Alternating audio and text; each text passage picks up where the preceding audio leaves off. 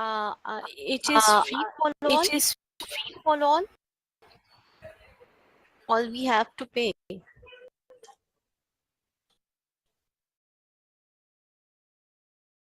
It's free. It's pay what you can afford. So it's free. If you can't afford anything, it's free. Don't worry. Okay, So thank you. there's no mandatory payment. Don't worry. And where are you from, sir? I am from England. My name is Chris. I'm from the UK, and Okay. and yeah, I'm from the UK. I live in Vietnam, though. Where are you from? Is it Amna? Am I saying that right? Amna? Yeah, I'm Amna Hedel, and I'm from Pakistan. Pakistan. Okay, nice to meet you, Amna. Whereabouts Thank in you. Pakistan are you from? I am from Lahore, Lahore. and Oh, I okay. work as lecturer at university. Oh, fantastic. Yeah, yeah. So do you learn, have you been learning English for a long time? No, I have been practicing English for the last 7 days, but I 7 have days. learned all my syllabus and all curriculum in English language. But still, there Right. is some hesitation to speak English fluently, and I have to apply for IELTS exam. I see. Okay. So you're looking to do the IELTS exam, are you? Yeah, Yeah. sir. And what are you hoping to get on the IELTS exam? Like a 7.5, something like that? Yeah, I want and I wish that I may earn at least this band, at least Mm. 7 band. Okay. All right. Very good. Well, here's something that might help you. So what I'd like to do for you is I'm going to give you something for free here. Okay. So I actually have an IELTS course on Udemy, which I designed, and I can give it to you free of Sir, charge. how can I contact you later on? Because You it's can, the free talk forum, then after switch out from this forum, how can I talk to you? I will Because I send you. have to learn IELTS. Okay, so you see the PayPal email address used just there. That's the email address there. ax.english.tutoring@gmail.com. That's my email address. Okay. So if you want to learn IELTS, Amna, Yeah. I've just sent you a link to the Stax English IELTS Master Course. Now, this is a course on Udemy, which you can use for self-studying. Okay. It's usually a course you have to pay for, but I'm going to give you a coupon so you can get it for free. Now, that's free of charge, completely free of charge. It's not a free trial, nothing like that. You just sign up with the coupon code, which I've already put in, which is English for all. Okay. Anyone who's watching the live stream, you can do this too. All you need to do is search Stax English IELTS Master Course on Google, and it will come up with this Udemy course. And then you just go down to coupon here and just write English for all capitals, no spaces, and you'll be able to join the course for free as well. This coupon code works until the 10th of October. So Amna, you can click the link and you should be able to sign straight up for that using an email address, okay? And that's lifetime membership. It's completely free, okay? Okay, thank you. No It means problem. that I can take some practice test Yeah, it as well. does. Yeah, you can do writing tests, reading tests, listening tests, and even speaking tests on this course. So feel free to sign up. You can choose whatever you want to learn. You go through and each section is a different topic about something related to IELTS. So it might be something related to history or the environment or social issues. You can learn lots of vocabulary and do writing and reading tests and all sorts of different things. Okay.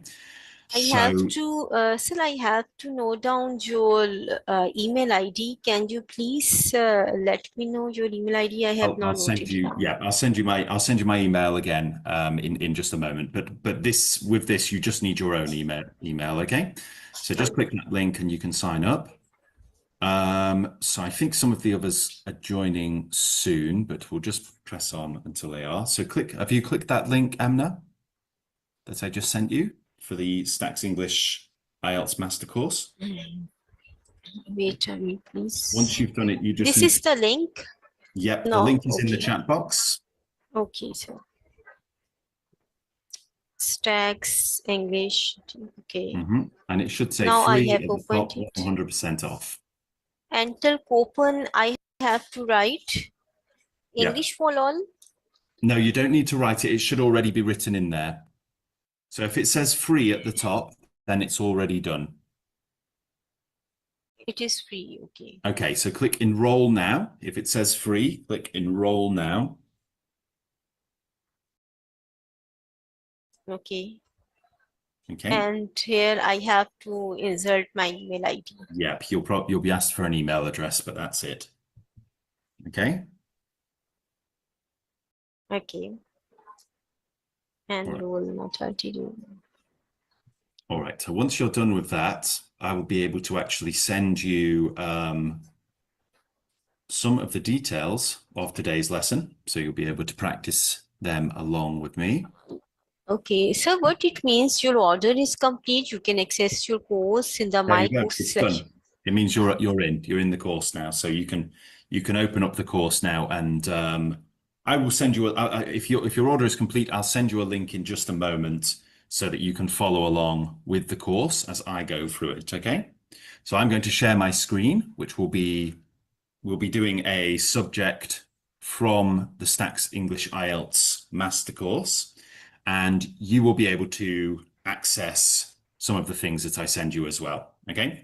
So just Okay, before we go on, I'm just going to explain why I do these lessons, why I do them free of charge. Basically, I live in Vietnam. I live in Hanoi, and I do lessons for people online. These lessons are pay what you can afford lessons. So you can pay as much or as little as you like for this lesson. Your contribution helps poor families in Hanoi. So I have a group here in Hanoi called Help Hanoi's Homeless, which is a charitable campaign where we help needy families in Hanoi. So we pay for things like medical bills, education, educational supplies, rent, food, clothing, whatever else people need. So we help the poor and the needy here in Hanoi. So if you do want to make a donation, you can send money via PayPal to ax.english.tutoring@gmail.com. And you can send that in any currency you like. I will convert it into Vietnam Dong and I will use it here to help needy families. If you're within Vietnam, you can use the information here in the corner, the QR code. I do these lessons every Monday, Tuesday, and Thursday at the same time, which is 6 p.m. to 7 p.m. UTC +7, which is Hanoi time. So if you want to join again, then just use the same Zoom details as I sent you before on a Monday, a Tuesday, or a Thursday. Okay, and these lessons will be available for you. Pay whatever you can afford. If you can't afford anything, that's okay.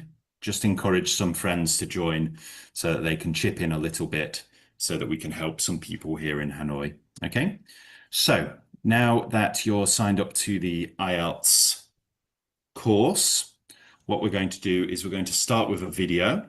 So I'll send you the information for this lecture.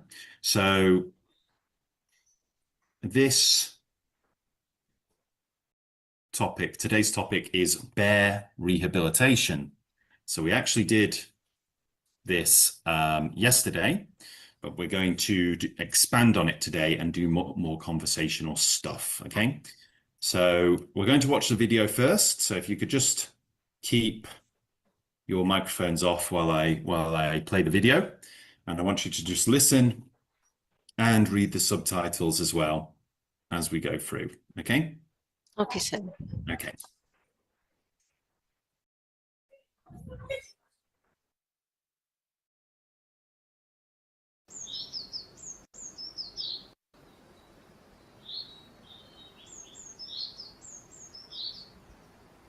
Fluff and Scruff are two European brown bears. They may look happy and healthy now, but the start to their lives was very different. 5 years ago, They were the last two remaining bears kept in the notorious former bear breeding centre, Cormisosh. So basically they lived in a huge concrete box or pit. There was no grass, there was no sort of shelters outside. It kind of just looked like a prison for bears, really. There was nothing enriching, nothing happy or anything. It was just very grey, very concrete, very barren. In Bulgaria, European brown bears had been bred to be shot by trophy hunters for sport and kept in a row of concrete pits. At one point, over 75 bears were kept in each breeding centre, solely for hunting purposes. As a result, they expressed signs of trauma.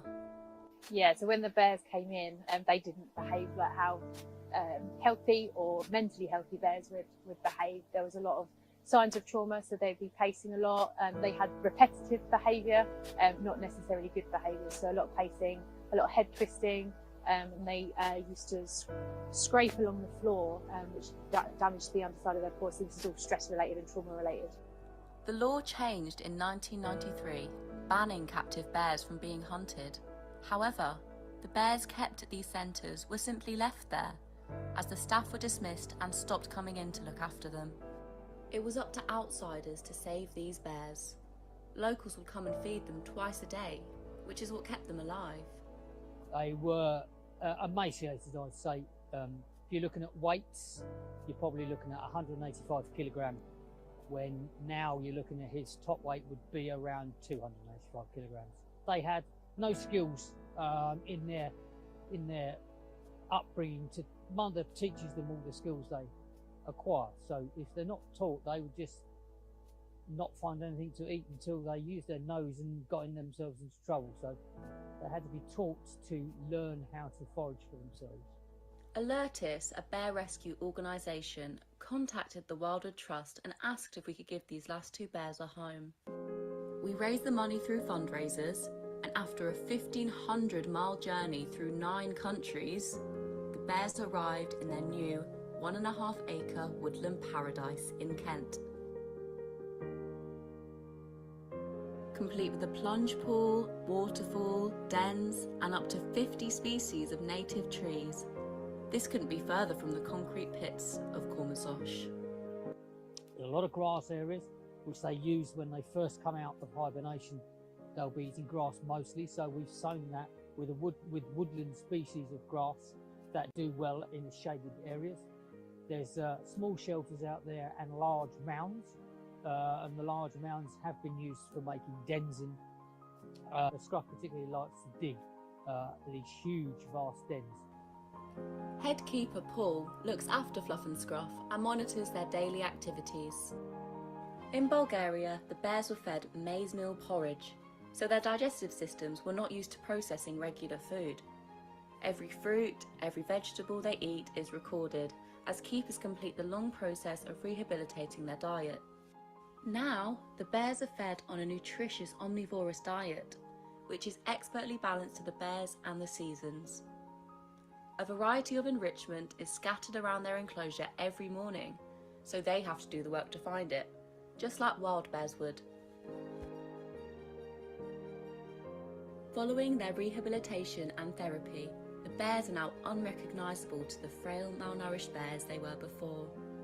So we rescued Fluff and Scruff 5 years ago now, and a huge amount of the work that the amazing keeper team have been doing is to get them back into exhibiting normal bear behaviour, behaving like bears should do in the wild. And getting these poor, abused and neglected bears back to this level of health and vitality and natural behaviour has been a huge achievement. It's something I'm really proud of.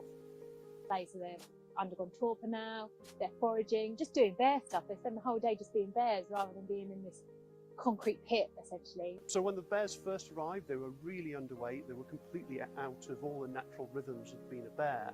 And so we've got them back into those natural seasonal cycles and getting them to exhibit again as much of that natural bear behaviour as we possibly can. Yeah, it's really rewarding just to see them sort of bounce back, like completely forgotten about their past life. You know, the work we've done has been really nationally and internationally recognised now. We've won a Biazra Award for the rehabilitation of the bears. And we also had our keepers presenting at an international bear symposium on bear husbandry, really setting the standards for the best ways of looking after bears in captivity. It's why you do the job. Half of the reason why you do the job. It's immensely satisfactory just to see them doing their stuff.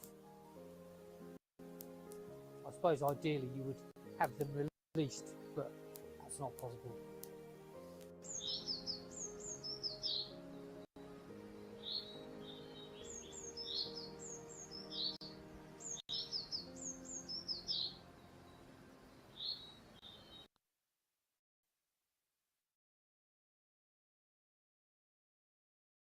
Okay, guys. So what we have here now is the transcript and the vocabulary bank.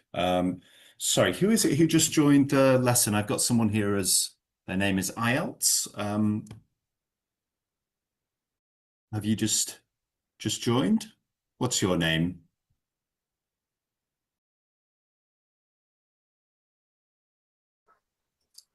Sir, I have to leave for home now. I will surely join tomorrow. Okay, no problem. Yep, come and join us again tomorrow then. Okay. And you can actually check out the lesson. The lesson is available on YouTube. I'll send you the details of the YouTube channel. Okay, so if you type into YouTube Stax English, then you'll be able to see these lessons. Okay, so I'll be able to send this to you just so you can Okay, catch thank up. you so All much, right? sir. Thank you, sir. No problem, Amna. Right. Very good, very good. See you again tomorrow.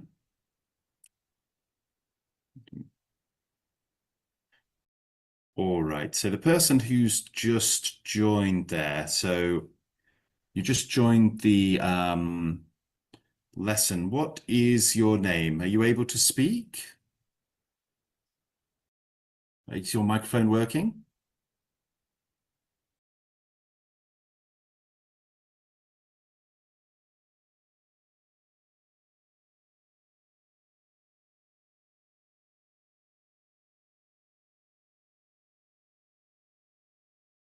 Who is it who's just joined? What was are you not able to I see, okay, you're not able to speak. Okay, that's tricky. I understand. But you can still join the lesson, of course. So, yep, okay, no problem, no problem. So you can still join along. What we'll do is we'll go through some of the vocabulary. So just write in the chat box what you think the answer is to each question. Okay, so just write this in the chat box. And if you're watching the live stream, you can join along too. Okay, so let's play a little game here. And feel free, if you're watching on the live stream as well, to write down your answers. Oh, someone's just joined again. Hello. What's your name?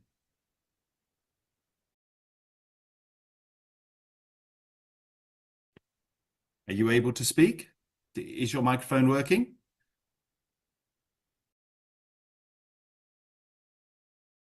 No problem. Okay, so we've got a few people on the live stream. Oh, and hello, someone's just joined as well. Hello, is it Marin, is it? Okay. Yes, What hello. Hello, Marin. How are you? Oh, sorry, it's not Marin, is it? What's your name? Sorry, how do I Yes, say I'm your name? Marin. I recently joined. Okay, we have Okay, your Marin okay. and the other Okay, person there. how are you? I'm very good, thank you, Marin. How are you? I'm fine, but I'm a little bit nervous because my exam is at 4th October and I'm That's still okay. weak in a speaking module. Don't worry at all. And the other person who just joined, what's your name? Sorry. Yes, my name is Maya. Maya. Yeah, Nice to meet you. Where are you from, Maya? I'm from Oman. Oman. Okay, fantastic. And Marin, where are you from? I'm from Bangladesh. Bangladesh. Okay, lovely. Okay, so we've got some late joiners. That's okay. What I'll do is I'll take you through some of the vocabulary that we're learning today. So if you know the word or want to have a guess, just speak or write down the answer. And the same to you guys who are watching on the live stream as well. You can just write down your answer and I'll be able to see it, okay? So this is a quick vocabulary game where we basically just have to try to use the clues to figure out what the word is. So we've got 3 words here: upbringing, shelter, and breed. So first of all, this word is a noun, and the example is he'd had a strict and the freedom of college was unsettling. So what do we think that word could be? He'd had a strict. Any ideas? Anyone on the live stream got any ideas?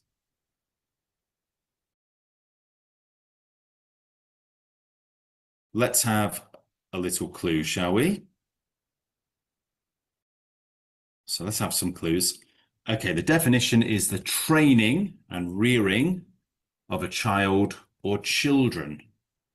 So when we raise a child or some children.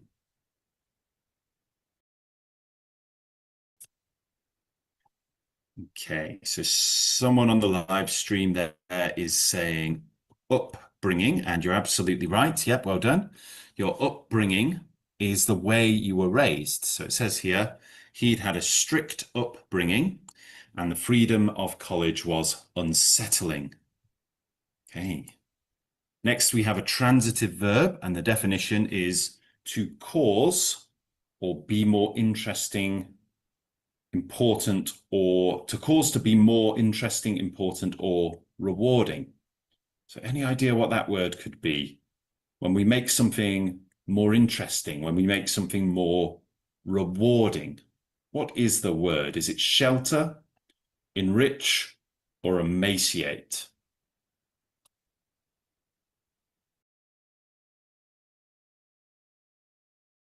You can write your answer in the chat box if you're unsure. And if you're watching the live stream, feel free to write down what you think the answer is.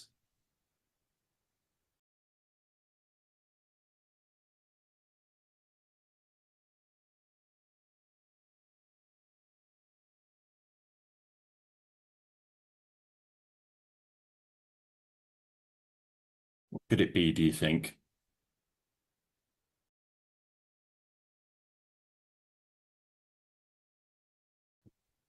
Any ideas? Okay, someone has written on the live screen chat, the word is enrich, and you're absolutely right. To enrich something is to make it more interesting, more important, or more rewarding. Very good. All right, well done. Okay, let's try the next one. So next we have a noun, and the related word is prize. So what word do we think of that could be associated with prize?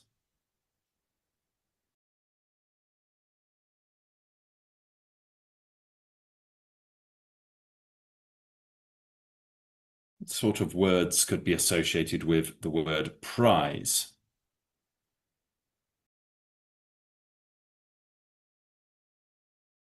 Yes, that's right. Yep, trophy. So we can see a picture of a trophy here.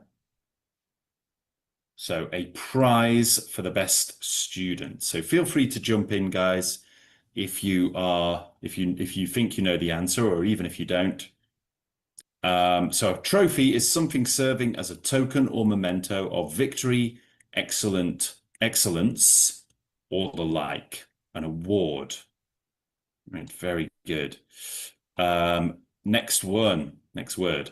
So we have an adjective now, and the example says, bird calls tend to be something, but I don't get tired of hearing them.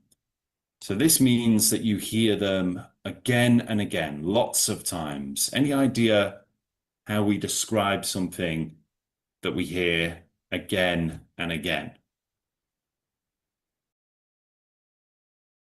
Any idea? Repetitive. That's exactly right. Repetitive. Very good. So something that happens again and again. Good job, guys. All right. Next, we have a transitive verb. And the example is the judge, the witness. So that's quite tricky. Let's have a clue, shall we? A similar word is oust, which means to sort of get rid of somebody or something. And we also have to send away or allow to go away. Any idea what the word could be? Dismiss. Dismiss is right. Well done. So to send away or allow to go away. Very good. Is to dismiss. Good job, guys. Okay. Let's get some more clues to help us out. Next, we have an intransitive verb, which means to search for food or supplies, or to make a raid in search of them. So when we're looking around for food, when we're looking for food, what does it mean? What word is associated with that?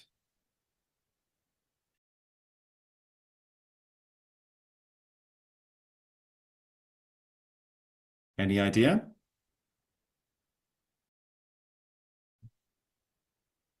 Okay, so someone in the live screen, the live streaming is saying forage, and that's absolutely right. To forage for food is to look around for food. Okay, very good. Next, we have a noun, and a similar word is ordeal. So when we have to deal with something, when we have to go through something to get something done, that's an ordeal. Like a trial, like a punishment almost. And the definition of this word is an emotional shock that has a deep and lasting effect on one's mental health. So any idea what this word could be? Trauma. It's trauma. Well done.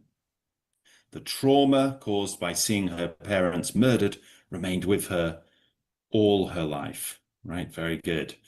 Next, we have a transitive verb, and the related word is black ball. So that's a bit confusing. The opposite word is permit. So when we permit something, we allow it. So this is the opposite of allowing something. The example here is the regime, most books that were written by dissident authors. So when we don't allow someone to read a book, what's the word?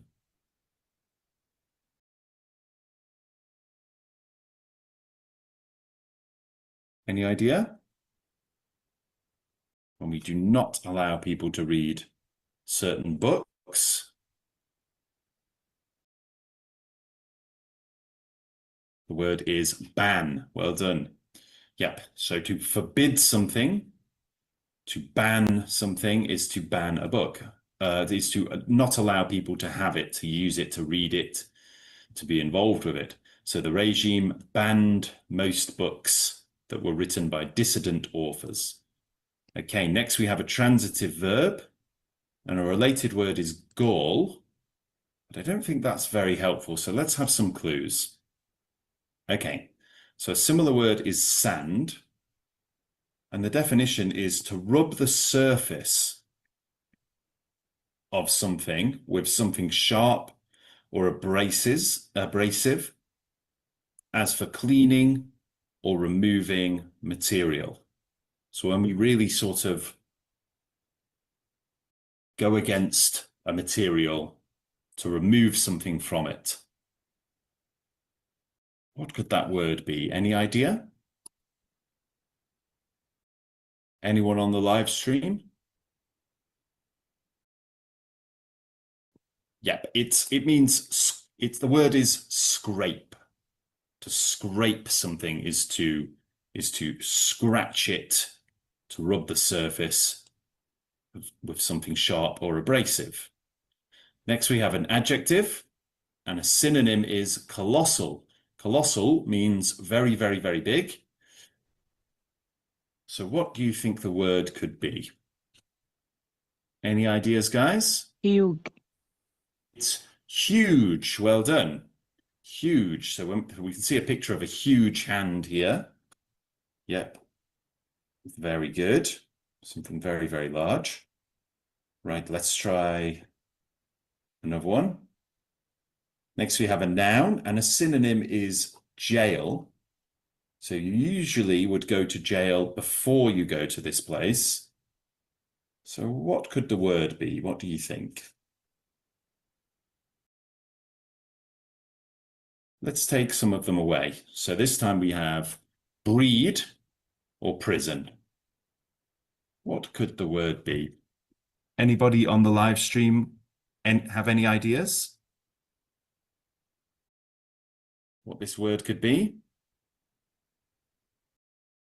Yes, that's prison. Well done. He was convicted of the crime and sent to prison for 10 years. Very good. So we can see a picture of a prison there, and it's a building for confining criminals or those accused of crimes. Good. Okay. Let's try another one. Next, we have a noun, and the definition is the continuous safety and protection from the elements afforded by a home or other dwelling. So this is something that where we're provided safety from things like rain and wind and sun. Shelter. It's shelter. Very good. Yep. So we've got an example here. Food, clothing, and shelter are basic necessities. Very good. Next, we have a transitive verb. And the definition is to waste away the flesh of, usually by starvation or disease. So when somebody is extremely thin, we would describe them using the noun form of this verb, but we would describe what has happened to them using this verb. Any idea what this could be?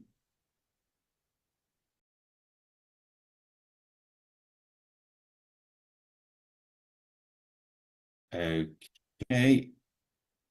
We've got someone saying emaciate. Very good. Emaciate. So here's an example. The illness had emaciated her to the point that she was nearly unrecognizable. So emaciate is to make someone very, very thin, wasting away. Next, we have a verb, and the definition is to produce offspring or to give birth to something. Any ideas again?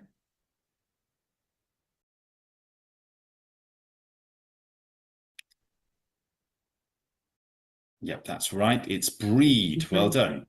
The healthy animals will soon breed offspring. Very good. So when we procreate new babies, new offspring. The next word is a noun, and a related word is glory. Let's have some clues. Okay, this is a state or place of extreme beauty, delight, or joy. So how would we describe this place? So you guys on the live stream, you can write down. Paradise. It's paradise. Very good. Yep, absolutely. Paradise. Okay. So paradise is, yeah, a beautiful place, a perfect place. So an example here, Tahiti is an island paradise. Very good. Let's try the next set of vocabulary words. Very good. Well done, you guys on the live stream as well. We're going to try some new words now. So we have an adjective this time. Human beings are something as a species, but some humans choose to avoid animal foods. So this word is related to what we eat, meaning we eat both animals and plants. So what is the word? Any idea? It's an adjective. Omnivorous. Very good. It's omnivorous. Fantastic. Omnivorous. Omnivorous. Yep. So we can talk about animals or humans being omnivorous if they eat both plants and animals. So bears, of course, are omnivorous, as are humans. Next, we have an adjective, and a related word is salubrious, but that's not a great clue. So let's have some more clues. Containing a large proportion or high concentration of nutrients. So there's a big clue in the word there. So when something has lots of vitamins and minerals, what is it? Nutritious. Nutritious, very good. And the example here says her doctor strongly advised her to eat more nutritious foods during her pregnancy. Good stuff. Next, we have a transitive verb, and a similar word is free. So when someone is free, as in they've been released from something, released from their job, what do you think the word could be? Let's have a clue. To send away or allow to go away. What is this word? The instructor, the class early. So it's when you say to people, you can go, don't worry, or you can leave, or you have to leave in some cases. Okay. The word is dismiss. Well done. Dismiss. Yep, that's right. Well done. To dismiss someone is to let them go. The instructor dismissed the class early. Very good. Next, we have a noun. When I listen to this music, I'm in, and this is a beautiful, lovely, heavenly place.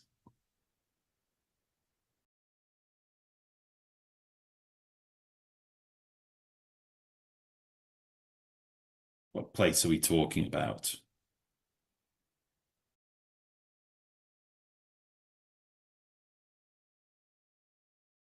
Anyone on the live stream? Yep, well done. It's paradise. Good. Paradise, yep, is a state or place of extreme beauty, delight, or joy. Welcome to the lesson, new person who just joined. Let's try the next one. We have a transitive verb here, and a similar word is lacerate. So lacerate is when you kind of rip something open. The boy, his knee on the pavement. What could the word be?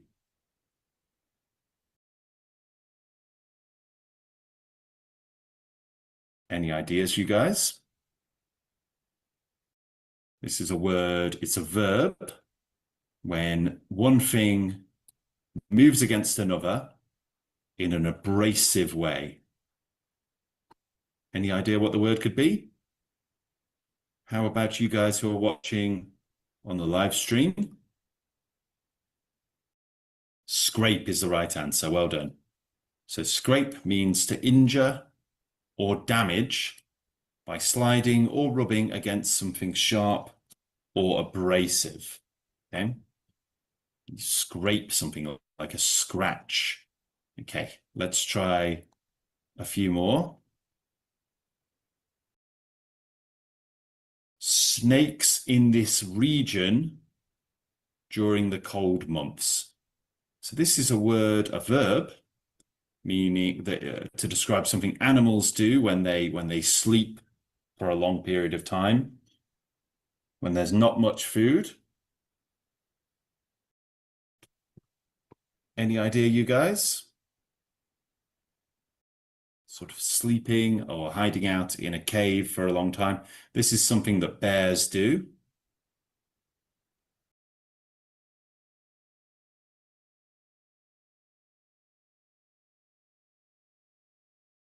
Any idea? The word is hibernate. Very good. So to hibernate is to remain dormant or sleep, barely using any energy, over the winter in a den or burrow so as to conserve energy, as bears and other animals tend to do. Next, we have a noun, meaning the training and rearing of a child or children. So when we raise a child, when we help a child to grow, when we look after a child, we're describing a noun, which is that child's what? Is anyone able to answer us on the live stream or in the Zoom room? Upbringing. Upbringing is exactly right. Well done. So upbringing. Good job. Yeah. So one's upbringing influences one's decisions later in life. Good stuff. Next, we have a noun, and a related word is kind. So we're talking about a kind, not as in somebody is nice, but a kind, as in a type of something. What do we mean? Species, the last one. Well done. Species. A species, yeah, a type of animal, a kind of animal. Very good. A transitive verb now. The illness had her to the point that she was nearly unrecognizable. So what do we mean by, what word is missing here? The illness had her. So it had made her very, very thin and very skinny. What could this be?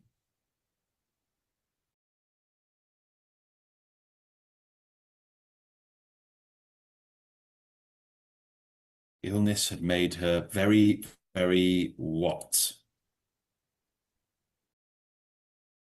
Made her very, very thin. The word, yeah, is emaciate. Emaciate, yeah. The illness had, and it would be past tense, emaciated her to the point that she was nearly unrecognizable. And emaciate means to waste away the flesh of, usually by starvation or disease, to make something extremely thin. Okay. All right. Very good.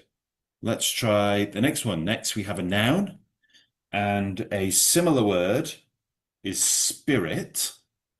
So this is sort of related to life, this word. Energy. Can anybody think of what the word could be? A synonym is bounce, exuberance, energy, and vigor. Big clue with vigor there. It comes from the same Latin root word.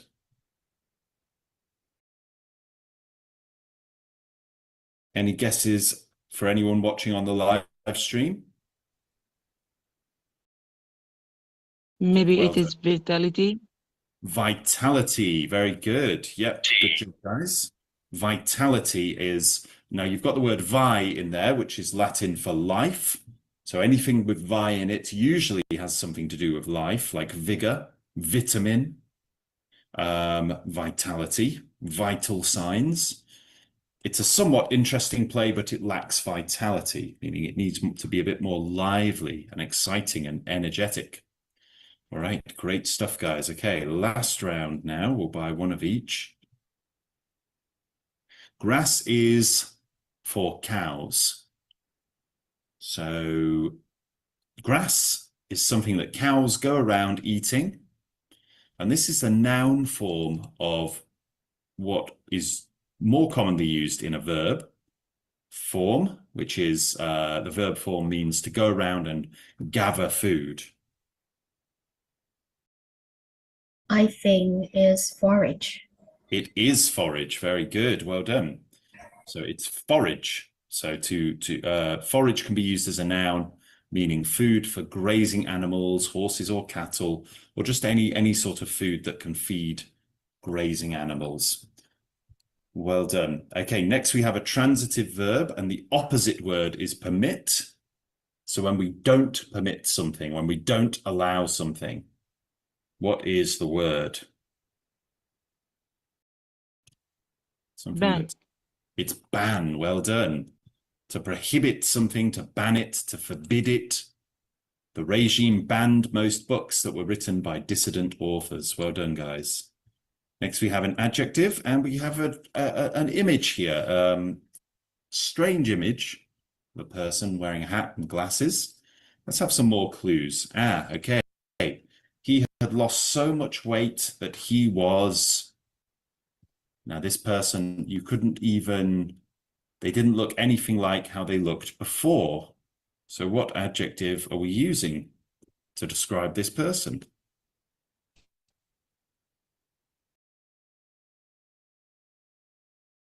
He had lost so much weight that he was... Any idea? Unrecognizable. Well done. Unrecognizable. We can't even tell who they are anymore. Next, we have a noun, and the synonym is deed. So a deed is something you do. Let's have a few more clues. Something successfully carried through, especially through bold or brave action or thought. So it's something you do. Achievement. It's an achievement. Well done. Winning the chess competition at his age was a great achievement. Very good. Next, we have an adjective, and a related word is repetitious. And that's very similar to the actual word. It's very similar indeed. Repetitive. Repetitive. Yeah. So repetitive is something happening or being produced again and again and again. It's repetitive. Very good. All right. Fantastic, guys. Okay. So now that we've learned the vocabulary, I would like to repeat the video about bear rehabilitation. And you should notice the vocabulary words as they're used in context. Okay. So we'll watch this video. Now, I know you guys weren't here right from the beginning, so you probably didn't see it right at the start, but we will rewatch it anyway, so you can understand what this lesson is about. And then we'll do a quick quiz game. And after that, we will do some speaking, practice about zoos and bears and rewilding and all sorts of things like that. So once this is loaded up, so this is the video on the unit Bear Rehabilitation on the Stax English IELTS Master Course. It's a course where you can practice lots of topic-based IELTS.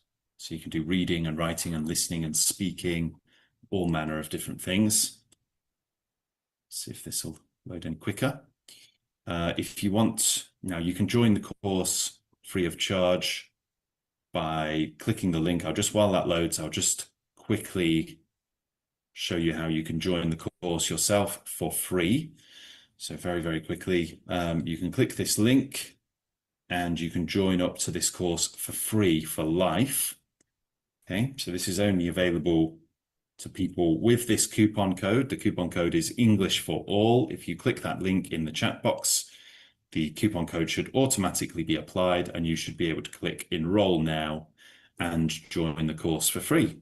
So please join up and you can actually follow along with these classes much more easily when you have the link to the course.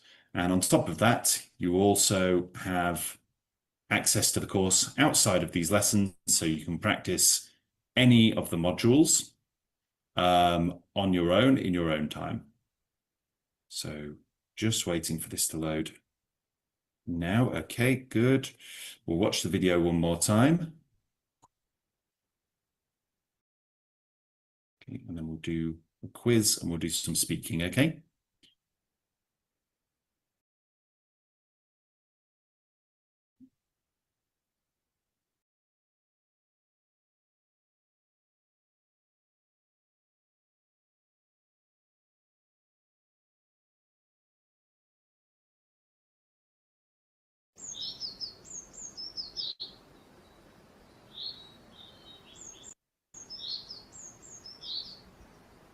Fluff and Scruff are two European brown bears.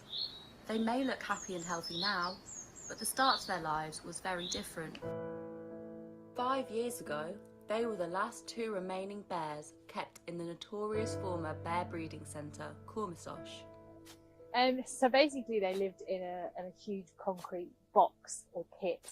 There was no grass, there was no sort of shelters outside. It kind of just looked like a prison for bears, really. There was nothing enriching, nothing happy or anything. It was just very grey, very concrete, very barren. In Bulgaria, European brown bears had been bred to be shot by trophy hunters for sport and kept in a row of concrete pits.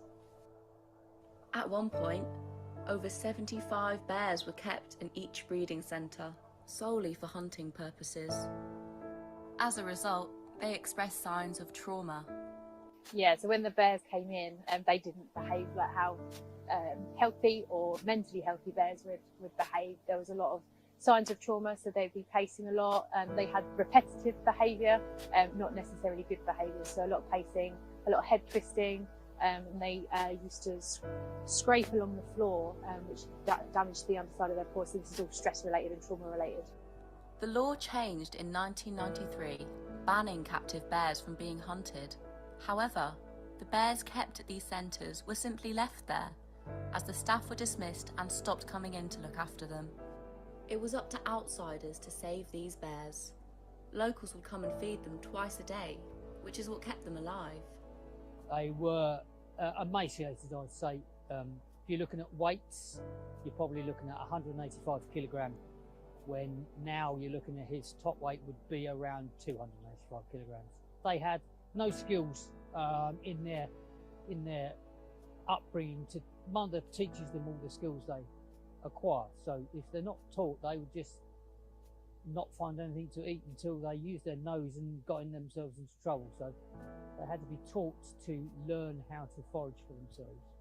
Alertis, a bear rescue organisation, contacted the Wildwood Trust and asked if we could give these last two bears a home. We raised the money through fundraisers, and after a 1,500-mile journey through 9 countries, the bears arrived in their new 1.5-acre woodland paradise in Kent. Complete with a plunge pool, waterfall, dens, and up to 50 species of native trees. This couldn't be further from the concrete pits of Cormisosh. A lot of grass areas, which they use when they first come out of hibernation. They'll be eating grass mostly, so we've sown that with woodland species of grass that do well in the shaded areas.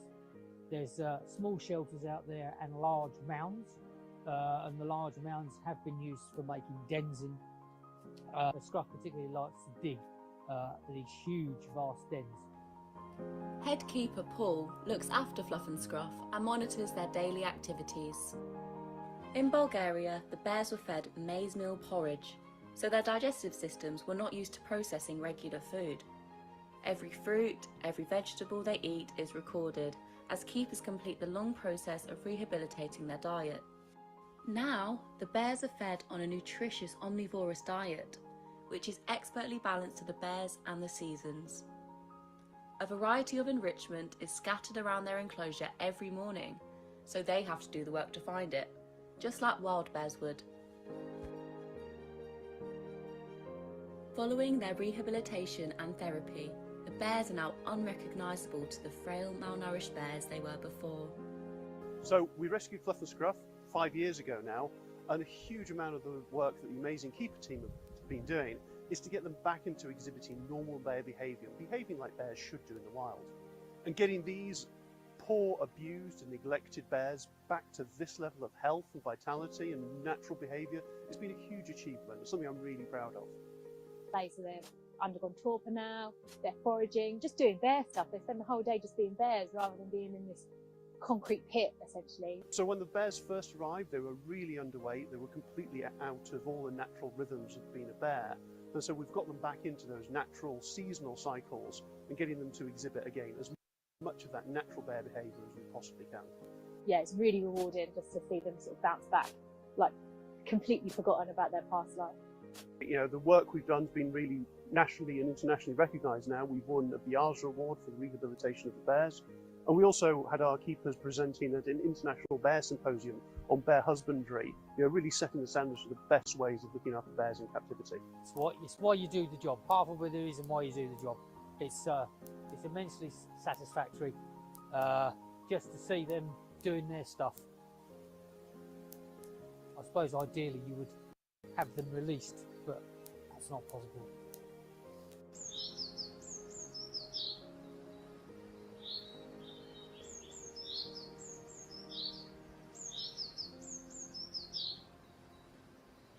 Okay, so we can see some of the words there in context.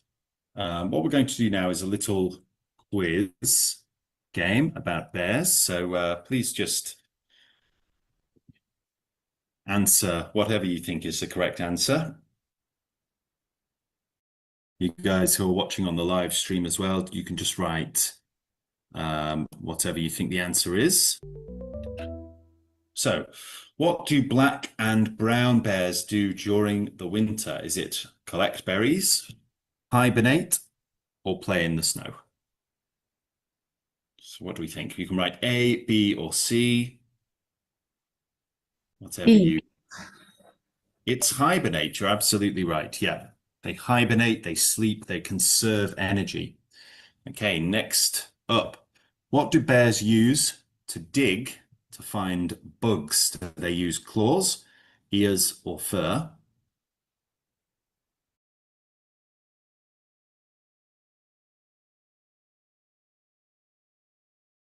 Claws, ear, or fur? It's claws. Yep, absolutely. Very good. Next up. These bears are really good climbers. So what type of bear is it a really good climber? Polar bears, black bears, or grizzly bears?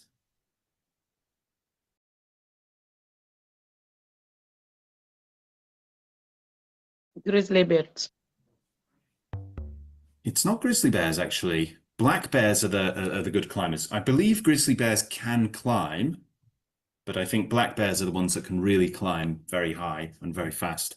What about bears that eat bamboo? C. Giant panda. I believe it is the giant panda, isn't it? Yep, the giant panda eats bamboo. Very good. Bears can hear very well. Is that true or false? What do you think?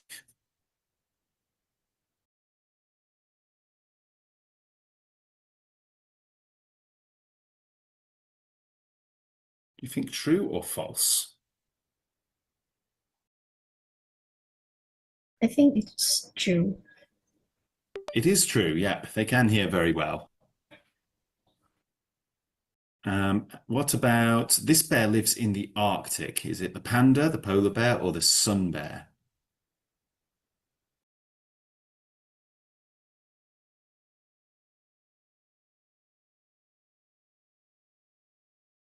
Lives in the Arctic. So look at that. The Arctic is cold. E. Polar bear. It's the polar bear. Very good. Yeah, absolutely. The polar bear lives in the Arctic. These bears do not hibernate. So when it gets cold, they do not hibernate. There's two answers to this question. Is it the giant panda, the polar bear, the grizzly bear, or the black bear? There's two answers.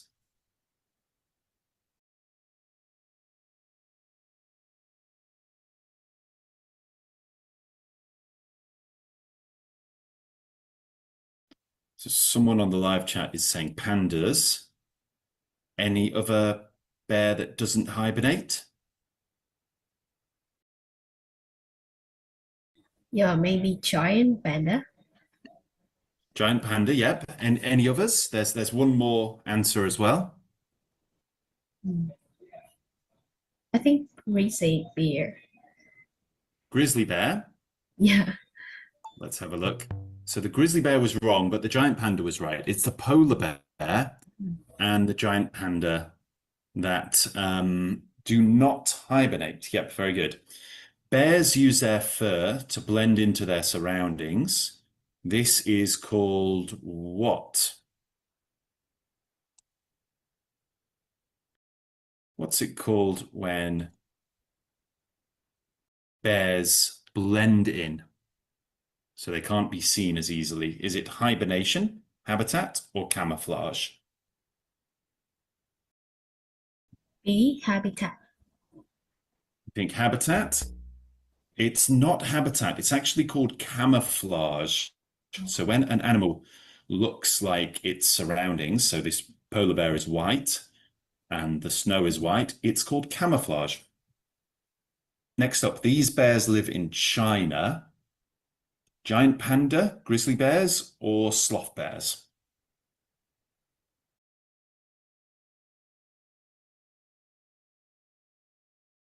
So it's a bear in... Absolutely giant panda.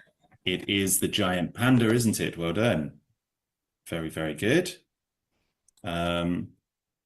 Next up, bears are omnivorous, or bears are omnivores. This means they eat only meat and plants, or only plants.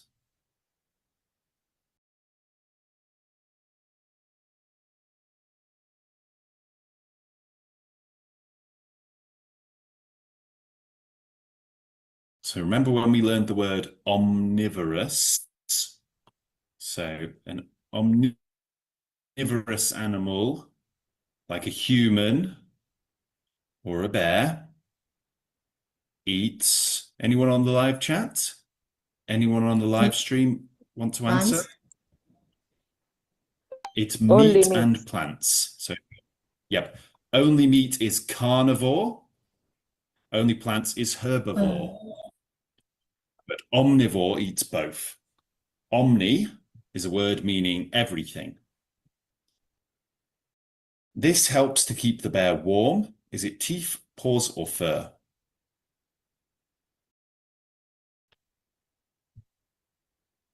Teeth, paws, or fur? Fur. It's the fur. Very good. Fur keeps a bear warm. Good job. Next up. This is where black and brown bears hibernate. Is it up in trees, in a den, or in meadows?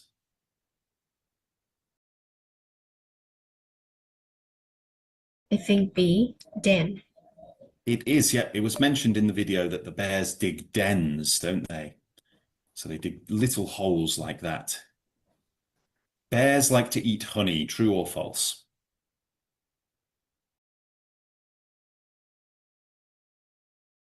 That is true. It's often seen in cartoons, but it is actually true. You get things like Winnie the Pooh loving honey, but yes, it is true. Yes. Bears' diet includes fish, true or false? So we've got 3 answers here. So does it include, do bears eat fish? Yes or no? Yes. How about berries?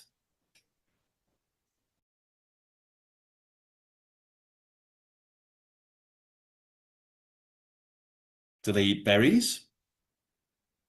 Yes. How about Berries. rocks? No. No. Plants? Yes. So then that would mean they don't eat dirt or spaghetti. I mean, they probably would eat spaghetti, but definitely not something they would commonly eat. And what do the bear's sharp teeth help them do? Is it tear meat apart, chew plants, or growl?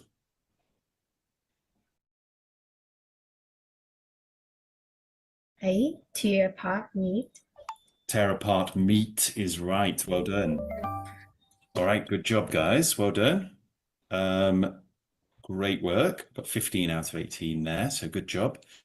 All right, let's try a little bit of conversation practice.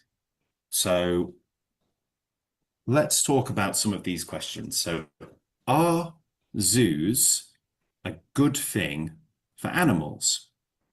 So we can see this on the Stax English course. So let's start with this first question. How do zoos help with conservation? So conservation, what is conservation? Can anyone tell me?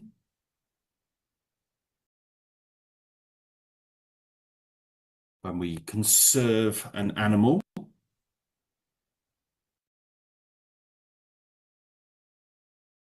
I think we can conserve animals and Yeah. especially through zoos. It provides animals, especially natural animals with fruits or like meat, and it's also help them avoid the crime. I think I don't Crime, say crime like poachers. yeah. Yeah, so Focus. poachers are people who shoot the animals. Yep. So zoos can definitely help by keeping animals alive and keeping them safe from poachers, which can mean that endangered animals or animals that are at risk of dying out can be conserved or saved via zoos. Are animals happier living in zoos? What do you guys think? What are your thoughts?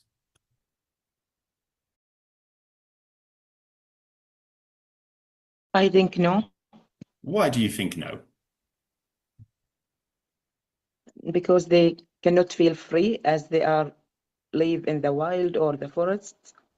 That's definitely true. So there isn't as much freedom in the zoo, of course, as there is when they live in the wild. Yep, absolutely right. Yep. Depending on their enclosure, they may be living in sort of a very small cage, which is not very nice, or they may be living in a more open enclosure. But either way, the wild is almost certainly going to be more freeing. Is it ethical? Meaning, is it good? Is it okay?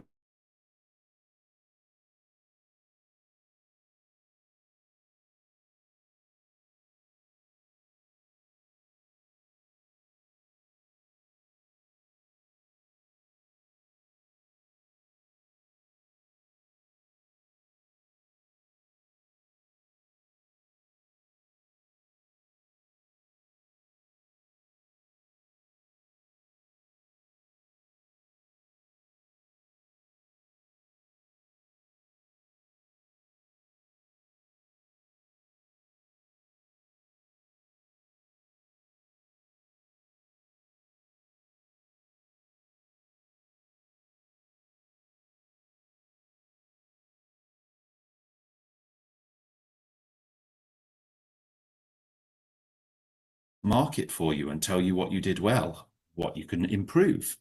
You can also look at other students and what they have done and see, what you can learn from it. You can also look at an example answer from me and see what a level 9 answer would look like. And you can also give and get feedback from other people who have filled this in. So if you want to do that, make sure that you're signed up to the Udemy course. The Udemy course is free of charge for you guys. Now it's normally costs money, but because you're joining my class right now, I'm offering it to you for free. That's not a free trial. It's just free forever. There's no point where you'll ever have to pay for this course. If you click the link in the chat box and click enroll now. And for you watching on the live stream, you guys, you can type in Stax English IELTS Master Course into Google and open it up and then type in English for All down here at the coupon part. Okay, and click apply and then click enroll now. That coupon will work until the 10th of October, I believe. So if you're watching this video after the 10th of October, it probably will not work. So well done today, guys. I'm just going to quickly let you know about these classes and so you can join the next ones. So these classes are done every Monday, Tuesday and Thursday from 6 p.m. to 7 p.m. UTC +7, that's Hanoi time. These classes are pay what you can afford. So if you can afford to send me a little bit of money, I would very much appreciate it. You can send money via PayPal using ax.english.tutoring@gmail.com. Or if you're in Vietnam, scan the QR code here using your banking app and you can pay me directly. So all of the money I receive is used to help pay for food, medical expenses, education, rent, and other things for homeless or poor people living in Hanoi. Okay, so if you want to check out my charitable campaign, it's Help Hanoi's Homeless on Facebook. It's a group. You can join that and have a look at it and see some of the things that we do. So I put on these classes to help the needy around Hanoi. So if you can make any kind of donation, any kind of just anything you can afford, then I will use it to help people who are struggling. If you're unable to make a donation this time, that's okay. But please tell your friends about this lesson so that they can join. Maybe one of those can make a donation. Okay. So guys, before we finish, is there anything I can go over with you or anything I can help you with?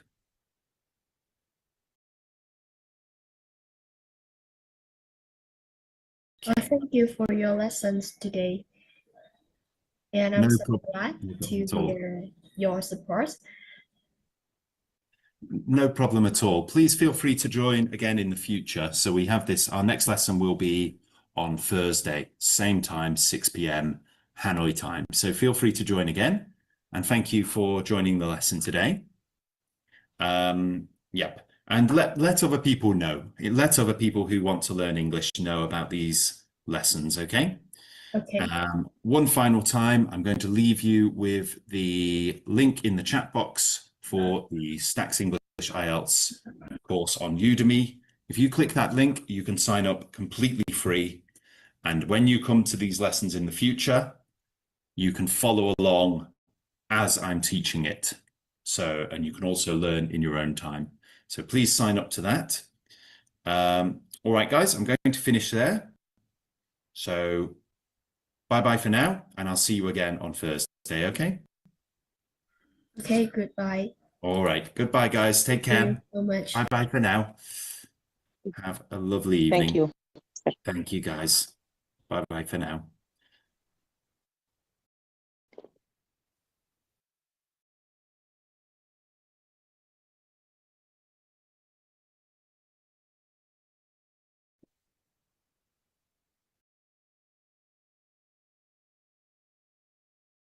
Hello. Hello, teacher. Hey, how are you? I'm good. How are you? I'm good. Thanks. Yeah, good.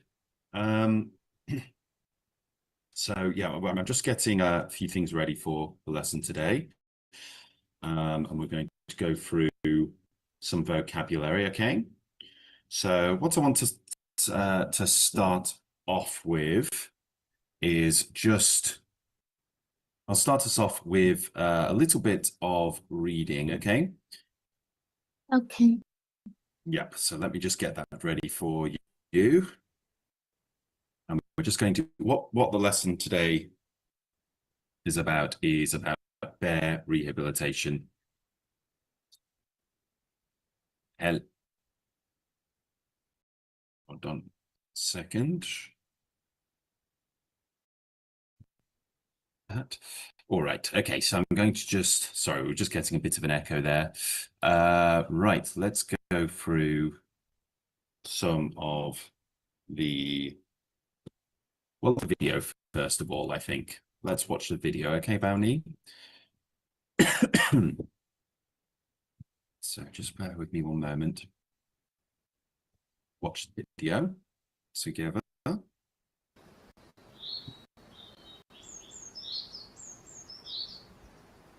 Fluff and Scruff are two European brown bears. They may look happy and healthy now, but the start to their lives was very different.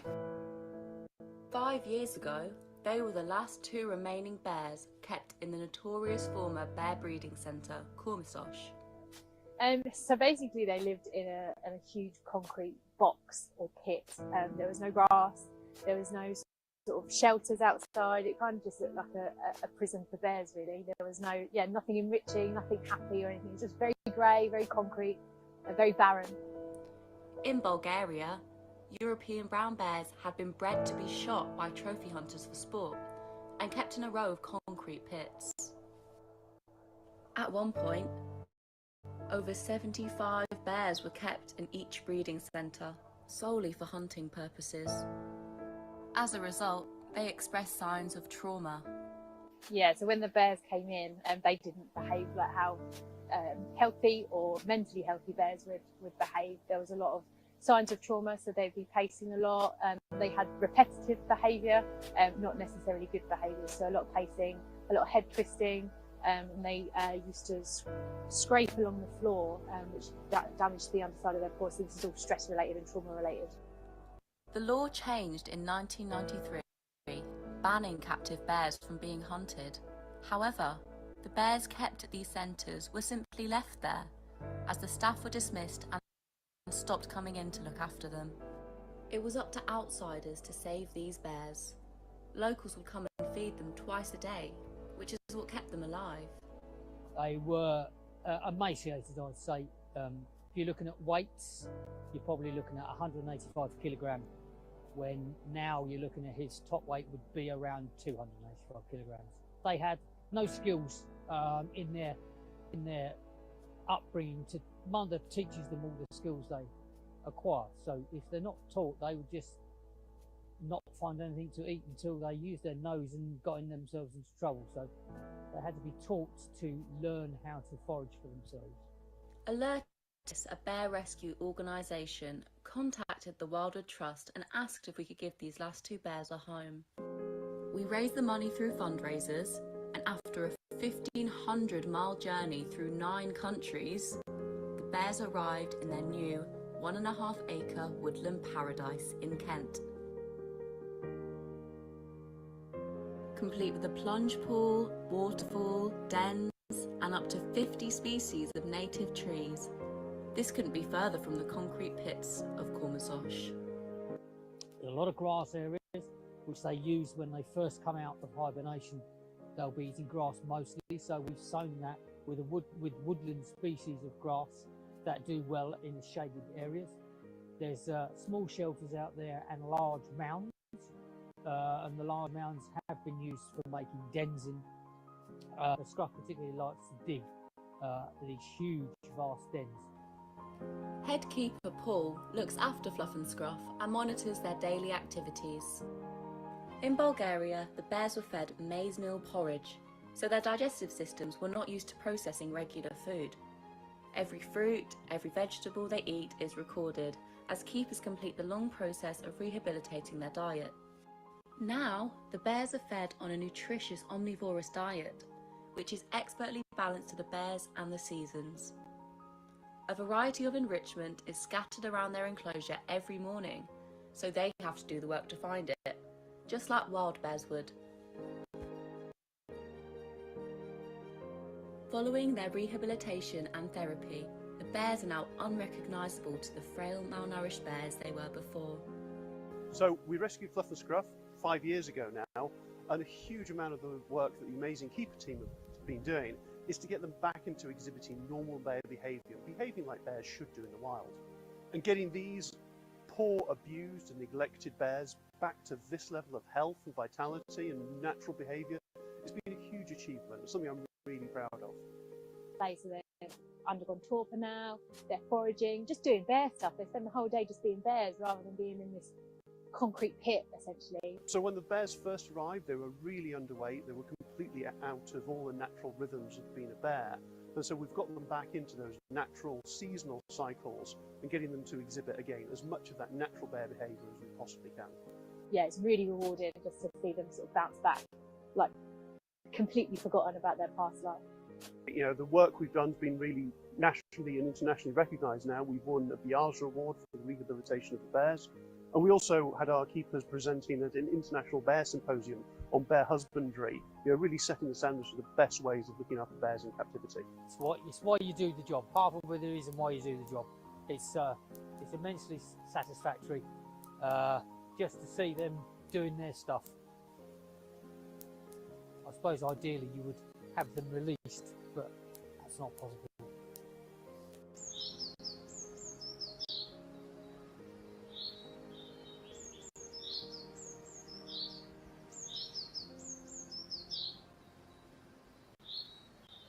Okay, so what we've got there is a little video about Fluff and Scruff. So two bears who were in captivity for a very long time, released back, not into the wild, but into an enclosure, which is very similar to their natural habitat. So I'm just going to put the transcript in the chat box there. And what I also want to do is put the vocabulary bank in the chat box, because what we're going to do is we're going to practice some of the vocabulary. So if you do have access already to the Stax English IELTS Master Course, you should be able to see the vocabulary bank there and follow along. So we've got lots of words to learn. If you don't have access to the course yet, you can join up by following this link with the coupon code English for All. So I think, Bowney, you're already signed up, aren't you? We're already signed up to the course, I believe. Oh, yes. Yes, fantastic. Yes, I Okay. have. For anyone who's watching on the live stream, if you want to sign up to the Stax English IELTS Master Course for free, you can do so by typing in Stax English IELTS Master Course into Google and going on here. And then if you go down here, there's a little bit where you can enter in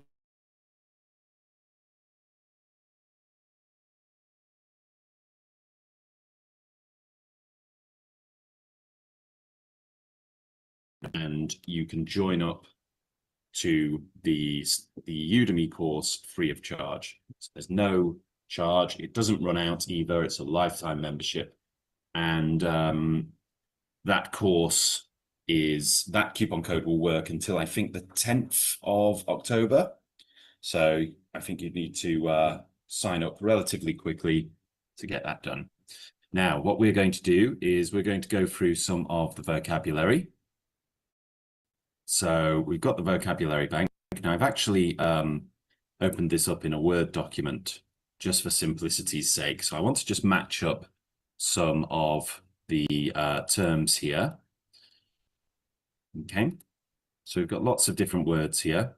Let me make it a bit smaller. Okay. So first of all, we have this term breeding. So what does this match up to? Do you any thoughts? Breeding. Now you can just say the letter, of course. You don't have to read out the entire definition.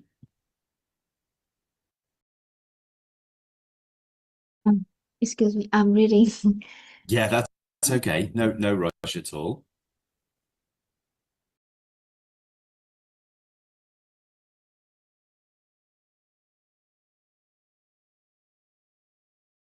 There is one more definition on the next page as well, which some hasn't onto there.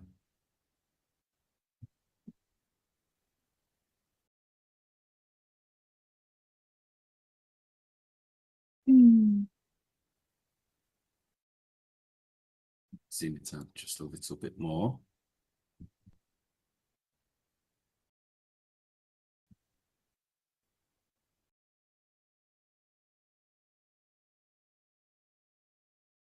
I haven't got the answer yet. It's okay. We'll come back to that one. How about huge? Huge is very large in Yes. size or amount. That's quite correct. Yeah. So huge is very large in size or amount. Very good. How about shelter? Shelter is a structure that Yeah, you can read it if you like. A structure that provides protection from weather or danger. Yep, very good. How about prison?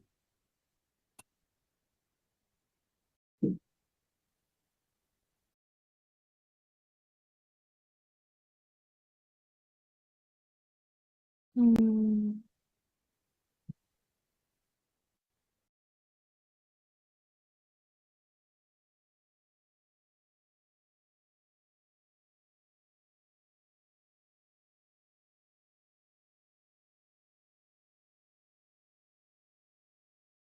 where is it?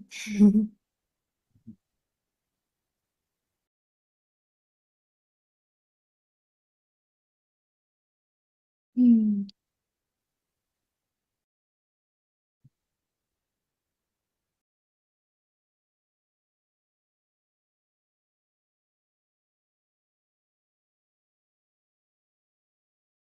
Any idea for prison? I can't find it. Can you not? That's okay. Take your time. So have a look Okay. through.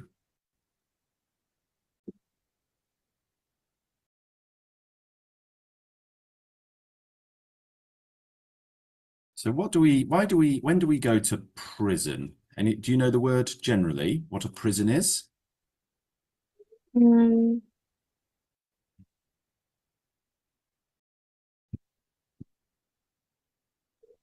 Well, about a prison, we're talking about a place that you go usually after you've committed a crime, though not always. Sometimes it's just a place where we put people either lawfully or otherwise.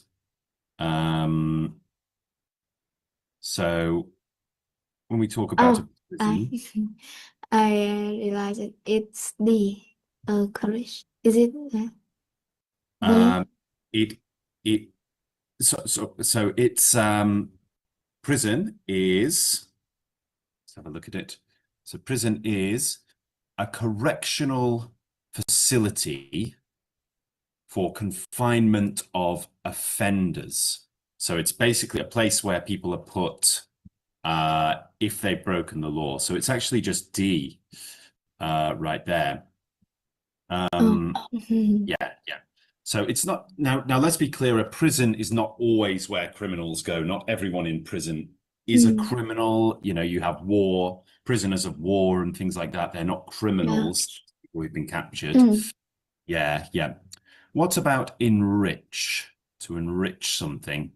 Enrich means to make something better, better or more valuable. That's absolutely right. Yep, to make something better or more valuable. Very good. What is a trophy? Trophy. It's an act of completing a goal or task. Not quite. Okay. An award given for success or victory. That is exactly right. Yep, an award given for success or victory. What about trauma? When we talk about someone who suffers from trauma. Is an emotion, no, or physical shock. Yeah. An emotional or physical shock that lasts for a long time. Very good. How about repetitive? If we describe something as repetitive.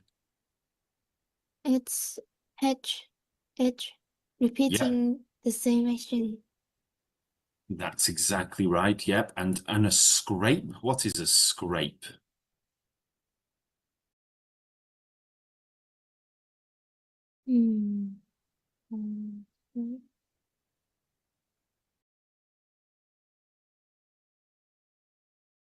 Not sure on this one? I'm not very sure. That's okay. We can come back to that one. So how about banning? If we ban something, what does it mean?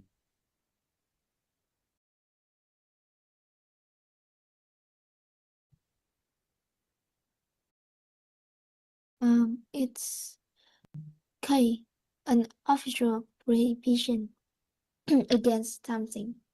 That's exactly right. Yep, an official prohibition against something, so something that's no longer allowed. Dismissed. If someone has been dismissed, what does that mean? It means it's J, lost your job or position. Absolutely right. Lost your job or position. How about emaciated? So this is another adjective. If someone or something is emaciated. I don't know what is that word mean. Okay, well, if you're emaciated, it's when you haven't eaten for a very long time, and you're sort of you're massively underweight, very, very skinny, very, very thin. Oh, so it's G, very It is thin G. due Yeah, to very thin illness. due to illness or lack of food. Emaciated. Yep, very good.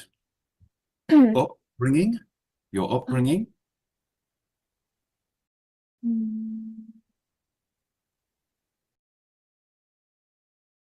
It's M, the way a person is raised during childhood. Very good. How about the verb forage, to forage for something?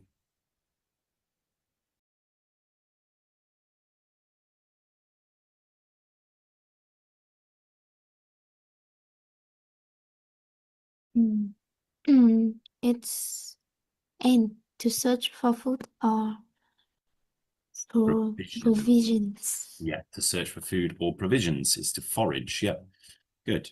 How about paradise?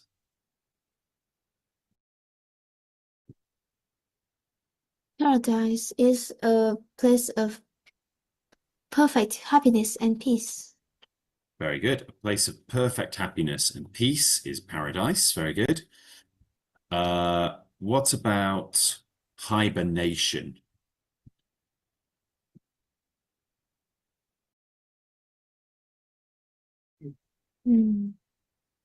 Actually, I don't understand that word.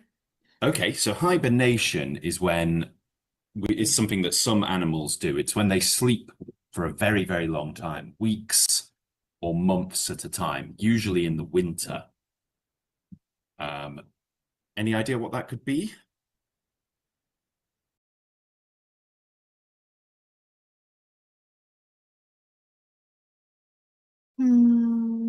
It's you, the act of slowing down activity during winter. Yes, that's right. Well done. Next, we have species.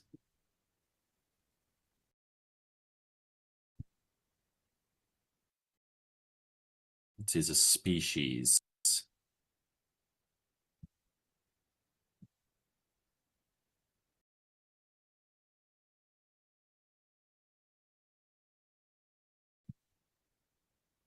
It's maybe it's B. You're almost right. It's not B.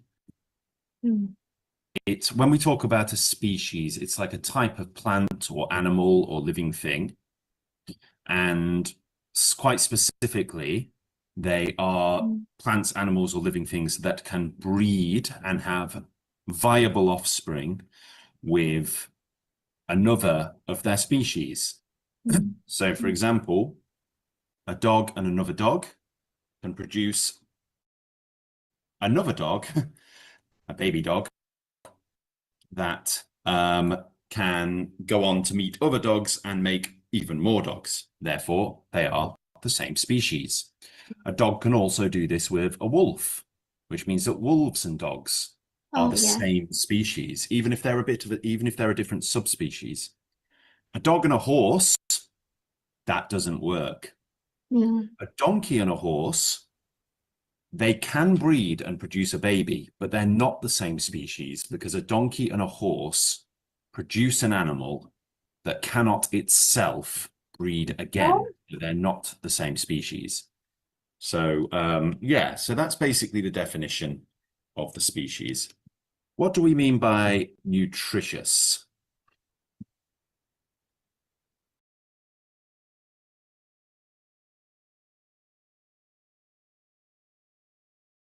Is are Yeah, providing good providing good nourishment. nourishment or health benefits. Very good.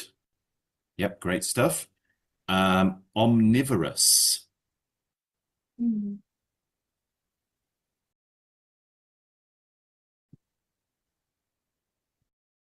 So we have carnivorous, which means an animal that eats meat. Oh, Herbivorous, which eats animals, and omnivorous does what? it's kill, eating Yeah, both plants and animals. exactly, omnivorous. So human beings are omnivorous, and so are bears. What about unrecognizable? It's difficult to recognize because of damage or change.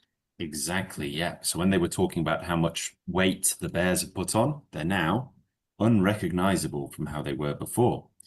Yes. Yeah. Vitality.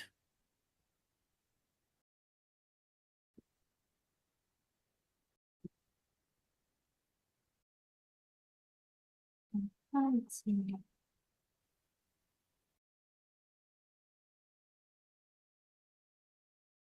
So vitality comes from the word vi, which is, well, it's a Latin word meaning life. I think it's P, It energy is. and liveliness. Well done. Energy and liveliness, the ability to survive and grow, is vitality. Fantastic. So let's do scrape. So scrape, we've only got I or B. I think it's I. It is that an area of skin torn or worn off, a harsh noise from scraping. Very good. And then that means that the last one, and I want to change this slightly, is breeding, the production of plants or animals by inbreeding or hybridization. Now, I don't think that's not entirely accurate, so I'm going to just change this a little bit to just the production of plants or animals by mixing DNA. That's essentially it. So yeah, and then finally we have achievement, an It's act. Yeah, go an on. act of accomplishing a goal or task. Exactly. Yeah, very good. All right, great stuff. Yeah. So well done. So we know the what the vocabulary means now. So let's try to put it in context. Okay, so we're going to just zoom in on these words. Now we've got the vocabulary words at the top. So the farmer practiced selective something to produce healthier and stronger animals.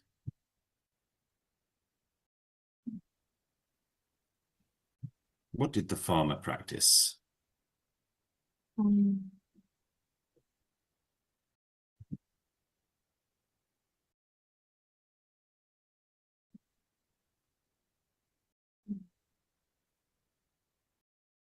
Business.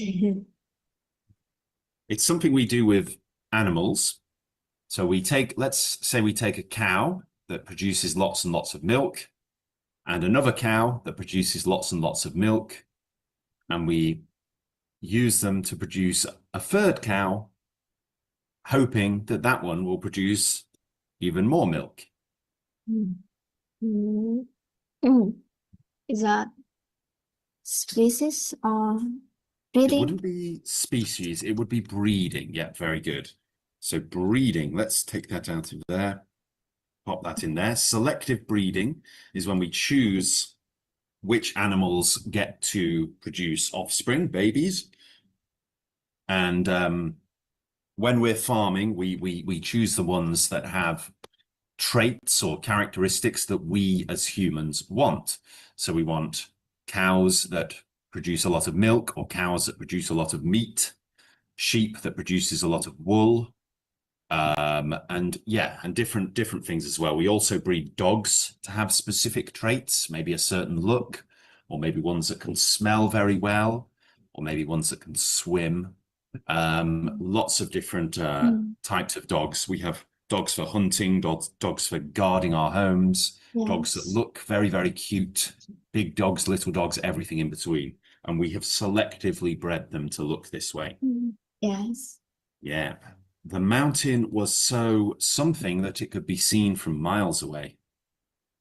It was so huge. Huge is right. Well done. Very good. Let's take huge out and put it in there. During the storm, the family sought inside a sturdy cabin to stay safe from the elements.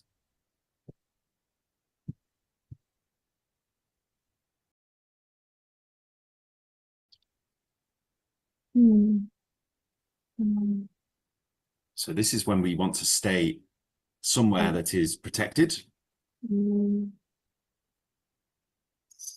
Vitality? No. One more time. Where is it? Shelter? Shelter is right. Very good. Shelter. So when we something that keeps us safe from the rain and the wind and the elements. Okay. Yep. The criminal was sent to something after being found guilty of theft. The criminal was sent to prison. That's right. The criminal was sent to prison after being found guilty of theft. Reading a variety of books can help your knowledge and understanding of the world. Enrich. Well done. Enrich your knowledge. Yep, very good. Very good. Next one, we have the winning team displayed a shiny something after their victory in the championship game. The winning team displayed a shiny trophy after their victory. Yep, well done. Let me just sort that out.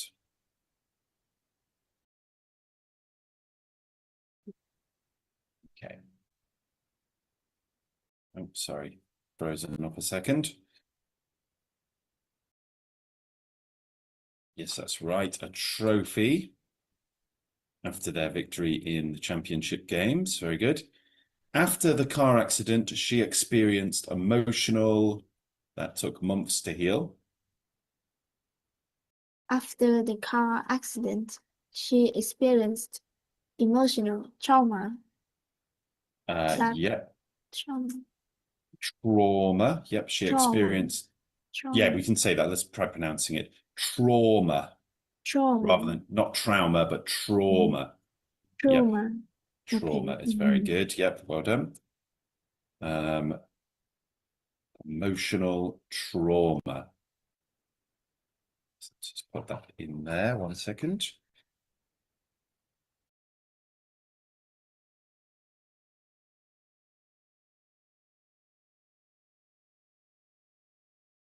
Okay. She experienced emotional trauma. Let's try this next one. The teacher asked the students to avoid tasks so they could focus on more meaningful work. So we need an adjective here. The teacher asked the students to avoid repetitive tasks. That's exactly right. Yep, repetitive tasks so they could focus on more meaningful work. Next up, we have the dog looked something because it had lost a lot of weight due to illness. So there's 2 words that could probably go in here, but I think one is a bit better than the other. The dog looked emaciated. I think it's probably emaciated. An argument could be made for unrecognizable, but emaciated is more specific because it's due to weight loss, isn't it? The government announced on single-use plastics to protect the environment. A banning. A ban, yeah. So really we should, rather than using the continuous tense there, we should just say a ban, because we're using the verb there. Sorry, we're using the noun ban, a ban, rather than banning, which is a continuous verb. So in this sentence, it makes sense to use the noun a ban. After the company went bankrupt, many employees were from their jobs. They were dismissed. Very good. Dismissed from their jobs. Very good. Fantastic. Her something shaped her values and attitudes as she grew up in a caring family. So what shaped her values and attitude? Upbringing. Her upbringing, very good. The way she was raised. Very good. Next up, during winter, some animals will, for food, to survive the cold months. So what will they what does this mean? Looking for food?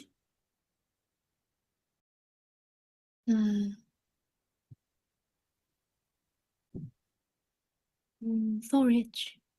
Forage. Food, yeah, very good. Forage. Very good. The gardener made a deep something in the soil to plant new seeds. Deep what in the soil? A deep scrape. A deep scrape, yep. So you scrape away the soil to plant new seeds. Very good. Yep, good work, guys. Many people consider the ocean to be a symbol of where peace and tranquility abound.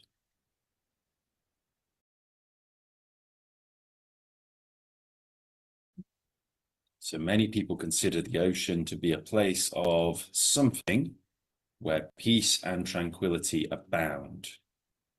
Is a paradise. Yes, very good. Yep, good stuff. Well done. Paradise. I'll just get that ready.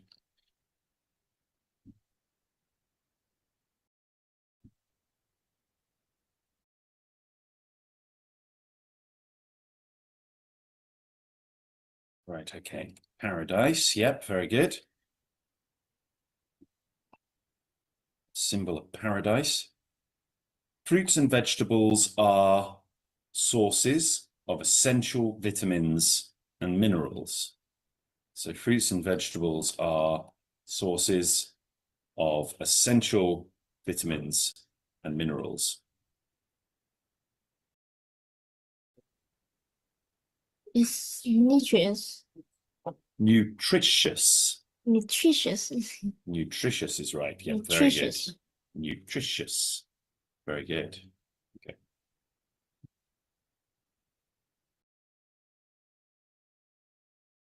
Next up, some animals are something feeding on both plants and other animals.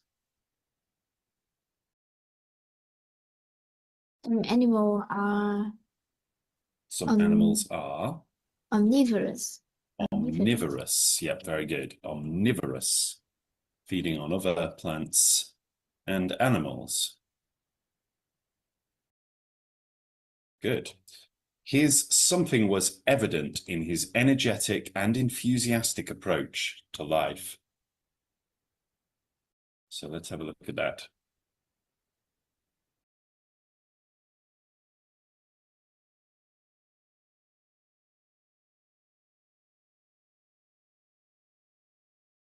His achievement. His what?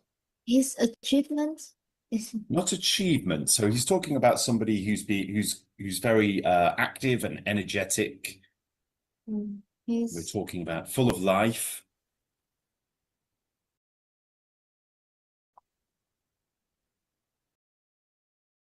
Vitality. Vitality is right. Yep, well done. Vitality was evident. So it's like it was obvious, clear in his energetic and enthusiastic approach to life. Very good. Oh, sorry, next one. Bears enter something during the cold months to conserve energy. So this is a noun. Bears enter what?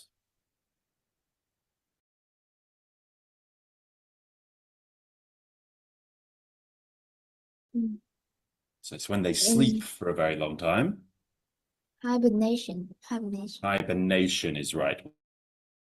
Well done. Hibernation, when they sleep for a very long time to conserve energy in the cold winter months, when there's not as much food around. The damaged photo was something and difficult to recognize. It's unrecognizable.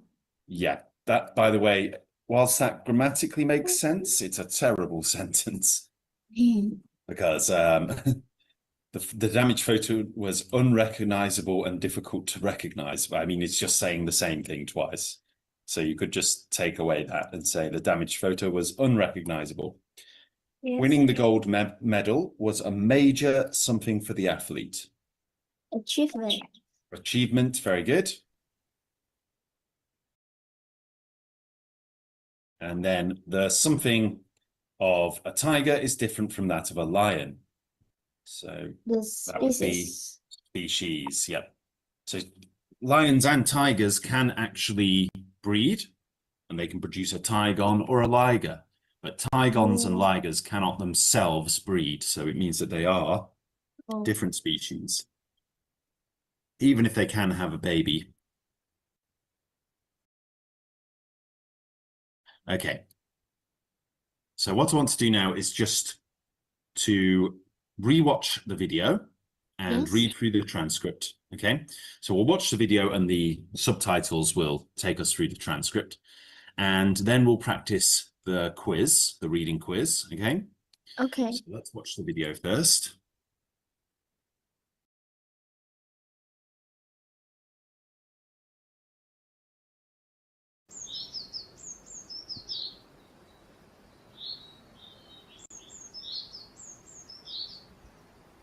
Fluff and Scruff are two European brown bears. They may look happy and healthy now, but the start to their lives was very different. 5 years ago, they were the last two remaining bears kept in the notorious former bear breeding centre, Cormisosh. So basically they lived in a huge concrete box or pit. There was no grass, there was no sort of shelters outside. It kind of just looked like a prison for bears, really. There was nothing enriching, nothing happy or anything. It was just very grey, very concrete, and very barren. In Bulgaria, European brown bears had been bred to be shot by trophy hunters for sport and kept in a row of concrete pits. At one point, over 75 bears were kept in each breeding centre, solely for hunting purposes. As a result, they expressed signs of trauma. Yeah, so when the bears came in, they didn't behave like how healthy or mentally healthy bears would behave. There was a lot of signs of trauma, so they'd be pacing a lot. They had repetitive behaviour, not necessarily good behaviour, so a lot of pacing, a lot of head twisting, and they used to scrape along the floor, which damaged the underside of their paws. So this is all stress related and trauma related. The law changed in 1993, banning captive bears from being hunted. However, the bears kept at these centres were simply left there, as the staff were dismissed and stopped coming in to look after them. It was up to outsiders to save these bears. Locals would come and feed them twice a day, which is what kept them alive. They were emaciated, I'd say. If you're looking at weights, you're probably looking at 185 kilogram, when now you're looking at his top weight would be around 285 kilograms. They had no skills in their upbringing. Mother teaches them all the skills they acquire. So if they're not taught, they would just not find anything to eat until they used their nose and got in themselves into trouble. So they had to be taught to learn how to forage for themselves. Alertis, a bear rescue organisation, contacted the Wildwood Trust and asked if we could give these last two bears a home. We raised the money through fundraisers, and after a 1,500-mile journey through 9 countries, the bears arrived in their new 1.5-acre woodland paradise in Kent. Complete with a plunge pool, waterfall, dens, and up to 50 species of native trees.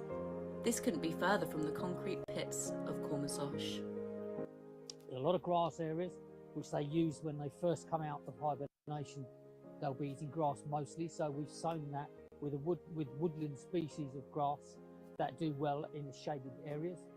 There's small shelters out there and large mounds, and the large mounds have been used for making dens in. The scruff particularly likes to dig these huge, vast dens. Head keeper Paul looks after Fluff and Scruff and monitors their daily activities. In Bulgaria, the bears were fed maize meal porridge, so their digestive systems were not used to processing regular food. Every fruit, every vegetable they eat is recorded as keepers complete the long process of rehabilitating their diet. Now, the bears are fed on a nutritious omnivorous diet, which is expertly balanced to the bears and the seasons. A variety of enrichment is scattered around their enclosure every morning, so they have to do the work to find it, just like wild bears would. Following their rehabilitation and therapy, the bears are now unrecognisable to the frail, malnourished bears they were before. So we rescued Fluff and Scruff 5 years ago now, and a huge amount of the work that the amazing keeper team have been doing is to get them back into exhibiting normal bear behaviour, behaving like bears should do in the wild. And getting these poor, abused and neglected bears back to this level of health and vitality and natural behaviour has been a huge achievement. It's something I'm really proud of. So they've undergone torpor now, they're foraging, just doing bear stuff. They spend the whole day just being bears rather than being in this concrete pit, essentially. So when the bears first arrived, they were really underweight. They were completely out of all the natural rhythms of being a bear. And so we've got them back into those natural seasonal cycles and getting them to exhibit again as much of that natural bear behaviour as we possibly can. Yeah, it's really rewarding just to see them sort of bounce back, like completely forgotten about their past life. You know, the work we've done has been really nationally and internationally recognised now. We've won a Biaggia Award for the rehabilitation of the bears. And we also had our keepers presenting at an international bear symposium on bear husbandry, you know, really setting the standards for the best ways of looking after bears in captivity. It's why you do the job. Part of the reason why you do the job. It's immensely satisfactory just to see them doing their stuff. I suppose ideally you would have them released, but that's not possible.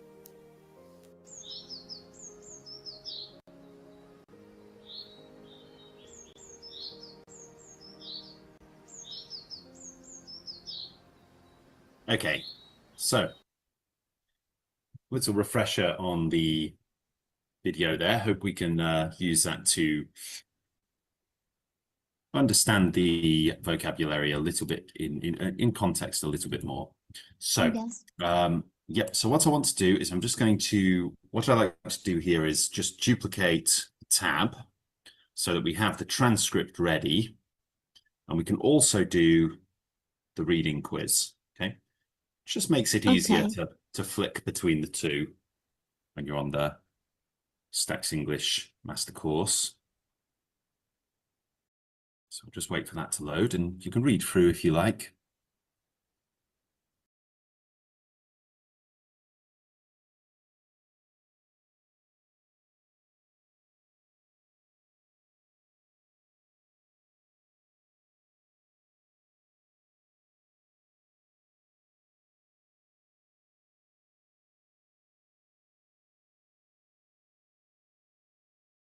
Okay, so I'm going to just bring up the quiz now.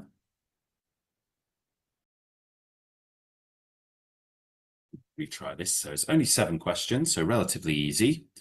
What are the names of the bears shown in the video? Is it Fluff and Scruff, Fluffy and Scruffy, Doofy and Floofy, or Ben and Jerry? It's A, Fluff and Scruff. It's Fluff and Scruff. Well done. Yep. Good job. Where were the bears being bred for the purposes of hunting? So it Kent, Sophia, Cormazosh, or Beartown? So let's have a look. It's okay. It's all right. We'll have a look. So obviously, when we talk about places, we're using proper nouns, and proper nouns cannot change. You can't give any other name to a proper noun because it's the name of a place or a place or a person's name or something like that. So we have to look for one of those four proper nouns: Kent, Sophia, Cormazosh, or Beartown, and have a look and see which one is prevalent, which one is there, and whether it fits in. It's Cormazosh, isn't it? Yeah, very good. 5 years ago, they were the last two remaining bears kept in the notorious former bear breeding centre in Cormazosh. So yeah, so Cormazosh. Very good. Okay. What constitutes rehabilitation of these bears? Is it acknowledging past experiences, accepting the present, environmental changes, and learning to forage? Is it acknowledging past experiences, meal changes, temperature changes, and learning to forage? Is it mental and behavioral changes, nutritional changes, temperature changes, and learning to walk? Or is it mental and behavioral changes, nutritional changes, environmental changes, and learning to forage? So I think the best thing with a question like this is to try to have maybe a guess and then check if your guess is right before committing to it. Okay, I think is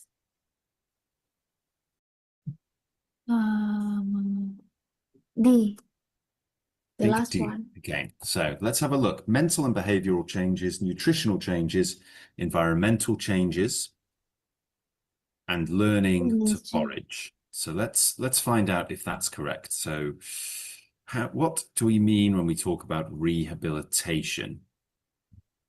Let's try to find something.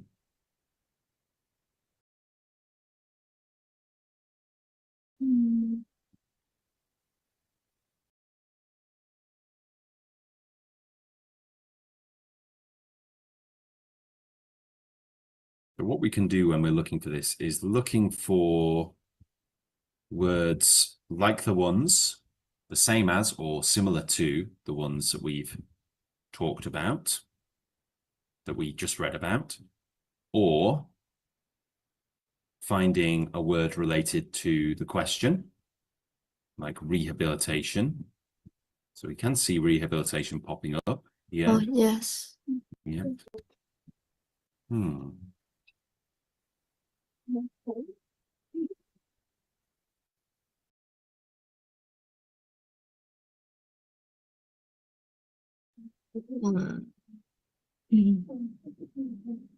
We can see words like foraging. Foraging, yeah. Yeah. Exhibiting normal behavior.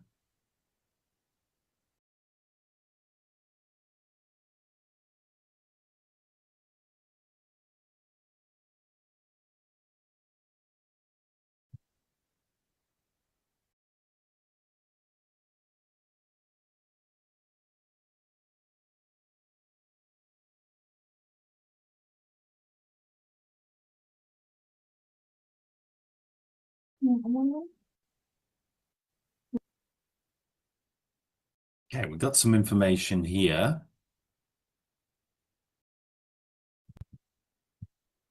The mother teaches them all the skills they acquire, so if they're not taught, they would just not find anything to eat until they use their nose and got themselves into trouble. So they had to be taught how to learn to forage for themselves.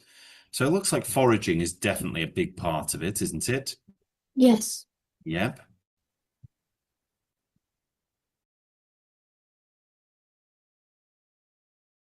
Yeah. So let's have a look. So do we want to go with our number 4, mental and behavioral changes, emotional changes, environmental changes, and learning to forage? Do you want to go with that, or would you like to change your answer? Hmm. I will go with that. Okay. You're absolutely right. Yeah, very good. Wow. Yeah, I'm going to use the AI to just give that a bit more of an explanation, so you can Okay. explain this further. It addresses your selected answer is correct because it addresses the comprehensive needs of bears in rehabilitation, focusing on their mental and behavioral health, proper nutrition, adjusting to environmental changes, and acquiring foraging skills essential for survival. This holistic approach ensures that bears can successfully adapt back into the wild. Very good. What are some of the changes the bears exhibited after rehabilitation? Is it making dens or eating honey?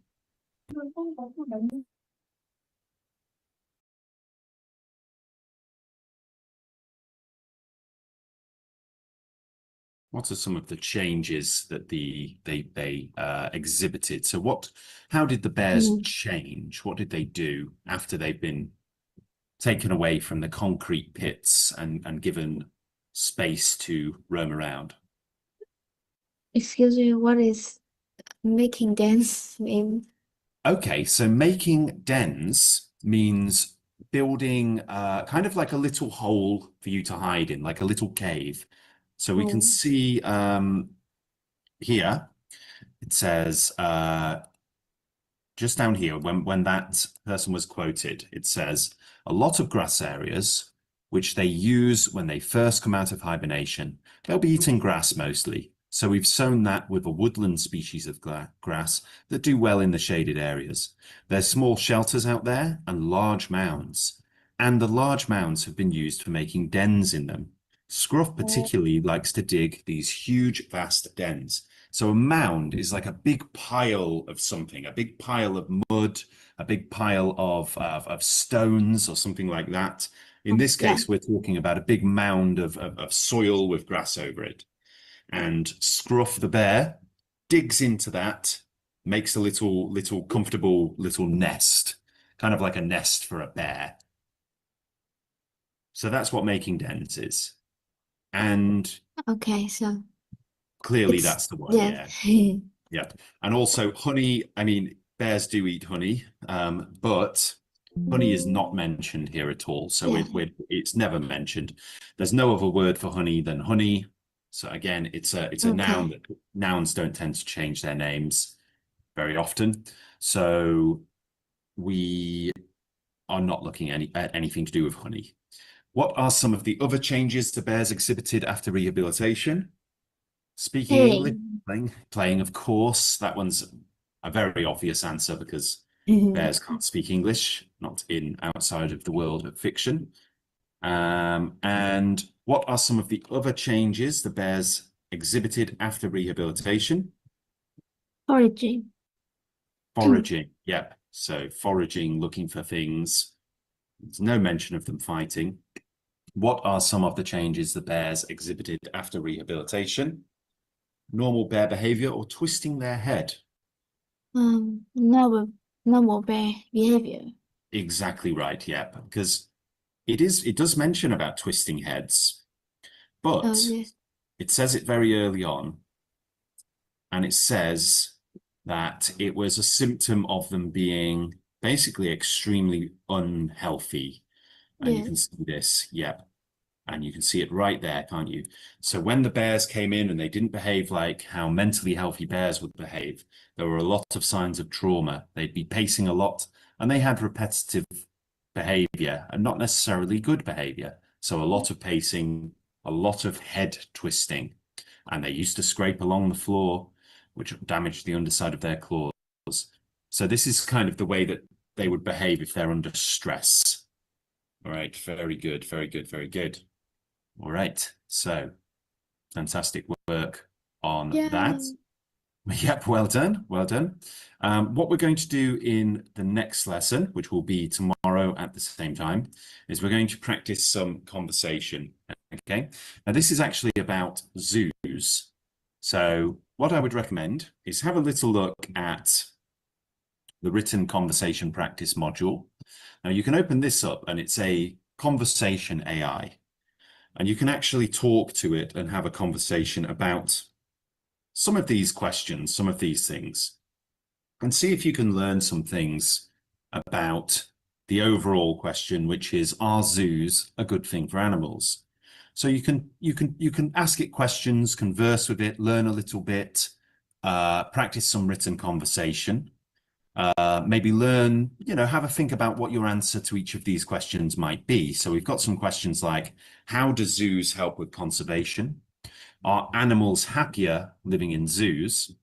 Is it ethical to keep animals in captivity for our entertainment? Do zoos inspire people to protect and nurture animals? What were the precursors to zoos? Do breeding programs in zoos work? Are animals from zoos ever released into the wild? And do animals in zoos live longer? So we'll practice in the next lesson tomorrow. We'll review the vocabulary quickly. And then we'll practice some of these topics, okay, some of these questions, and we'll do some speaking. We'll talk about, rehabilitating animals and the roles that zoos may have to play, whether they're ethical or unethical. Now, just before we finish, for anybody who's watching on the live stream, who's interested, who's watching this as it's been recorded, these lessons are pay what you can afford. So that means you can pay as much or as little as you like for this lesson. Any money that is donated, any money that I receive is used to help poor families in Hanoi. So if you're in Vietnam, you can use the QR code or the details on screen now to make a donation. Any donation will help, and all of your donations are appreciated. If you're outside of Vietnam and you'd like to help out some people who are struggling in Vietnam, people who are under the poverty line, you can send a donation via PayPal using ax.english.tutoring@gmail.com, and I will use that equivalent money to help poor families in Vietnam. The things that we spend the money on include things like food, emergency supplies, rent, medical bills, and this is all done through my charitable campaign, which is called Help Hanoi's Homeless, which you can find on Facebook. So any donation that you can give would be greatly appreciated. And please feel free to invite friends who would benefit from this lesson to join up. We will be doing these lessons every Monday, Tuesday, and Thursday from 6 p.m. to 7 p.m. Hanoi time. That's UTC +7 or GMT +7. Thank you very much for your support. Before we finish, is there anything I can go over with you guys at all? Anything I can help you with? Anyone on the live stream, if you have any questions, please feel free to ask away. Or Bao-Ni, if you have any questions at all. No, I don't. Okay, all right, no problem. Well, I'll see you in the next class then. Same time again. Enjoy the rest of your evening. Bye-bye for Okay. now, okay? Bye-bye. Thank you, Bye-bye. and see you again. You take care. Bye now.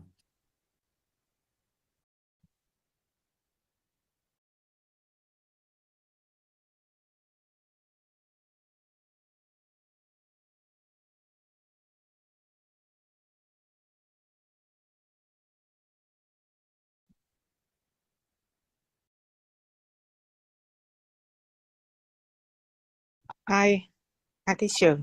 Hi, how are you? Yeah, I'm good. How are you? Good. Yeah, Yeah. I'm good, thank you, Fuan. Yep. Yeah. How's your week so far? Yeah, I'm quite busy, but because of rain, so maybe I always have to stay at my office longer than usual. Really? Is that Yeah, because of the rain, the flooding? yeah, flooding everywhere, Oh dear, that's no good. Yeah. Yeah, that doesn't sound fun at all.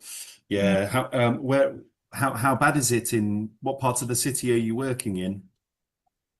I work. My office is close to the Hoàn Kim Lake. You know. Oh, okay. Yeah. Yeah. I see. Yeah, I know One Game Lake. Yeah. So How it's quite about good.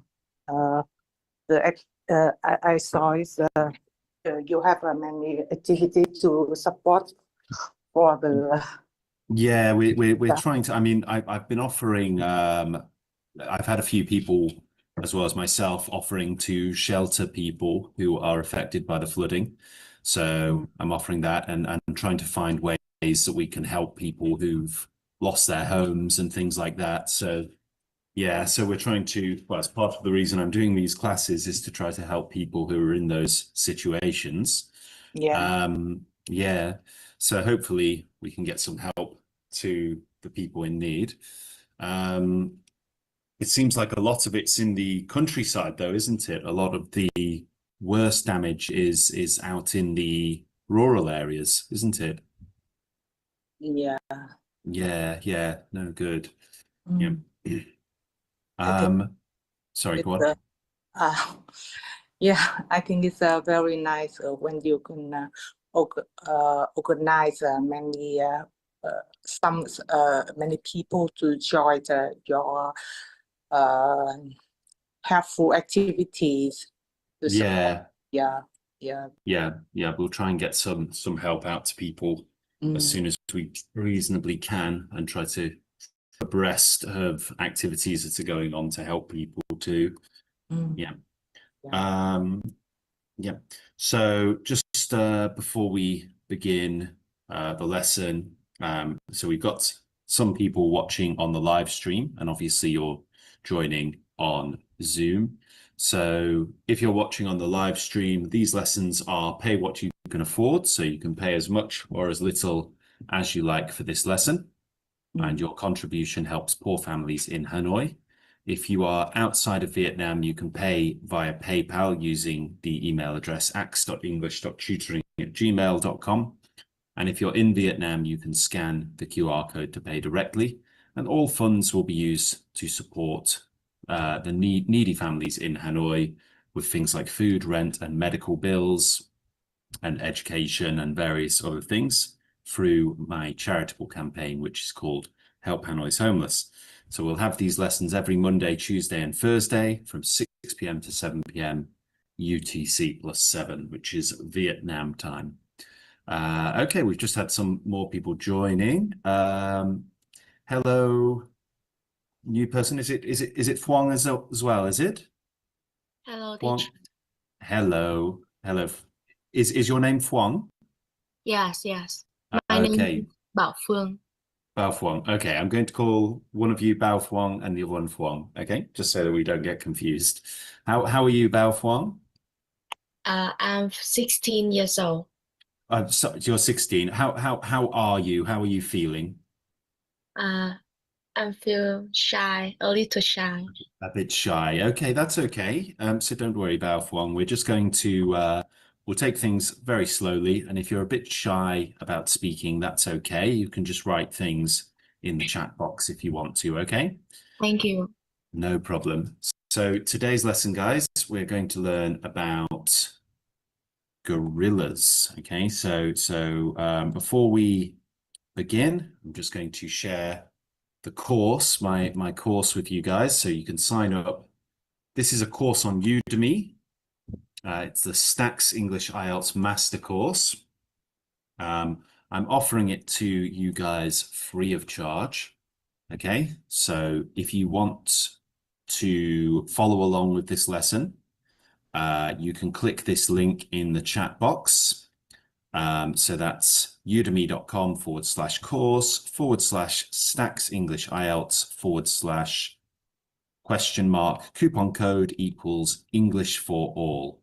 So what you can do is you can type in, if you're not able to click this link, you can type in Stax English IELTS Master Course on Google, and you can join up that way. Now, it should be free of charge, 100% off, lifetime access if you enter in the coupon English for All. Okay, so if you've not got access to this link, you just have to enter in the coupon English for all capitals, no spaces, and then click enroll now. And you can sign up just using an email address. So if you're watching on the live stream, you can do this as well. Someone's just joined again. So hello, Boundy. How are you? Hello, teacher. Well, I'm good. How about you? I'm very good, thank you. A little tired, but doing well. Thank you for joining. So, guys, we're going to go through. We're going to open up the module now, which is about gorillas. Okay, so we'll start by just watching the video. Now, if you've already signed up to the Stax English IELTS Master Course, you can actually click this link and it will bring up the module we're going to do today. So we'll open up this video, and if we can keep our microphones off just while we watch, and I'll put the subtitles on so that we can read as we watch the video, okay? So I'm going to turn off my microphone now.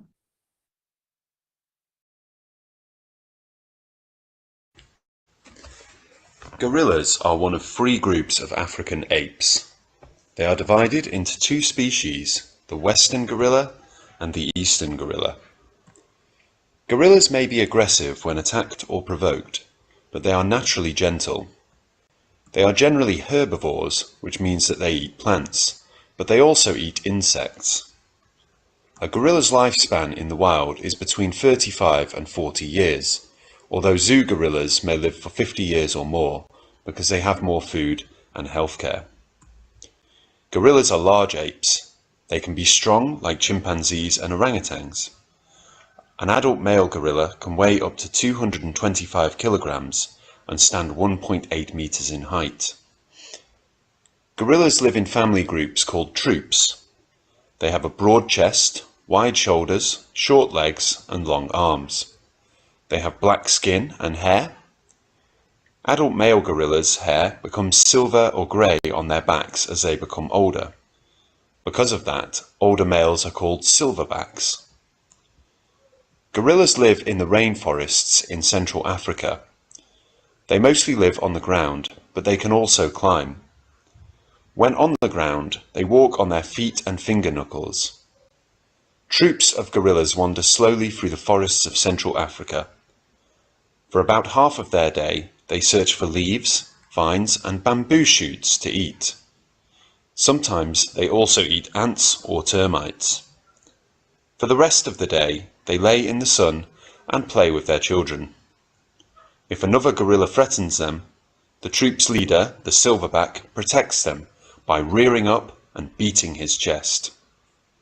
Although mostly vegetarian, they have long canine teeth or fangs that the adult male sometimes uses to fight each other for the troop leadership. Gorillas sleep in nests that they build on the ground. At the end of each day, each adult gorilla spends a few minutes putting together a soft, flat bed made of leaves, branches, and moss. The young gorillas sleep with their mothers. The gestation period of a gorilla lasts between 8 and 10 months. Gorillas almost always produce one offspring. Twins are rare. Gorilla babies begin to hang on to their mothers when they are only a few hours old and will continue to do so for the next 3 years.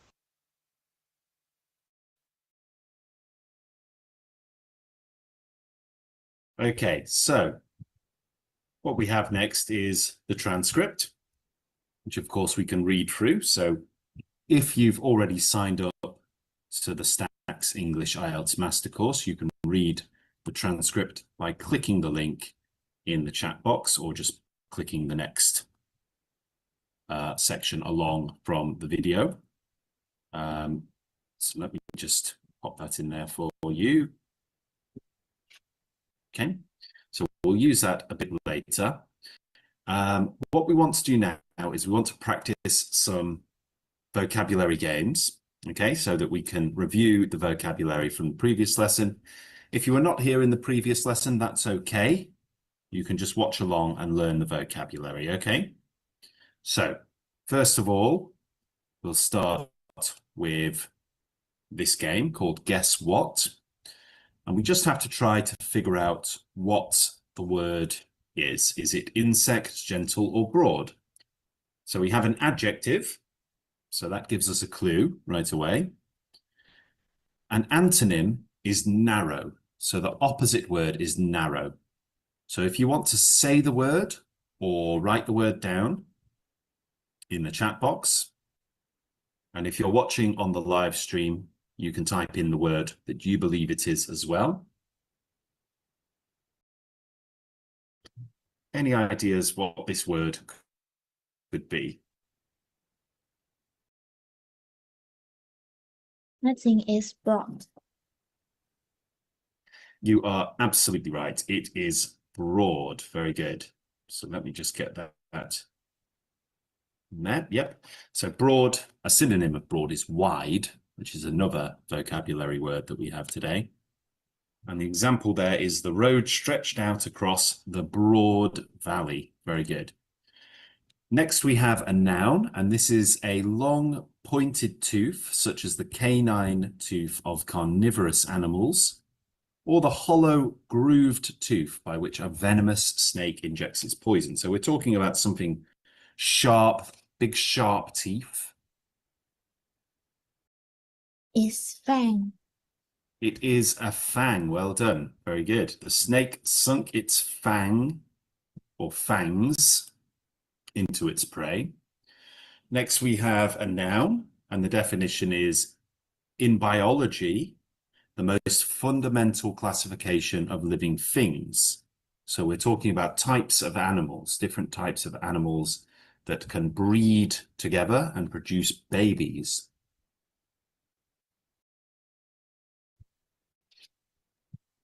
They are species. You're quite right. It's species. Very good. And we can see two animals of the same species here with their little babies. Next, we have an adjective, and the example is a horizon. So horizon is as far as you can see, and it spreads out very, very, and that's the adjective.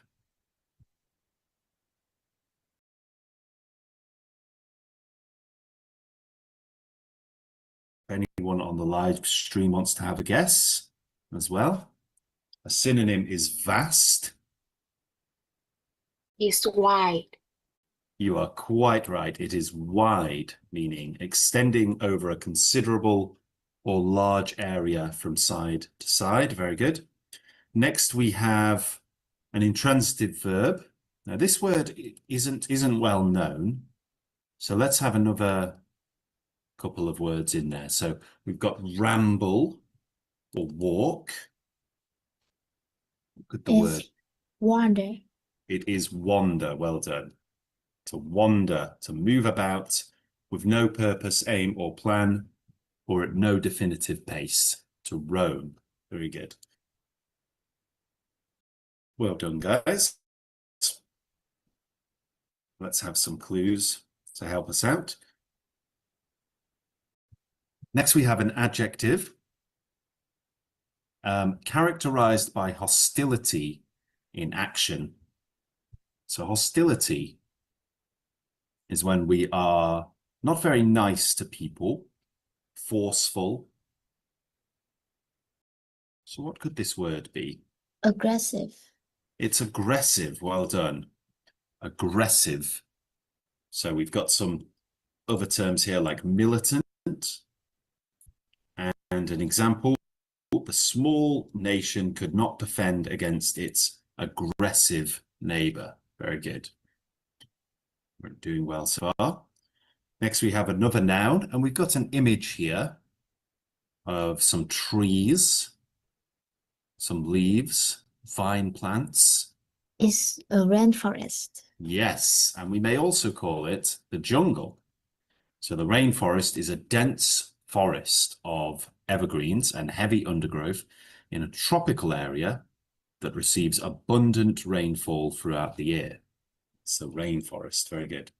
Next we have a noun, and the definition is the child, young, or descendant of a particular parent or ancestor. So what does this mean? Any idea? Offsprings. Very good. Just offspring. We don't need to pluralize it. So your offspring are your children, your brood or your spawn. We can see the picture here of the offspring, the babies. Very good. Next, we have a noun, and this is any of the rounded joints of a finger, especially the joint that connects the finger to the hand. Is a knuckle. It is a knuckle. Well done. And we have a silent K there, so we don't say the K, we just knuckle. Very good. Next, we have a verb. She, him with a gun. So this is when we aggressively demand something. Threaten. Breton, well done, guys. Yep, to declare intent to harm or punish. Very good. All right, we're flying through this. Well done. Great job. Next, we have a noun, and a similar word is bug. It's not the same as a bug all the time. Insect. It's an insect. Very good. So an insect has 6 legs and 3 segments of their body, a head, a thorax, and an abdomen, which we can see here. So often we will call insects bugs, but not all bugs are insects. So a spider, which has 8 legs, is not an insect. Next, we have a transitive verb, and a synonym is move. Can we guess the word just based on that? Wander. Wander, very good. Oh, No. okay. I was wrong. Apologies. I Yeah. thought it would be wander too. It's not, it's provoke. Okay, so we should go for more clues next time. Yeah. So to provoke someone is to incite a person to anger, annoyance, deep emotion, or action. So when we provoke somebody, we kind of encourage them to do something. And usually that's to do something bad, to do something aggressive. Right. Okay, very good. Next, we have a transitive verb, and the similar word is cultivate. So when we cultivate something, we sort of grow it, raise it, bring it up.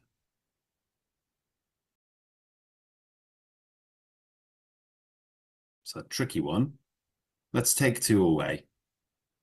So we have species or rear. Rear. That is right. Well done. Yep. To raise something to maturity. Now, in this context, in the context of gorillas rear their young. But in the video, it says the gorilla rears up on its hind legs, meaning it rises up like this. So it can also mean, as well as sort of raise, as in to raise to maturity, a child, it can also mean to go up and get up on your hind legs like a horse, or in this case, a gorilla. Next, we have a noun, and this is a structure used by a bird to lay eggs and rear young.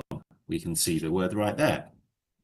Often constructed on a tree, in high grass, or in a cavity using twigs, fibers, and the like. Is nest.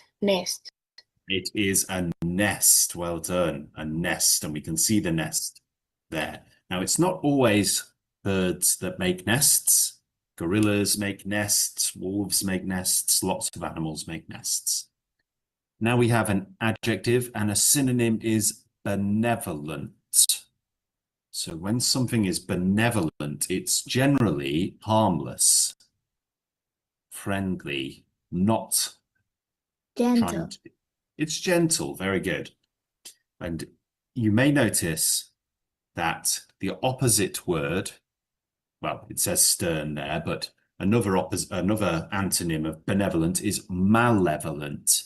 And you'll see that words like mal, anything with mal in it, is usually something bad. So you'll have words like malicious, malignant, or even the disease malaria. Mal means bad. And when we have words like beginning with ben, it's usually something good. Benevolent, benefit, beneficial, benediction. These all mean good things. So a benevolent person or animal is kind, sweet, tender, or at very least, harmless. Here we have another noun, and we've got the picture again. It's nest. It's a nest. Yep, very good.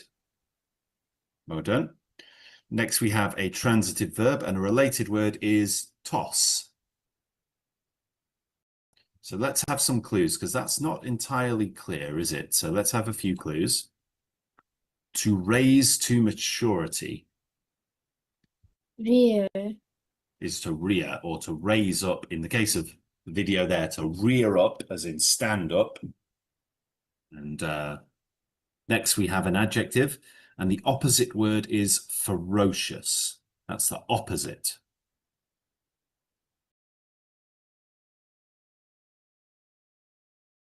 Let's have some clues. So, Gracious. keen, merciful, possessing a kind or generous disposition, tender or sweet.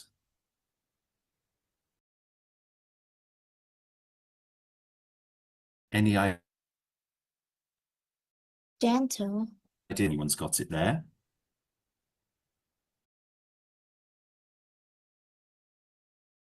It's gentle. Very good, guys. Gentle. Thank you.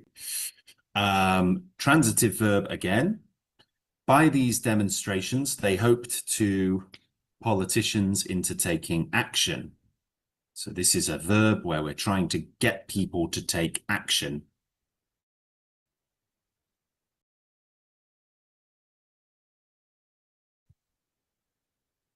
What does it mean? What is the word?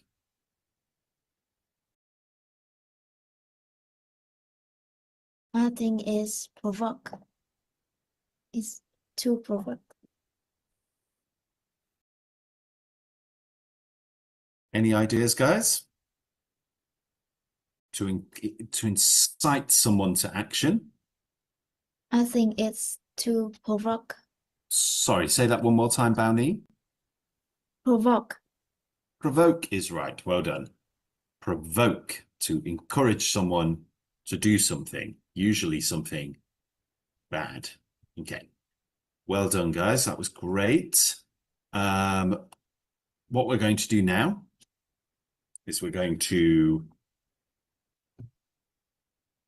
try another game.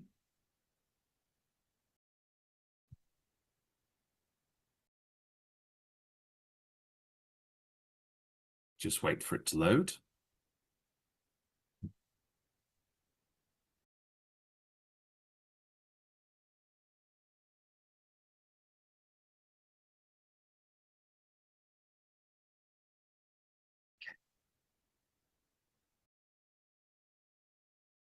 So whilst we're waiting for it to load, it's a good idea just to review the vocabulary bank on the Stax English IELTS Master Course.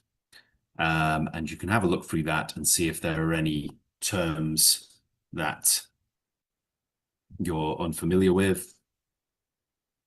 See if you can use them in a sentence. So just wait a moment while it loads. Oh.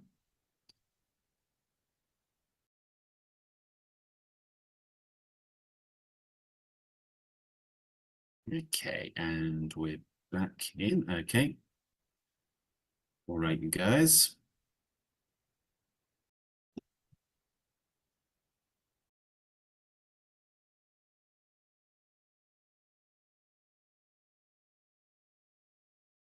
So let's try a quick tic-tac-toe game.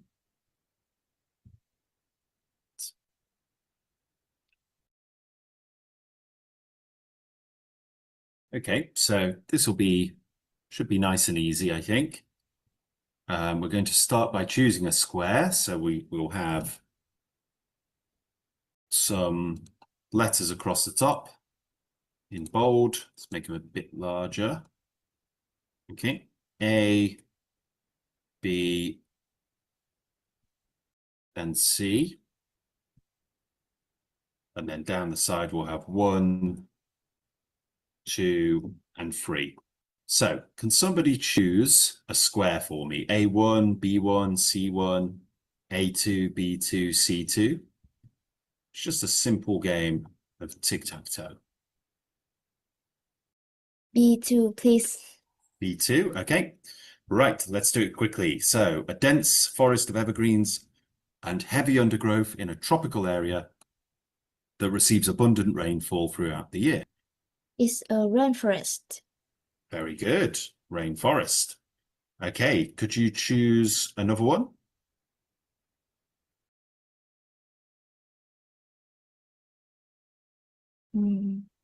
A1. A1, sure. Okay, so to declare intent to harm or punish. Threaten. To threaten, very good. And let's choose one more to get 3 in a row. C3. C3, very good. A structure used by a bird to lay eggs and rear young. It's a nest. Great stuff, well done. All right, good job. Let's try another one. So choose a square. A2. A2, very good. To raise to maturity. It's to rear. To rear, very good. Choose another letter and number. B2. B2, okay, very good. Any group of small invertebrate animals that have segmented bodies, 3 pairs of legs, and usually 1 or 2 sets of wings. It's an insect. It is, well done. And then choose another square. C2. C2, okay. The child, young, or descendant of a particular parent or ancestor. It's offspring. Offspring, very good. The offspring, great stuff. Well done. Let's try another one. So choose a letter and number. A3. A3, very good. Extending over a considerable or large area from side to side. A wide. Wide, very good. Choose another square. B3. B3. Any of the rounded joints of a finger, especially the joint that connects the finger to the hand. It's knuckle. It's a knuckle, well done. Okay, one more square. C3. C3, okay, very good. To move about with no purpose, aim, or plan at no definite pace. To roam. It's wander. To wander, very good. All right, great stuff. Let's do one more. Choose a square. C1. C1, okay, very good. Characterized by hostility in action. It is aggressive. Aggressive, very good. Another square. B2, please. B2. In biology, the most fundamental classification of living things. Is special. Species. Species. Species. Very good. And one more. A3. A3. A long pointed tooth, such as the canine tooth of carnivorous animals or the hollow groove tooth by which a venomous snake injects its poison. Is fang. It's a fang. Very good. All right, great job, guys. Well done. Okay, so let's rewatch the video now that we know, now that we've reviewed the vocabulary. And then we'll try some speaking activities, okay? So we'll rewatch the video quickly.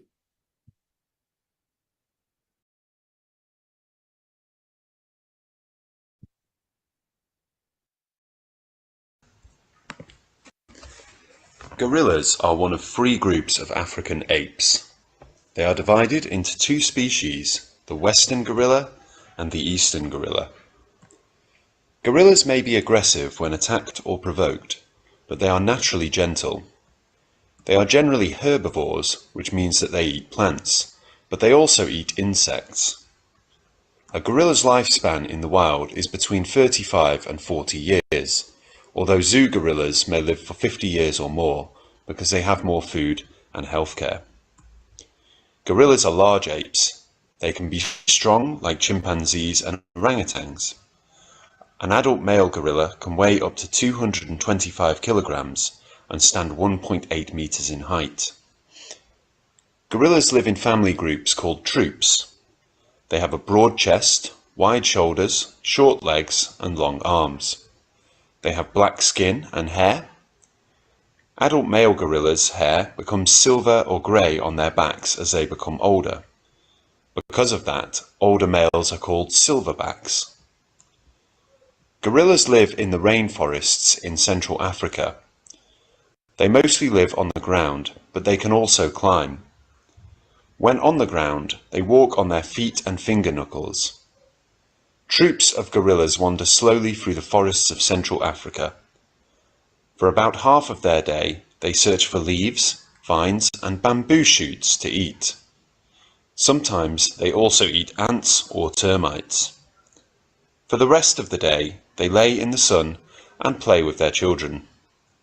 If another gorilla threatens them, the troop's leader, the silverback, protects them by rearing up and beating his chest. Although mostly vegetarian, they have long canine teeth or fangs that the adult male sometimes uses to fight each other for the troop leadership. Gorillas sleep in nests that they build on the ground. At the end of each day, each adult gorilla spends a few minutes putting together a soft, flat bed made of leaves, branches, and moss. The young gorillas sleep with their mothers. The gestation period of a gorilla lasts between 8 and 10 months.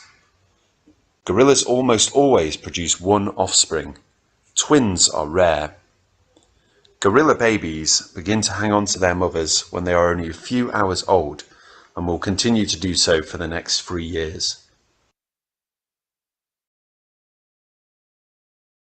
Okay, so what we're going to go through now is some speaking questions. So obviously what we can see here are gorillas, which are kept in a zoo. And it's mentioned in the text that gorillas actually tend to live about 10 to 15 years longer when they're in captivity, when they're in a zoo, than they do in the wild. So whilst that may be a good thing, it does beg the question, is it good to keep animals in zoos? So what I want us to do is to take a little look at some of these questions here. So we've got the general question, are zoos good for animals? What are the advantages of zoos? Have zoos saved animals from extinction? Is it ethical to keep animals in confinement? What is rewilding and how does it work? And do zoos encourage people to care about animals? Now, there's also the debate simulator AI. So you can use this to help you if you need some assistance coming up with an answer. It's also very good for learning a bit more about the topic and picking up some vocabulary along the way. So the link to that is just in the chat box. But let's try starting us out. So Bowney, could you give us an overall idea? Do you think are zoos good for animals? What do you think? I think it has advantages, but it also have the disadvantages. For example, when animals are at zoo, they can be fed every day, and they can have proper health care. Yeah, but the disadvantages are like they like they don't have their natural habitat, and they may lose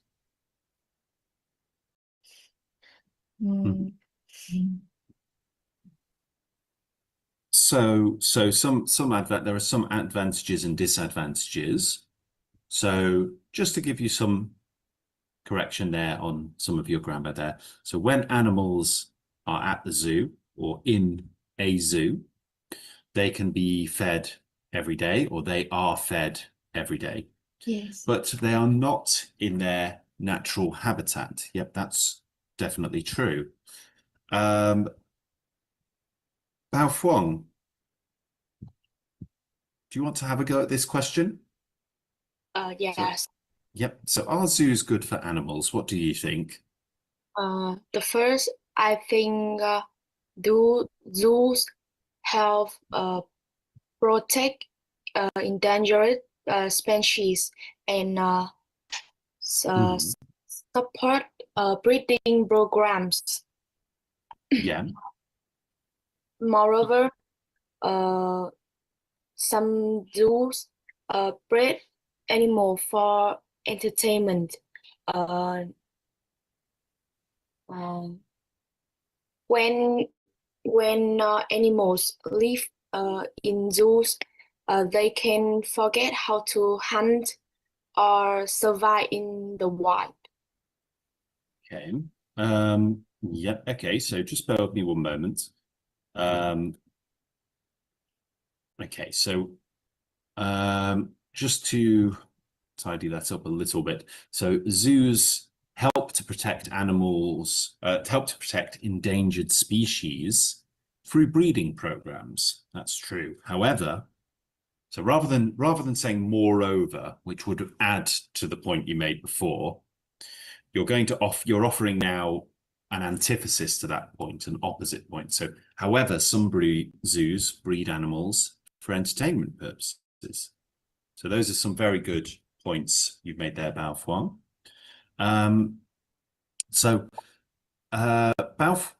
Bao Ni, you mentioned before that when animals are in zoos, they are not in their natural habitat. What do we mean by their natural habitat, and how can that affect animals generally if they're not in their natural environment?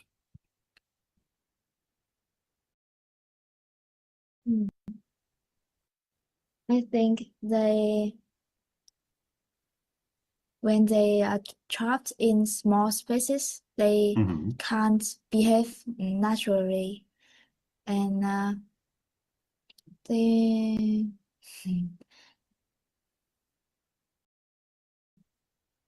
Okay, so when they are trapped in small spaces, they don't behave naturally. Yeah. Yeah. So if you were here for our previous lesson about bear rehabilitation, it talks about how the bears used to scrape on the ground and walk around in circles and twist their neck and things like that. So it's not natural behavior. Very good. Bao Fuang, you mentioned breeding programs which help to preserve endangered species. Can you tell me about how those work? What's that, and what does it do?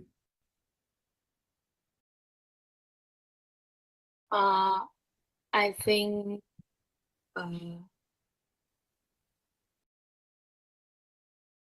preserve the endangered species. Firstly, we can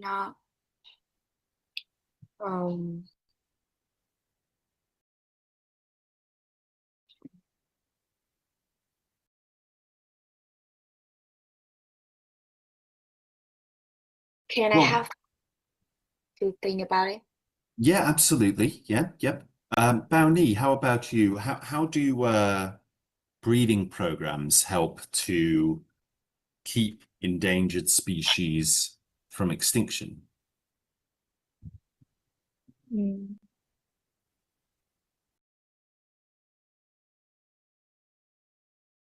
We can preserve the species, and they won't be extinct in the future. Yeah. We So can save and protect them from the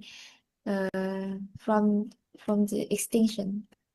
Yeah, absolutely, because we create a safe environment in which they can't be hunted and are less likely to die from disease or habitat loss when they're inside a zoo. So there is a certain advantage to that.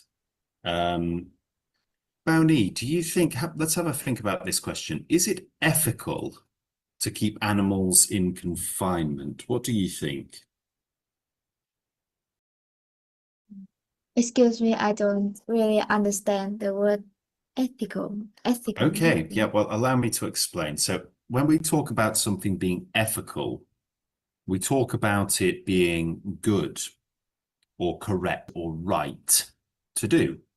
So if something is unethical, it's just not a good thing to do. So if you do something that causes lots of harm to others, or to yourself, or to animals, or to the environment, it could be considered unethical. Others may think that some amount of harm that does a lot of good could be ethical.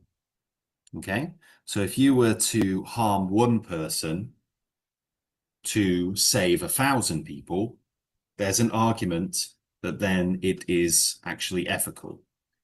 Some people would say that lying is unethical, but if you are lying to protect somebody from something harmful, it could be considered ethical. So it's a philosophical debate. Do you think it's ethical to keep animals in confinement? I think it's not really ethical because firstly, the animals will lose their natural freedom and instincts.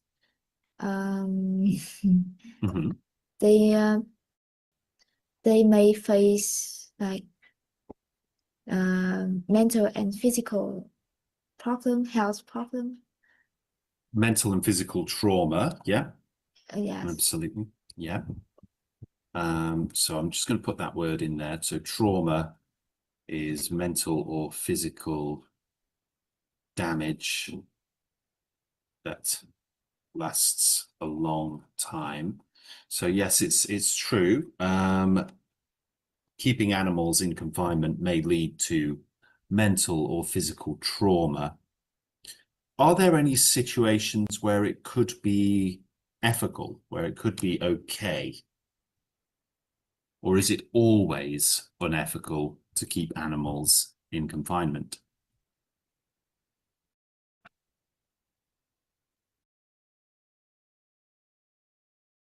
Mm. Mm. I don't think it's ethical. So you think it's never ethical to keep animals in confinement in zoos? Okay, Mm. all right. Bao Fuan, what do you think? Do you think that it's ethical to keep animals in confinement? Or I do you don't think that's... I Sorry, don't continue. I don't think it because when people keep animals in confinement, animals can lose freedom and natural behavior. Secondly, them they can feel stress, boredom, and suffering.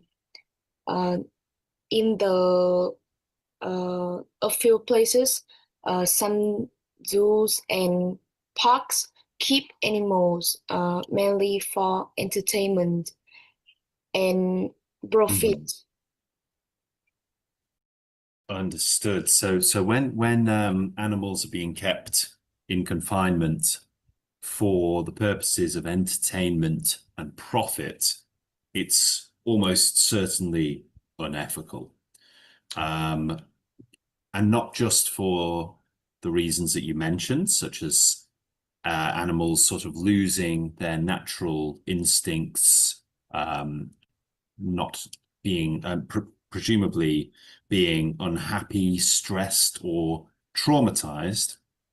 There are also other ethical considerations as well, such as, does it encourage people who see those animals in cages or animals that have been trained to do things like the orca whales at SeaWorld? Does it then make humans, or children especially, think that animals are nothing more than instruments for our own amusement? That's another question that we have. However, Bao Fuan, we have mentioned before that some animals which are in confinement have been saved from extinction through breeding programs and things like that. So how does that change the ethical question of animal confinement and zoos?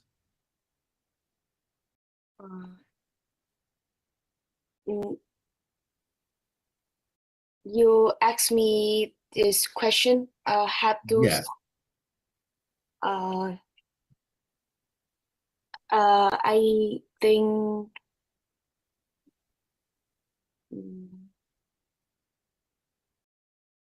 I think yes, because those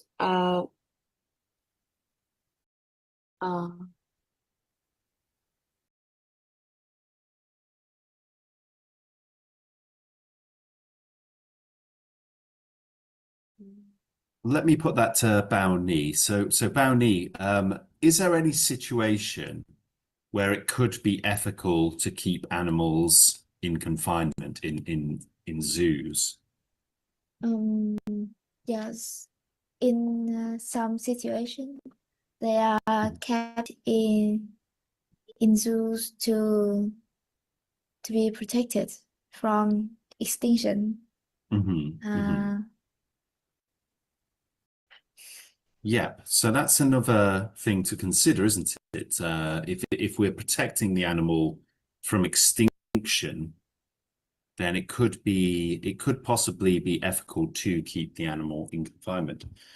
In some zoos, I mean, some zoos you have tiny cages with great big animals in them, and they're undernourished, underfed, understimulated, and bored. But in other zoos, they have great big open enclosures, things to climb, places to swim, other animals to interact with. So question for Bao Fuang, do you think that in those kind of situations it's more ethical or is it still unethical to keep them confined? What do you think? I think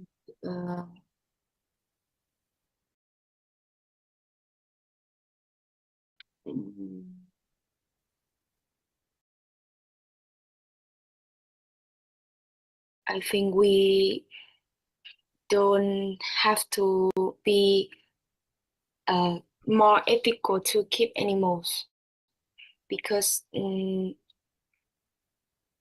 we be more ethical, we can the animals can be so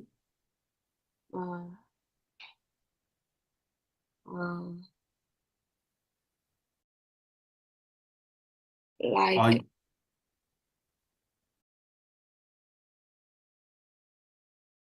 Are you saying that we even if animals are in a nicer enclosure, it's still unethical to keep animals in confinement? And to be ethical, realistically, we shouldn't have any animals in zoos or any animals in confinement. Is that what you mean? yes, maybe. Okay. Okay, so guys, let's move on to this next question. What is rewilding and how does it work? So does anybody know what this means, rewilding? Bao Ni, do you know? Actually, I don't really know. That's okay. Bao Fuang, do you know what rewilding is? I don't know too. That's okay. Well, let me explain it to you. So rewilding is when we take an animal and gradually reintroduce it to the wild. So the question, of course, is, well, if you want to rewild an animal, why would we take it into captivity in the first place? But the answer is this. If you take a chimpanzee or an orangutan and you take and somebody shoots the mother and leaves the babies behind, those babies will probably not survive on their own in the wild. And the reason for that is that they need to learn from the mother which food they can eat and which food they can't eat. And if they're not taught this, if they're not fed, if they're not looked after by the mother, then they can die. So when poachers go out and kill animals, quite often they leave orphan babies behind. And so when we take those orphans and put them in an enclosure which is similar to their natural environment and feed them and teach them how to survive in the wild, it may be that they can gradually be re-released into the wild when they're adults. And this is called rewilding. So let's have a think. Let's reframe the question now. So, Bao Ni, why do you think that in the context of rewilding, are there situations where it could be ethical to keep animals in confinement if it's for the purposes of rewilding? I think is in this situation is ethical. Okay, and why would it be ethical in this situation? When we rewind an animal, it can return to the wild, and it is given freedom. Yeah, so the purpose ultimately is not to keep the animal for entertainment, but to actually repopulate the animal species. Bao Fuang, what do you think? Do you think rewilding could be seen as an ethical activity? Yes, I think rewilding is unethical activities. Mm. Because,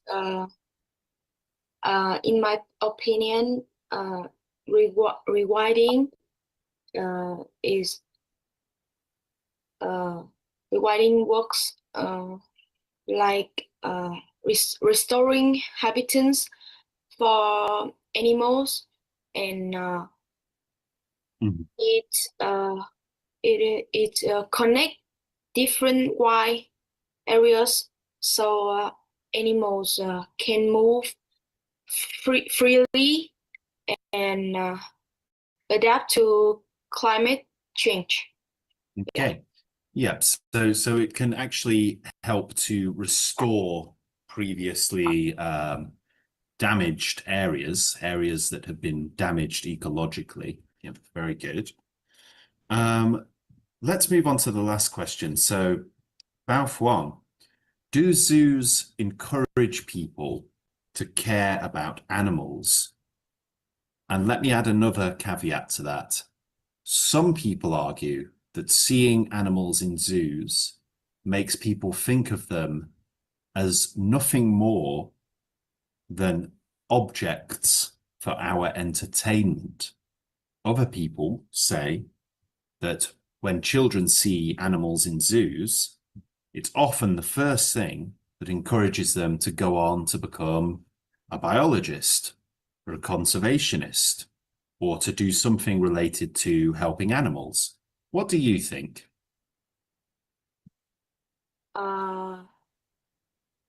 In my opinion, zoos can encourage people to care about animals, but it depends on how they are managed. Zoos can teach visitors, especially like children, about wildlife and the important of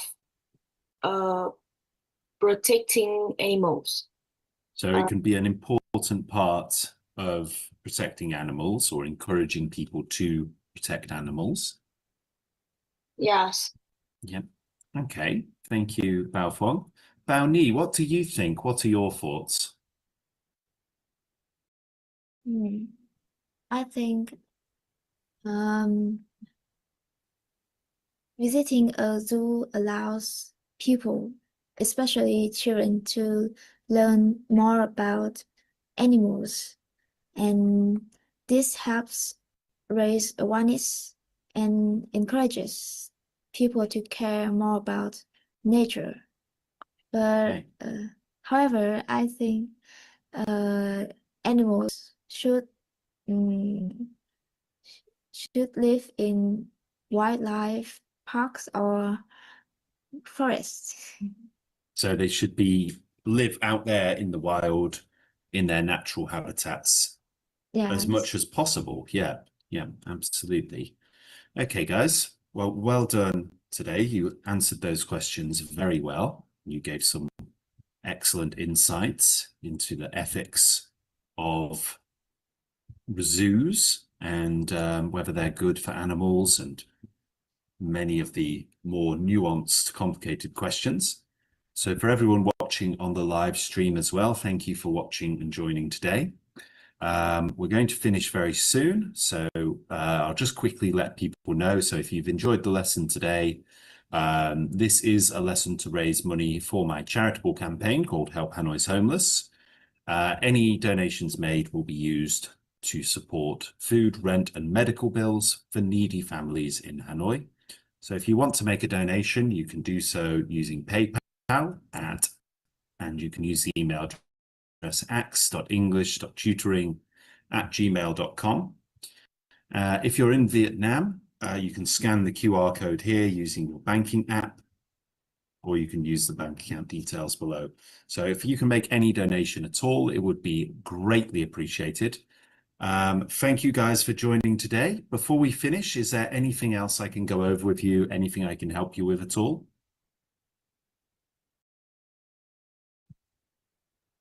It's okay. Thanks. Okay. Thank you then, guys. Well, thanks for joining on Zoom, and thank you to everyone watching on the live stream.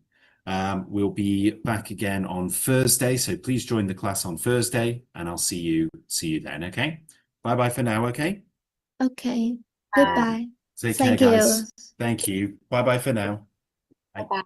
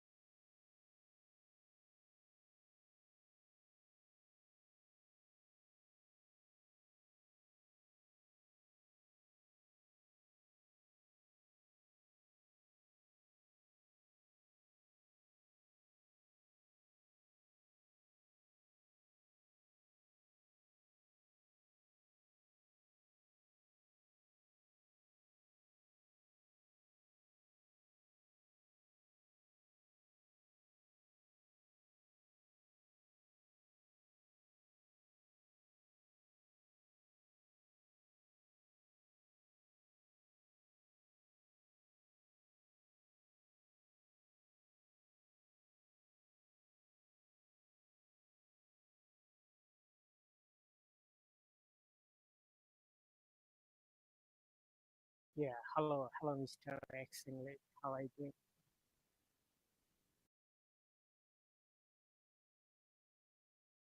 All right,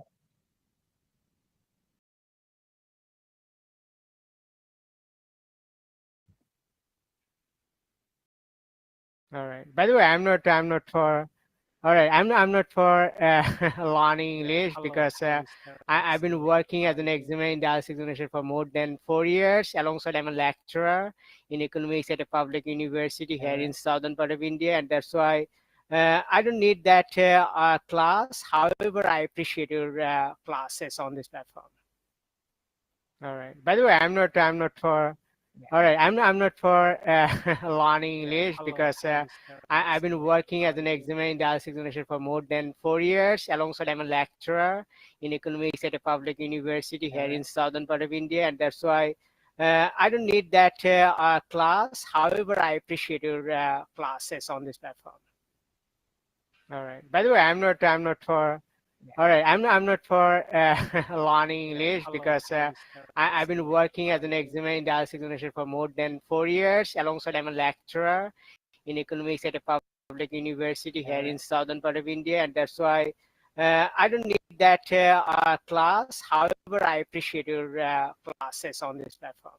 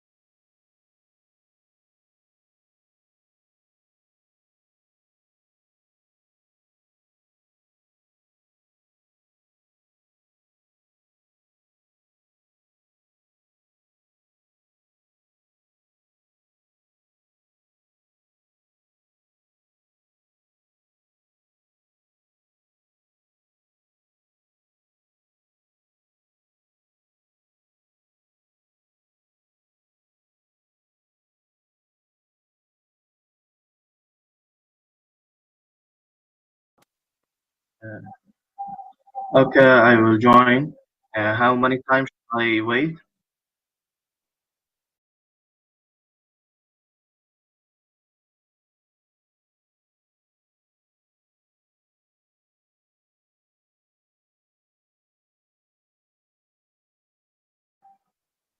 Okay, okay.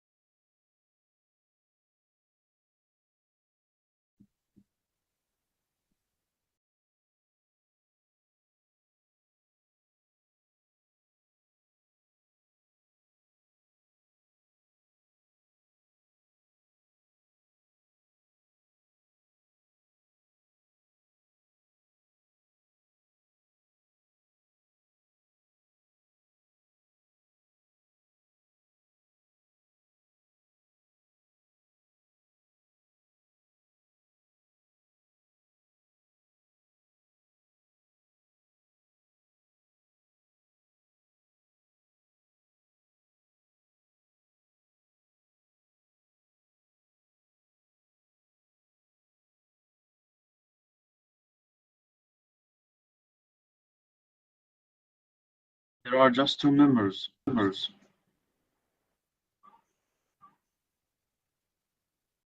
There are just two members, right? Right? Yeah. No problem. No problem.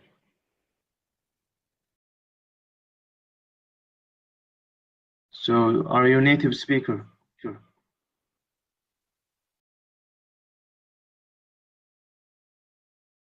Okay. I joined. I have joined.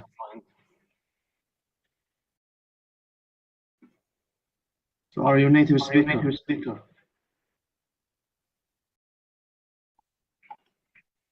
Are you native speaker? Your mother tongue is in English.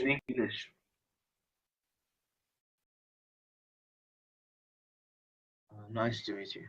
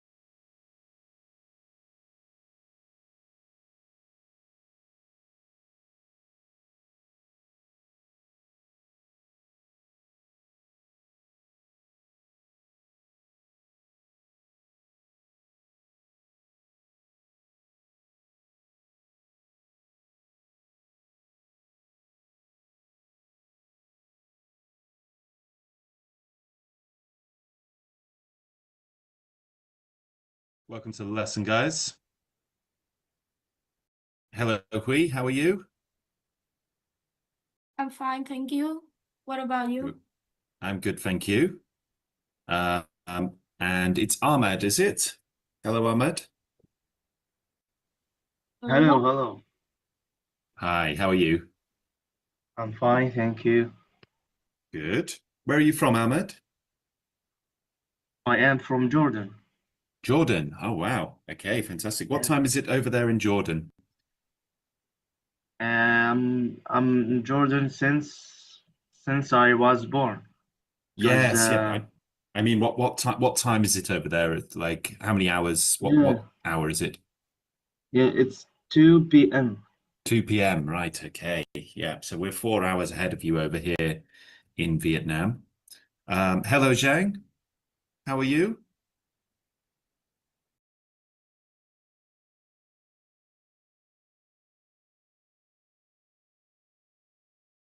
Hello, Zhang.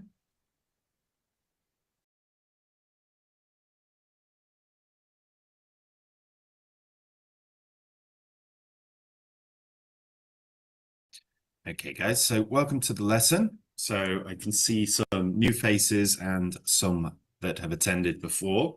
So as you know, these lessons are pay what you can afford. So you can pay as much or as little as you like for this lesson. Any contributions that I receive will go to helping poor families here in Hanoi. So if you can make a contribution, it goes to helping the needy. We help to pay for things like food, and we go to pay for things like rent, shelter, medical bills, education, toiletries, various essential supplies for the poor and the sick and the needy in Hanoi.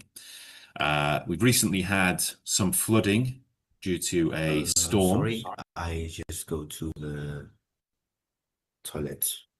Okay. So we've recently had a bit of flooding here in Hanoi. So your donations will be used to help people in need. If you are in Hanoi or in Vietnam, you can make a payment using the QR code here for a bank transfer. If you are outside of Vietnam, you can use the PayPal email address here, which is ax.english.tutoring@gmail.com. So any donation you make would be greatly appreciated. It doesn't matter if it's small or large. I just appreciate any donations you can make. These lessons will always be at the same time on Monday, Tuesday, and Thursday, 6 p.m. to 7 p.m. UTC +7. So that's Hanoi time. So thank you for your support and your participation. Now, first things first, if this is your first time, if you haven't signed up already, then we need you to sign up free of charge to the Stax English IELTS Master Course. So you can use, if you haven't signed up already, you can use this link I'm about to send to you in the chat box, which is just there. What you can do with that is you can sign up to the course for free, so you can follow along with these lessons or even practice in your own time. If you are watching the live stream and would like to sign up to the course, just search Stax English IELTS Master Course in Google, and that should bring up the Udemy course. And then just go down to coupon and write in English for all. That's English for all, no spaces, all one word in capital letters. And then click enroll now, and you'll be able to sign up. This should work until the 10th of October. So please feel free to sign up to the course free of charge using the coupon code. Just type in Stax English IELTS Master Course and then English for all at the coupon part. Okay. So the section we're going to be looking at today is about gorillas. So we're talking about animals and the environment today. So I'm going to start by watching a video. So we're going to put this video on about gorillas, okay? So if we could keep our microphones off just for now, we're going to do, this will mostly be a vocabulary lesson. So we can watch the video first of all and listen to it. Gorillas. Let me just get the subtitles on. All right.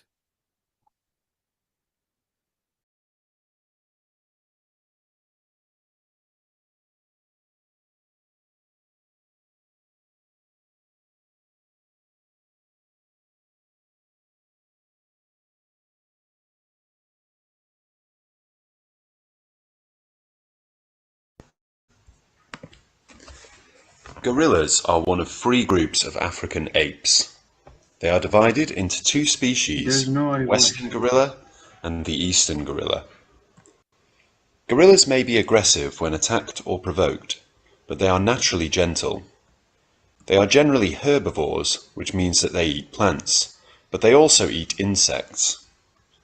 A gorilla's lifespan in the wild is between 35 and 40 years, although zoo gorillas may live for 50 years or more because they have more food and healthcare.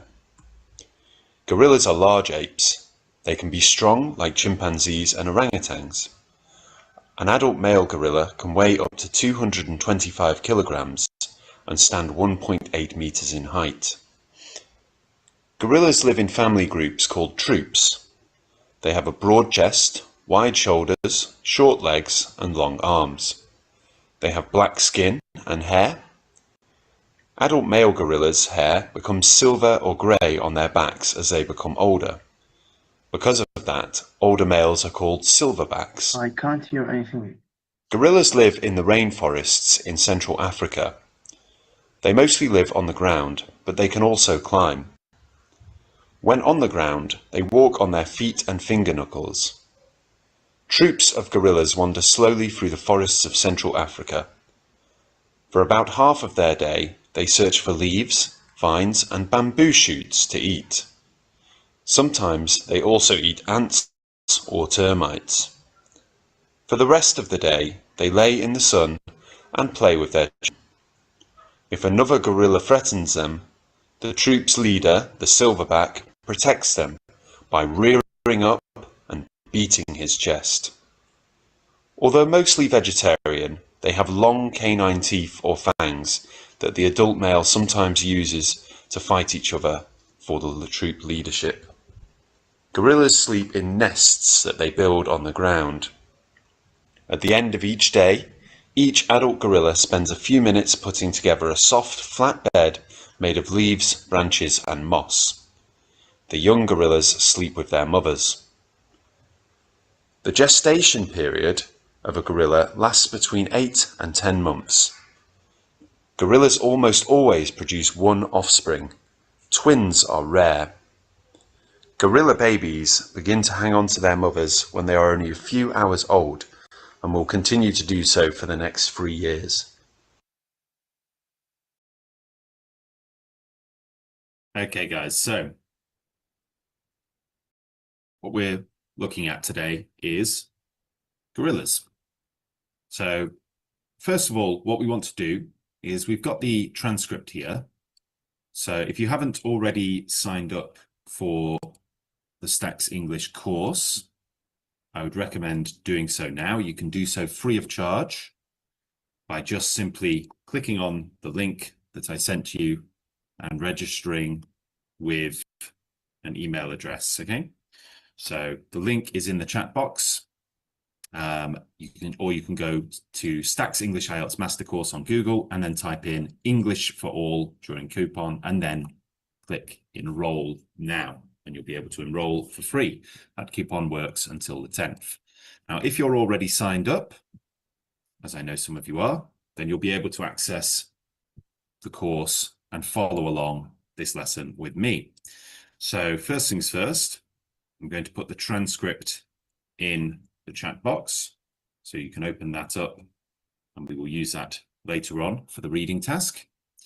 We can also look at the vocabulary bank. So the vocabulary bank contains all sorts of words that were just used in the video. So I'm going to leave that in the chat box too. And you can access that, which will help us with the next section. So what we're going to do now is we're going to go through some of the vocabulary words using some flashcards. So let's flip this around and let's see if we can define these words. Now you can use the vocabulary bank to help you. So first of all, we have the word wide. So, Wide. wide. What do we mean by wide? When we describe something as wide, can anybody describe that word for me?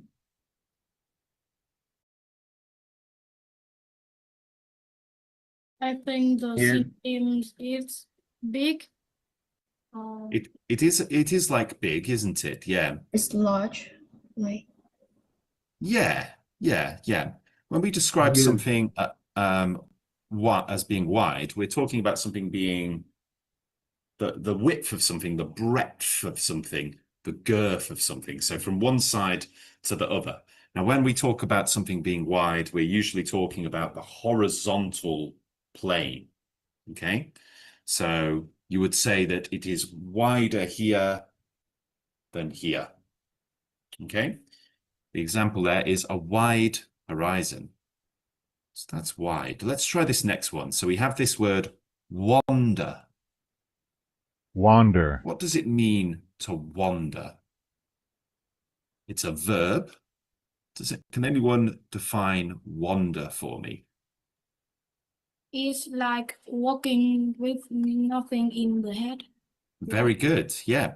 So it's to walk or move about with no purpose, no plan, no aim, and at no definite pace. So you've got an example there.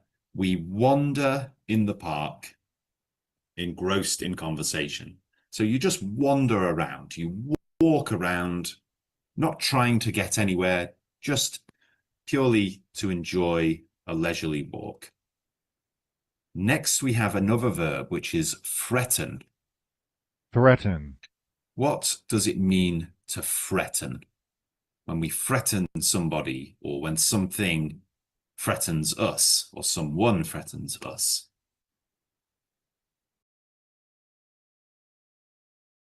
It is to force somebody do something you want by Yes. that person have to do. Yeah, you're absolutely right. So to threaten someone is to say, do this thing that I want you to do, or I will do something bad to you. So, yeah, so we've got here to declare intent to harm or punish. The judge threatened him with a jail sentence, and she threatened him with a gun. So we're talking about trying to scare someone into doing something for you. Threaten. Okay, let's try the next one. Species. So what is a species? Species. Anyone help me with this? Species. Like kind of animals. Yes, well done. Thank you, Ahmed.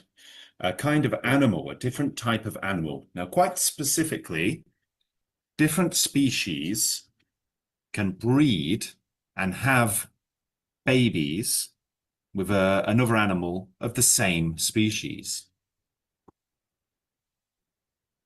Next up, we have the word rear. Now, this is not a place, this is a verb.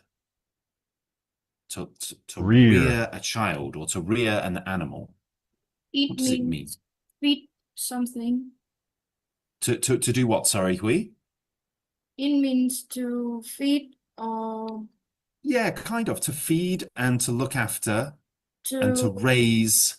take care of it. To take care of something. Yeah, so we rear our young, we rear children, we rear animals to raise them from baby to teenager to adult. Next, we have the word rainforest. Rainforest. What is the rainforest?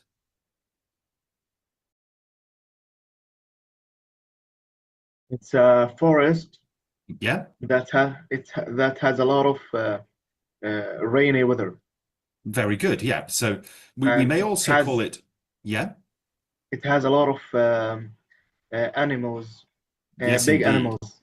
Yes, indeed. So you may also hear it called a jungle, but yes, the rainforest is very wet, very lots and lots of plants, lots of animals, lots of wet, humid weather. So the definition here is a dense forest of evergreens and heavy undergrowth in a tropical area that receives abundant rainfall throughout the year. So we get rainforest in the Amazon and different parts of the world. Next, we have a verb, provoke. Provoke. What does provoke mean? What do we mean by provoke? To encourage the thoughts. Yes, to encourage like a fight, an argument. So you try to make somebody angry or Yeah, and annoyed. it's popular to say a provoking idea. Yes, Like yeah, encouraging. a provoking idea would be an idea that may make some people very angry or very upset. So some examples here are, I'd never seen my father this angry, and I wondered what had provoked him. By these demonstrations, they hoped to provoke politicians into taking action. And then we have, she needs complete rest, and hearing this news will only provoke her. Right, good stuff, guys. Well done. Next, we have offspring. So this is a noun. Offspring. What are offspring? Is like descendant. Yes, a descendant, a child, a baby. The child, young or descendant of a particular parent or ancestor, the offspring. So some examples here. As his aunts and uncles had no offspring, he had no cousins. The offspring of the famous racehorse also became champions, and the bird returned to the nest to feed its offspring, 4 chicks in all. Very good. Next we have nest. Nest. So nest is a noun. What do we mean by nest? Nest means the home of the birds. Yeah, that's absolutely right. So birds make nests. So it's the home of the bird, yeah. It's not always for birds though, because gorillas make nests too. And you know when you see a dog sort of scratch on the ground, that's an instinct that the dog has to try to nest, to make a nest. Very good.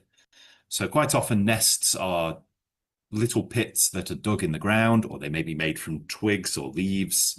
It's a little home to stay warm and safe. Very good. Next we have knuckle. Knuckle. What is a knuckle? Does anyone know?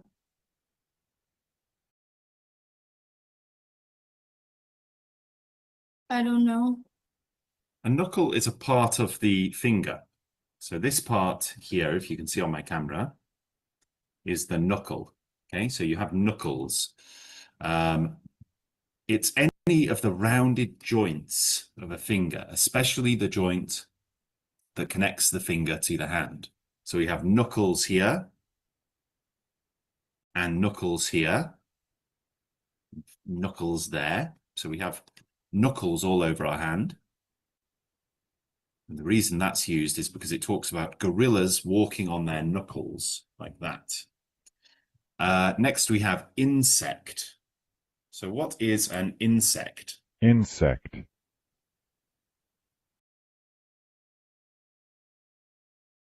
It's a kind of animal. It's very small, like butterflies, Yep. worm, or anything else. That's right. Yep. So an insect is a very small animal, an invertebrate animal. So it doesn't have a spine. and they have bodies that are broken up into three parts. You have the head, the thorax, and the abdomen. And insects have 6 legs and 1 or 2 sets of wings, or sometimes no wings. So you've got animals like earwigs and ants. These are all insects. Right. Next, we have the term gentle. Gentle. So gentle is an adjective. What do we mean by gentle?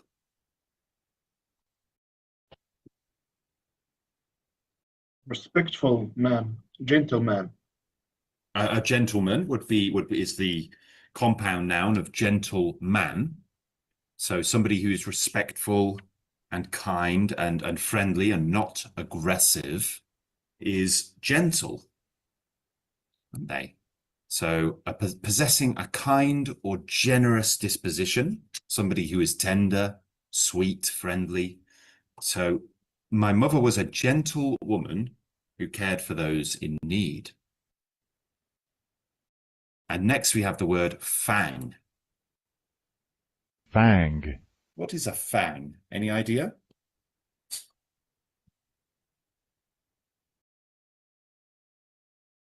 Is like the nails of the cat family. Yes, so cats have fangs, and lions and tigers have fangs, and gorillas have fangs. They're the big, large canine teeth that stick out at the front. So a long, pointed tooth, such as the canine tooth of a carnivorous animal, or the hollow grooved tooth by which a venomous snake injects its poison.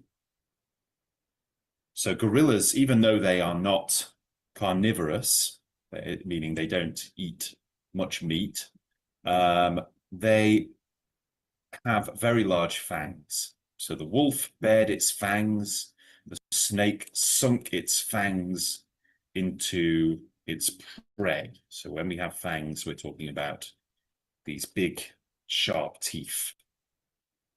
Okay. Next, broad. Broad. So when we talk about something being broad, it's quite similar to a word we've already done.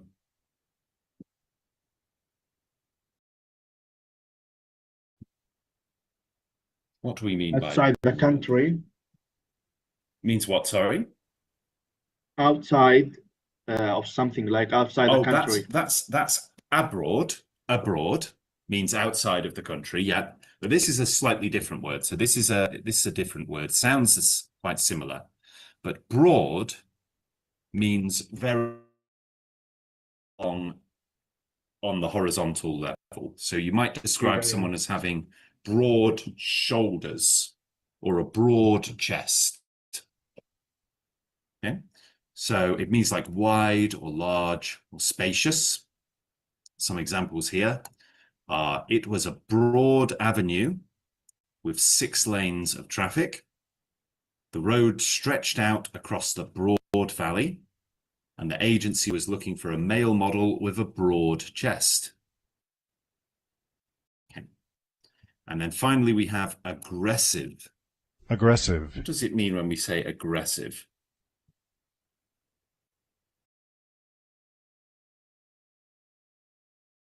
I don't know. It's not sure dangerous. Dangerous can be, something. Yeah, like an aggressive person or an aggressive animal is somebody who is acting violently. Yeah. Yeah, absolutely. So characterized by hostility in action. So here we go. The small nation could not defend against its aggressive neighbor. When he became aggressive toward teachers, he was finally expelled from school. So that's a kid who's being not just naughty, but actually physically hitting teachers or shouting at them. So there we go. There we go. That's the vocabulary for today. Now we're going to learn a little bit more about that vocabulary by playing a game. So what we have to do is try to guess the word from one of these words on the side: species, insect, or offspring. So if you are watching on the live stream, you can type your answer in the chat box. And if you're here in the room, you can say the answer or type it, whatever you prefer. So let's start. We've got a noun. And the example is, as his aunts and uncles he had no cousins. Offspring. Offspring is right. Well done. Offspring. So here we can see a swan with their offspring, with their babies. Very good. Next, we have an adjective, and the opposite word is narrow. So narrow is like this. Broad. Broad. Yeah. Broad. Broad and wide. Broad and wide, yeah, absolutely. These would be the opposites of narrow. Good. Next, we have a noun, and it's any of the rounded joints of a finger. So these bits. It's knuckle. Knuckle. Well done, guys. Yeah, the knuckle. Fantastic. Next, we have a intransitive verb. We something in the park, engrossed in conversation. Wander. Wander. Very good. To walk aimlessly. Good job. Next, we have an adjective, and the related word is deep. So let's have another clue. A something horizon. Let's have another one. Vast. Rainforest. Well, there's these three words to choose from. So we've got rear, wide, or broad. So the rear. definition, it's not rear. Wide. It could be wide. It could also be broad, but I think wide works better for words like horizon. So a wide horizon. Very good. Next up. Okay, good job, guys. Let's try another one. So we've got a long pointed tooth, such as the canine tooth of carnivorous animals, or the hollow grooved tooth by which a venomous snake injects its poison. So what is that? It's fang. It's a fang. Well done. Very good. The wolf bared its fangs. Transitive verb now, and the related word is coerce. So when we coerce someone, we tell someone that they need to do something that we want them to do, or we're going to hurt them or make something bad happen. So what could the word be? It's threaten. Well done. Right. To threaten someone. Very good. To threaten someone indeed. Sorry, I have a question. Go ahead, yeah. It's a threaten with th or with fa? It's like a th. Yeah. Yeah, like you would use threaten, threat, th. Sort of the same that you would say the word through. We walked through the forest, or you could say I saw through their threat. Sorry. It's like th. Yeah. Not like an F, but like a TH. Threaten. The way I would, you might hear people saying it where it sounds like an F sound. That's okay too. It's just different dialects. Next, we have an adjective, and a related word is offensive. So if someone or something is offensive, aggressive. Probably aggressive. Yep. So they're similar sort of words. The opposite word would be peaceful. And it's basically just somebody who is aggravating something, somebody who is being violent or threatening to be violent. Very good. Next, we have an adjective, and the definition is possessing a kind or generous disposition, someone who is tender, someone who is sweet, friendly.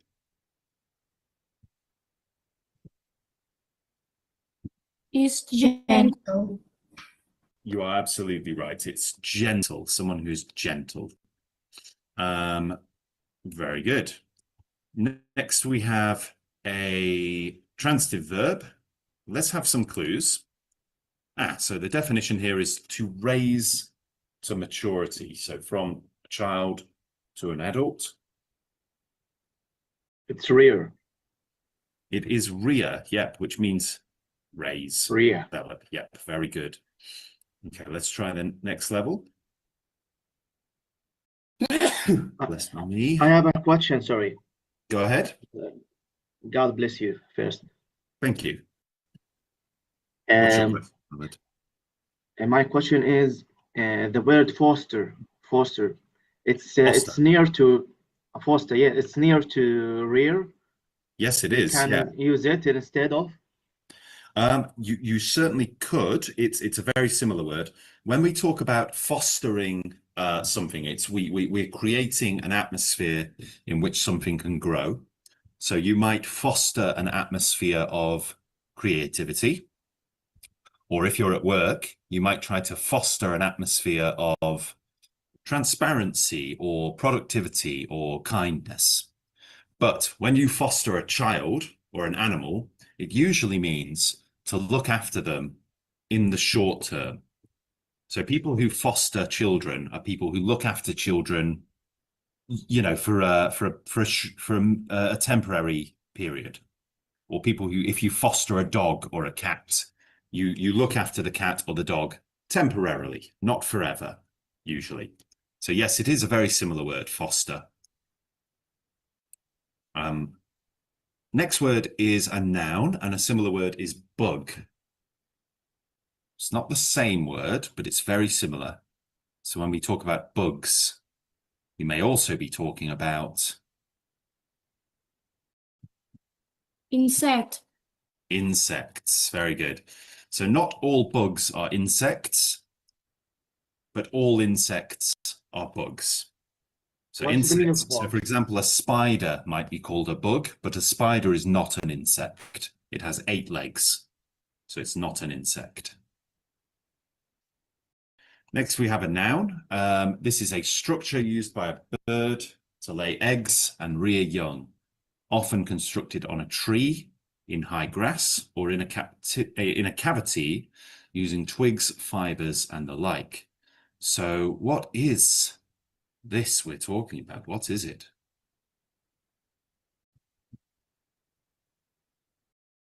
It's nest. It's a nest. Well done. So we'll have a picture here of a nest with some eggs in it. Very good. Next, we have a noun, and we've got just a picture here. What is that picture?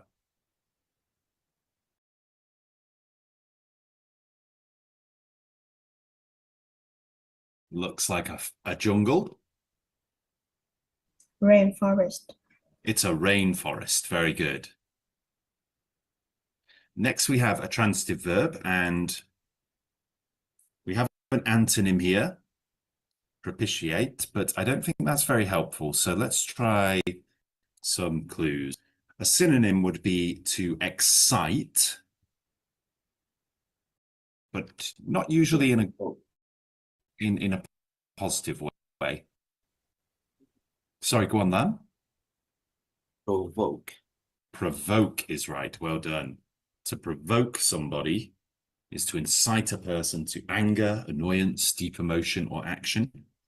So I'd never seen my father this angry, and I wondered what had provoked him. Very good. And now we have a picture of some geese with their or some swans with their babies. Nest.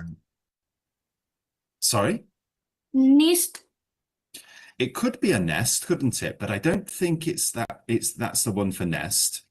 What we've got is a related word here meaning kind, as in type. And the definition in biology, the most fundamental classification of living things comprising individuals that naturally breed with one another, but not with those of other something.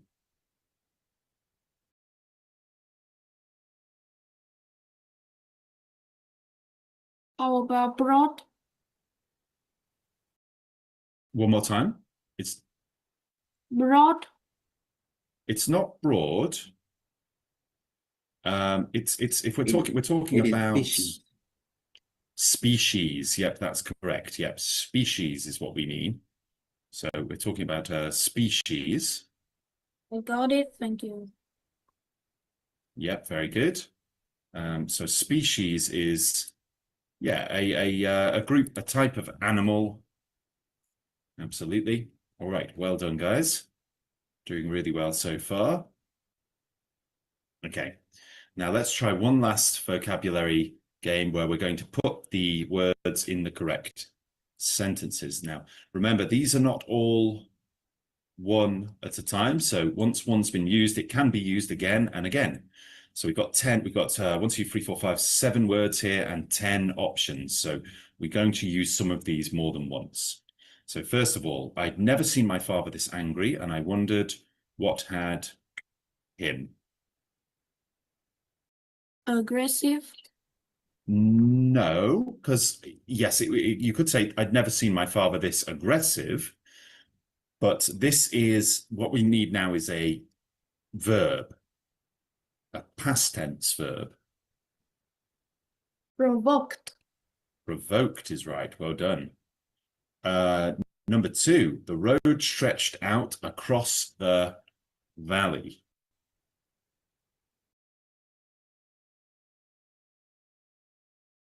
The broad valley. Very good. She, him with a gun.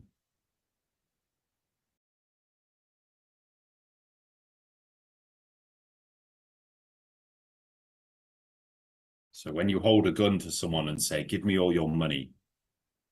Threatened. Threatened, very good. Threatened him with a gun. Good job. The snake sunk its something into its prey. Fangs. Fangs, very good. The wolf bared its...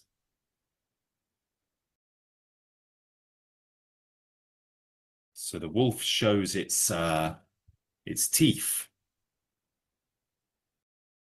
When a wolf is being aggressive, it shows its what? Fang. Fangs again, well done. The something of the famous racehorse also became champions.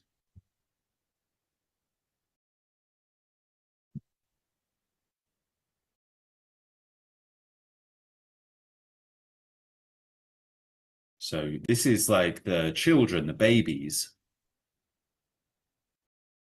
Offspring. The offspring, very good. The bird returned to the nest to feed its 4 chicks in all.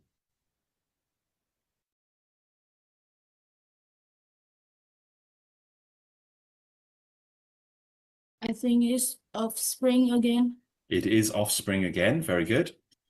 As his aunts and uncles had no something, he had no cousins. Offspring again. It's offspring again, yeah, using it a lot now. My mother was a woman who cared for those in need. Gentle. Gentle woman, very good. The small nation could not defend itself against its neighbor. Aggressive. Aggressive neighbor, very good. Now let's try another 8. So we've got some different words up here. Some of them are the same.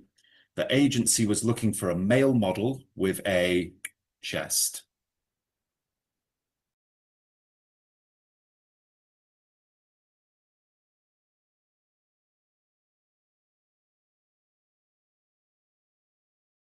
So this is a chest that's when someone has a big, wide chest. Wide.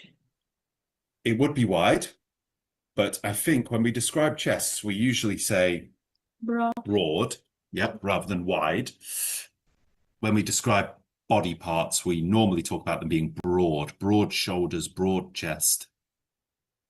Wide is usually more of a negative term. You might say somebody had wide hips, meaning they were a bit overweight.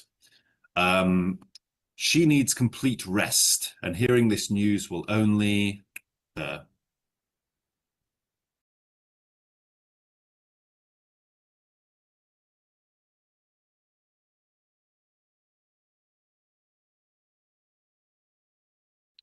not sure. So this person needs to rest, and if someone tells them the news, it's going to make them angry or upset. So what is the word there? Provoke. Provoke. Very good. When he became something towards teachers, he was finally expelled from school.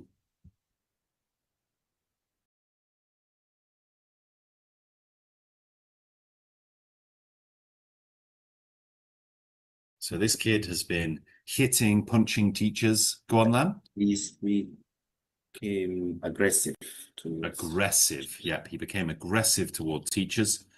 And then it was a avenue with 6 lanes of traffic.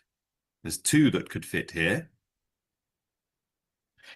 It is a wide avenue. Wide, yep. We could say wide or broad, but I think when we're describing an avenue, we would usually say wide. It could also be broad, though. By these demonstrations, they hoped to politicians into taking action.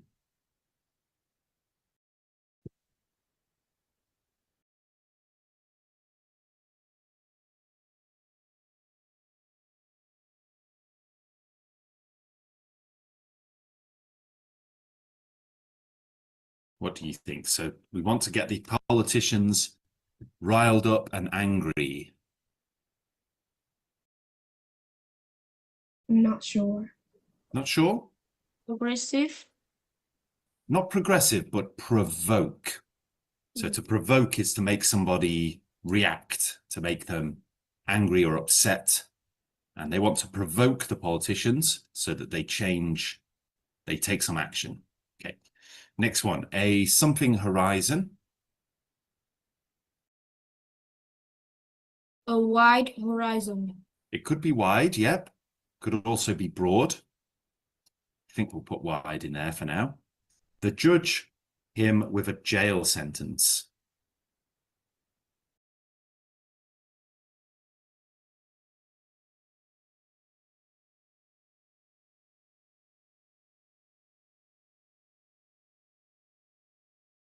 So the judge said, if you don't do this, you're going to go to jail. Threatened. Threatened. Very good. Good job. We in the park, engrossed in conversation.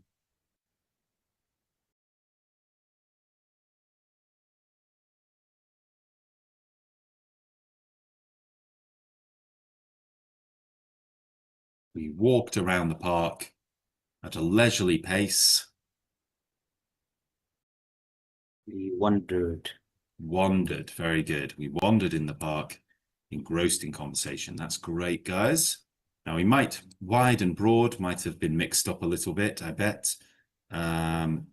Yep, broad and wide probably been mixed up. That's all good though. We did very well. Right, guys. So what we're going to do now is we're going to rewatch the video now that we know all of the vocabulary words. So we'll rewatch it, and then we're going to do some we're going to do a reading quiz. Okay, so pay special attention to the video so that we can smash the quiz and do really well.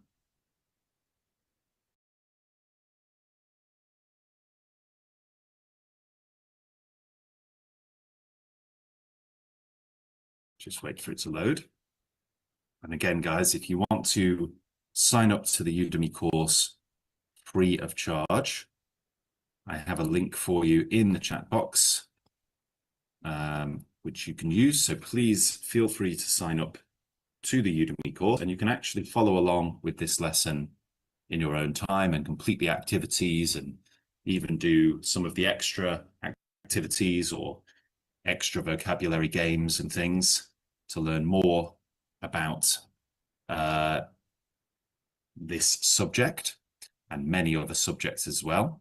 So the link is in the chat box if you want to sign up. I'd highly recommend signing up, when you follow along with these lessons, I can actually set some homework for you, so you can do some stuff outside of the class.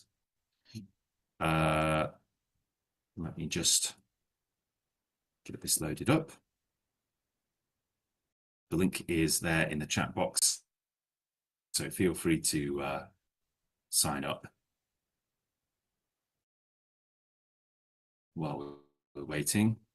Okay, this is taking a long time. Let me try refreshing the page.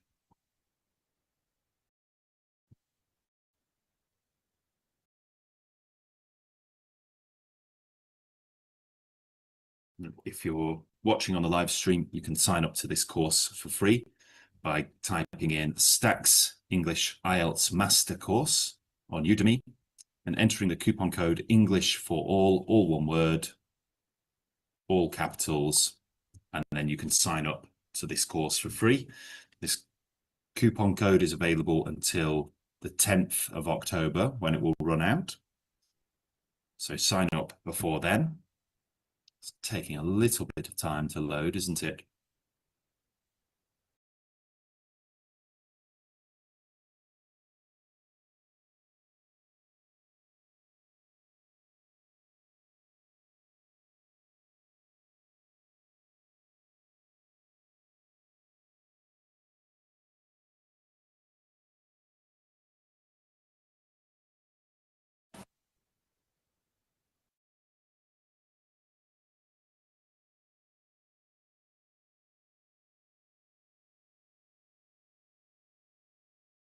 So yeah, while we're waiting, please click the link in the chat box and sign up to the course. You can sign up with an email address. It's not a free trial or anything. It's completely free for life. So once you're signed up, there's no need to put in any details or anything. You just need an email address and you can sign up for free.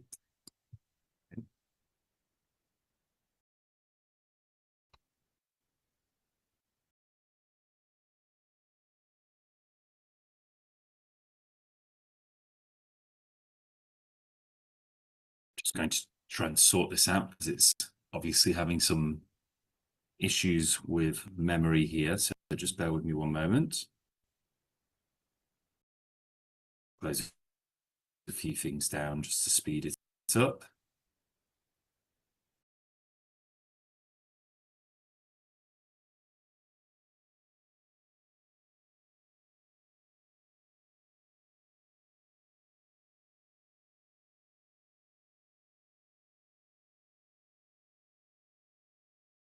I'm going to close this down and just open it up again. So just wait there with me one moment.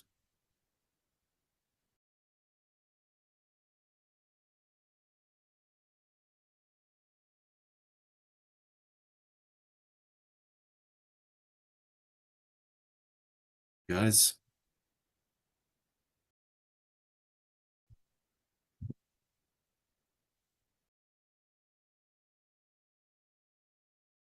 So we'll just rewatch the video in just a second.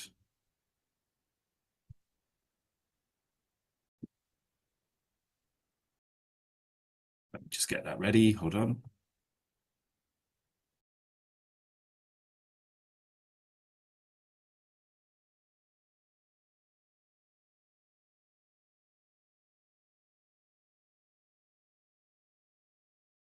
This won't be a moment. Remember, of course, just while I load this up, so this lesson is free of charge. You can pay as much or as little as you like. All of the money used goes to help people living in poverty in Hanoi. So if you want to make a donation, you can do so using the PayPal link there, which is ax.english.tutoring@gmail.com, or if you're in Vietnam, use the QR code to send a bank transfer. So any donation would be appreciated. It all goes to help. So just bear with me one moment. Be back on in just a second. Seems like Zoom's just having a bit of an issue.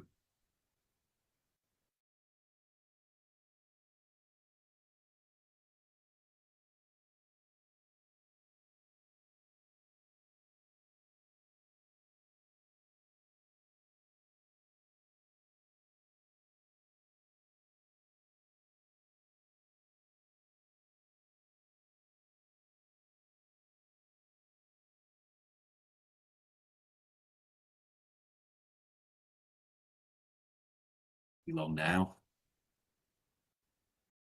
Rewatch that video. Once you've signed up to the course, by the way, you can actually check out all of this, all of the stuff we've gone through today. You can look at on your own. So you can actually do, if you want more help with the vocabulary, there's many more vocabulary games that you can go through. There's sort of tic-tac-toe and various different sort of extra vocabulary to learn and extra things about each subject. And there's many modules on there. They're all topic-based modules, things that you're likely to find in the IELTS test. So things about the environment, things about social issues, things about history, things about science. It's all sort of the kind of vocabulary and content that is likely to appear on an IELTS reading or writing test. There are also things that you will be asked to speak about during the IELTS speaking test. So all of this is very useful stuff to learn. So please feel free to sign up using that link, and you can practice some of that stuff after the lesson or before the next one.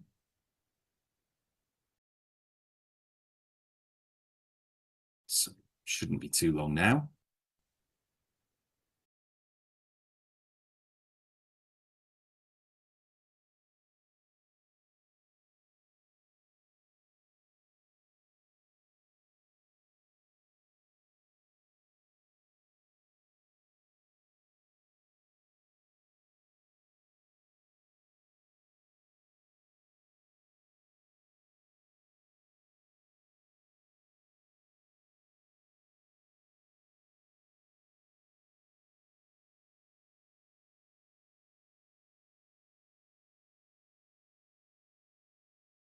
Finally starting to load, so sorry about that. Let's reload. Let's rewatch the video now. Okay. All right, so look out for the language that we've learned. Gorillas are one of 3 of African apes. They are divided into 2 species, the western gorilla and the eastern gorilla. Gorillas may be aggressive when attacked or provoked, but they are naturally gentle. They are generally herbivores, which means that they eat plants, but they also eat insects. A gorilla's lifespan in the wild is between 35 and 40 years, although zoo gorillas may live for 50 years or more because they have more food and healthcare. Gorillas are large apes. They can be strong like chimpanzees and orangutans. An adult male gorilla can weigh up to 225 kilograms and stand 1.8 meters in height. Gorillas live in family groups called troops. They have a broad chest, wide shoulders, short legs, and long arms. They have black skin and hair. Adult male gorillas' hair becomes silver or grey on their backs as they become older. Because of that, older males are called silverbacks. Gorillas live in the rainforests in Central Africa. They mostly live on the ground, but they can also climb. When on the ground, they walk on their feet and finger knuckles. Troops of gorillas wander slowly through the forests of Central Africa. For about half of their day, they search for leaves, vines, and bamboo shoots to eat. Sometimes they also eat ants or termites. For the rest of the day, they lay in the sun and play with their children. If another gorilla threatens them, the troop's leader, the silverback, protects them by rearing up and beating his chest. Although mostly vegetarian, they have long canine teeth or fangs that the adult male sometimes uses to fight each other for the troop leadership. Gorillas sleep in nests that they build on the ground. At the end of each day, each adult gorilla spends a few minutes putting together a soft, flat bed made of leaves, branches, and moss. The young gorillas sleep with their mothers. The gestation period of a gorilla lasts between 8 and 10 months. Gorillas almost always produce one offspring. Twins are rare. Gorilla babies begin to hang on to their mothers when they are only a few hours old and will continue to do so for the next 3 years.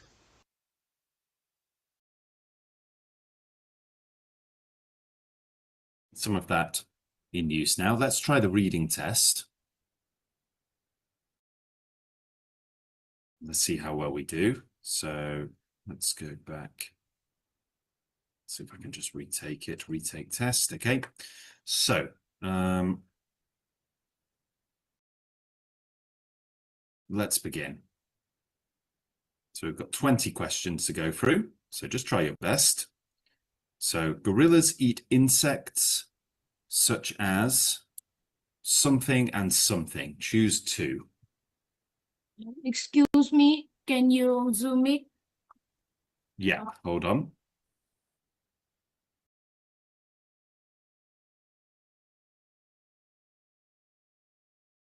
So gorillas eat insects such as termites, caterpillars, ants, grasshoppers. So there's two answers here. Caterpillars, no, ants and Grasshopper. termites. We've got a bit of a mixture there, haven't we? So there's two answers. What should we go for? Let's try ants and termites. Those are correct. Well done. Gorillas spend about of their time looking for food. 70%, 10%, 30%, or 50%.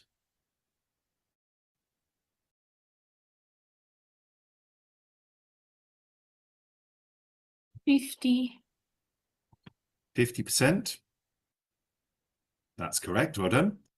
Gorillas live in groups called herds, swarms, armies, gaggles, or troops. Troops. It's troops. Well done. A gorilla's legs are usually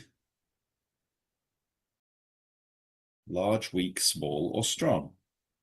Strong. Strong. Well done. Oh, small. Sorry. No, I'm I sorry. got that one wrong. No. My fault. I should have remembered it properly. Gorillas usually fly in the sky, walk on the ground, swim in the ocean, or climb in the trees. Climb in the trees. They actually don't climb very much in the trees. They walk on the ground. Yeah. Walk on the ground is right. Well done. Gorillas walk on their feet only, hands only, or hands and feet? Hands and feet. Yep, they walk on their knuckles, don't they? When gorillas have eaten enough food, they will fight other gorillas, climb trees, sunbathe, or play with their offspring. Sunbathe.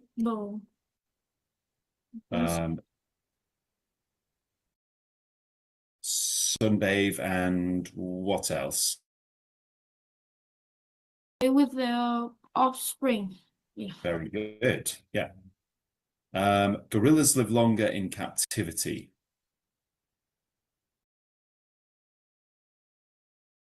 True, false, or not given? So in a zoo. I think it's true. It is true. Well done. A silverback gorilla is an younger male, older female, older male, or younger female?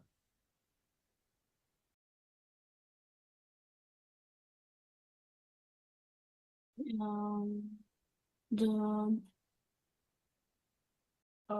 younger male. Sorry? I think it's younger male. It's not a younger male. It's actually an older male because the back of their hair goes silver, grey, which happens to older males, yeah. Gorillas are usually aggressive. True, false, or not given?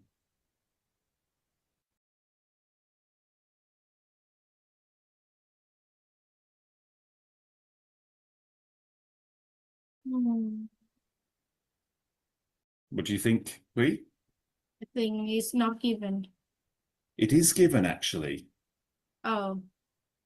So maybe it's false. It is false, yeah. They're not usually aggressive, it says. For gorillas, pregnancy usually lasts for over a year, 8 to 10 months, 6 to 8 months, or 10 to 12 months.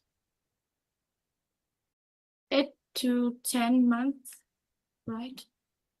Is correct, well done.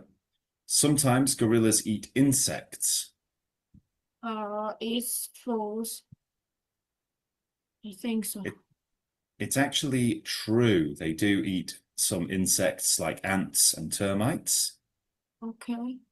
Gorillas usually eat something, something, and something.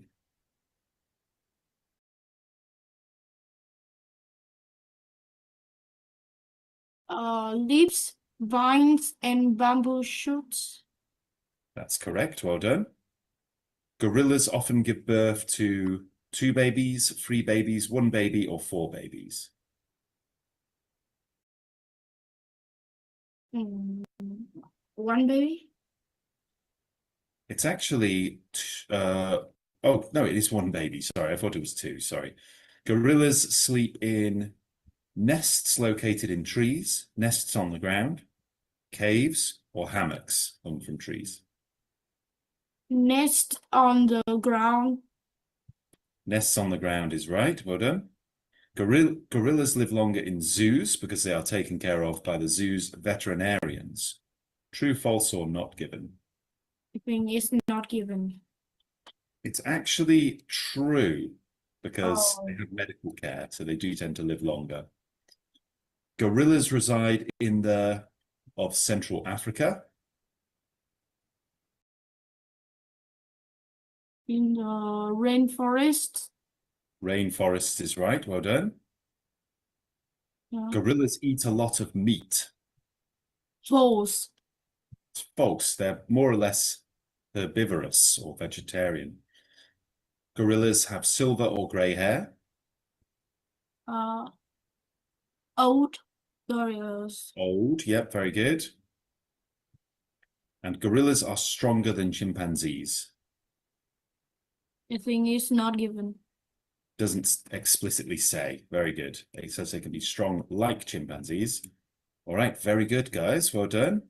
So, well done today. Our next lesson, we're going to do some talking. We're going to do some speaking about whether zoos are good for animals. So if you want to practice those questions before the lesson on Monday, then you can simply go on to the Stax English IELTS Master Course and go down to Debate Simulator AI, and you can actually practice this with an AI. If you haven't already, please sign up to the Stax English IELTS Master Course so that you can follow along and do the quizzes and things yourself. The link is there in the chat box. You just need to use the coupon code English for All in block capitals with no spaces, okay? And then click enroll now. So if you haven't already, please do so. Same for anybody watching on the live stream. Finally, just going to plug this one more time. These lessons are pay what you can afford. So you can pay as much or as little as you like for this lesson.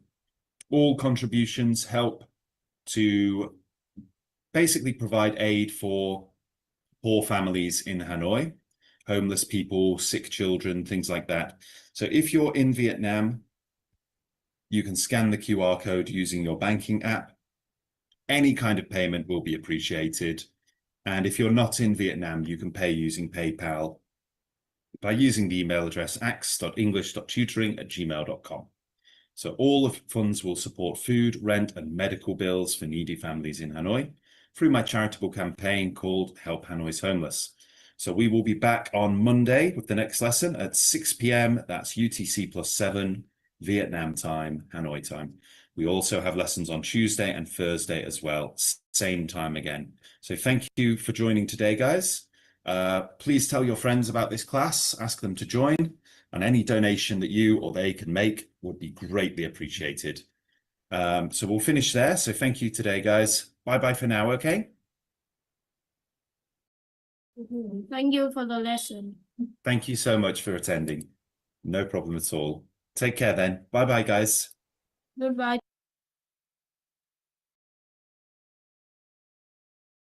Yeah, so this week, this lesson, we'll be looking again at healthy soils. So just bear with me one moment while I load everything.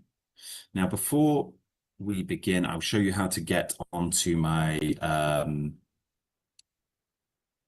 onto the Stax English site for free. So as I say, yep, this lesson is provided free of charge. We ask for contributions only. If you want to make a donation, then you can make a donation either using the QR code if you're in Vietnam, or you can make a donation through PayPal if you're outside of Vietnam. So that's completely up to you. Now, before we jump into things, so that you guys can follow along, you can actually, I'm actually giving people free access to the Stax English course. Now, the way to get free access would be, let me just find it. Yep. So just bear with me one moment. Let me just sort this out. So I can give you free access. What we're looking to do is access the master course. Okay, I'll show you how to do this. So basically, you can go onto Google, and you can type in Stax English IELTS master course. Okay, now obviously it's got a price there, but what you type in is in full capitals down here, English for all. And I believe that's the coupon that's working at the moment. Yep. And when you do that, the price goes to 100% off and it becomes free. So if you want to sign up to the course, you just need to type in English for all on the coupon code and you can access the course for free. So if you want to do that, I'll send you the link. So the link is there. Click that. And all you need to do is type in the coupon code, full capitals, no spaces, English for all. Now, when you've done that, so you can do that now or you can do that after the lesson. Once that's done, you will be able to follow along with these lessons and actually do the lesson at home as well. So when there's, so if there's anything you want to practice a little bit further after the lesson, if there's any sort of games you want to do, or you want to revise the vocabulary or do some paraphrasing or some writing tasks related to this lesson, then you can do that at home free of charge. And this will work on a laptop or on a phone or on a tablet or whatever your device is. So carrying on from our previous lesson, we're going to look at healthy soils. Okay, so we're going to play the video first of all. So if we can just make sure our microphones are off for this little bit so we can hear it a bit better. So let's begin.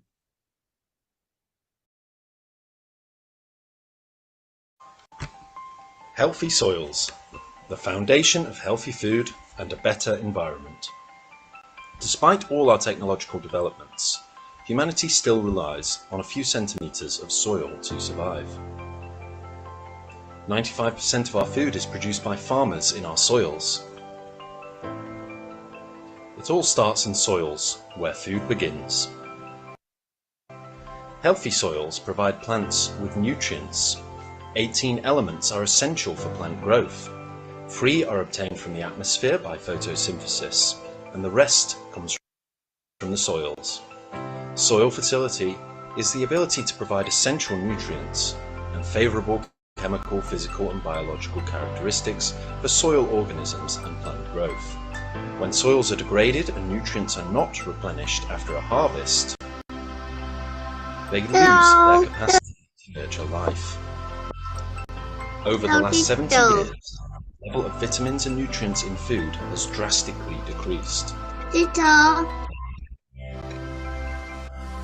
loss of soil fertility leads to low crop yield. It also leads to hunger, malnutrition and poverty. When nutrients are in excess, they spread into the environment,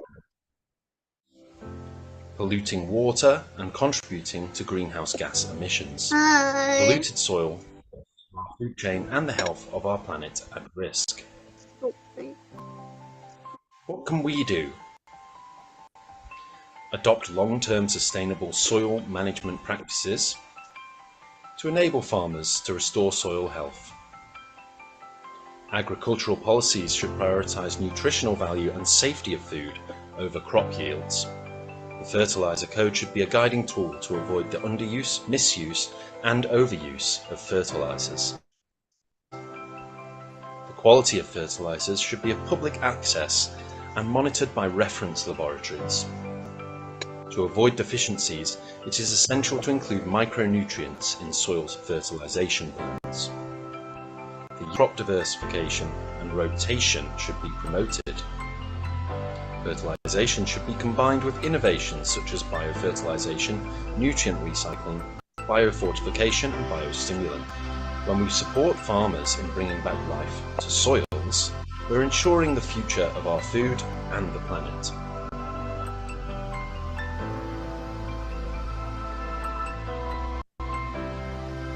Healthy soils for healthy planet, food and people.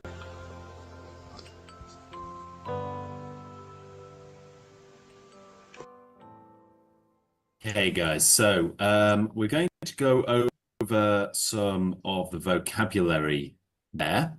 Now, if you were in last week's lesson, you will probably know the vocabulary already.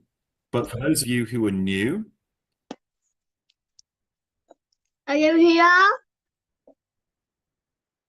we do have a vocabulary bank, but we're also going to play a quick game. So I'll show you the One. that I gave you before. Then you will be able to click the link that I've just sent to you in the chat box, and you'll be able to access the vocabulary bank and have that open. Now, don't worry too much if you haven't, because we're going to go through these games anyway and learn the vocabulary. So first thing we're going to do is just a vocabulary guessing game. Now, this is games on the Stax English Master Course. With this game, for those who were here in the last lesson, you know what to do. You just have to figure out whether it's this word, or this word by looking at the clues. We can actually get more clues by clicking these buttons here or these buttons here. So let's try this one. So we've got the word replenish, sustainable, and nutrient.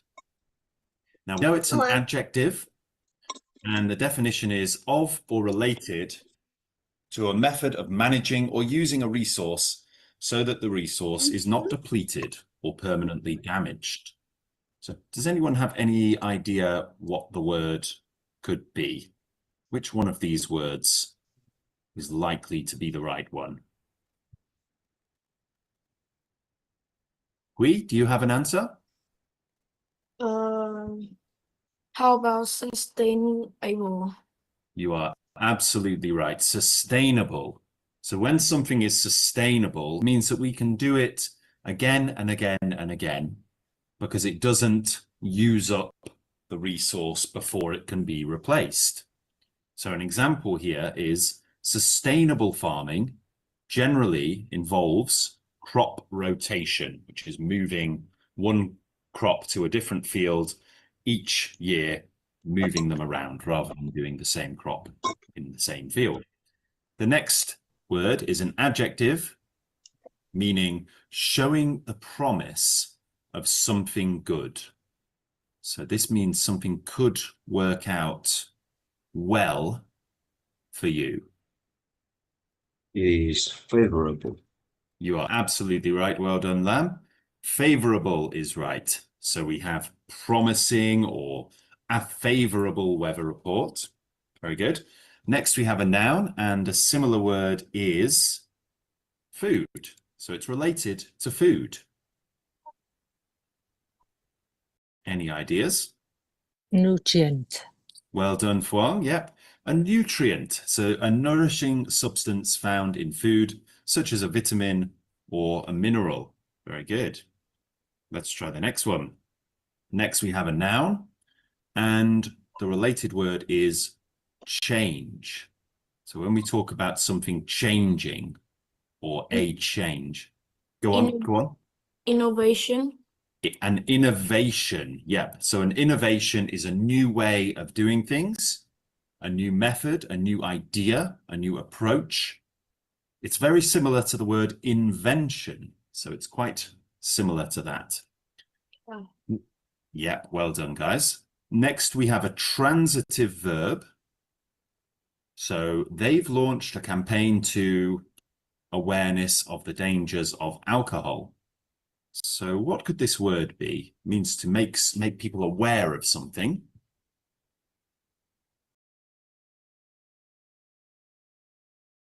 Should we have another clue? What? Well done, Fuang. Very good. So when we promote something, we encourage it, we make people aware of it, and we make sure people know about it. Very good. Okay, good stuff, guys. We're doing really well. If you're joining us on the live stream, you can write your answers down in the chat box too. So the next word is a transitive verb, and a related word is demolish. So it's not a synonym, but it's kind of related. Demolish means to destroy a building entirely.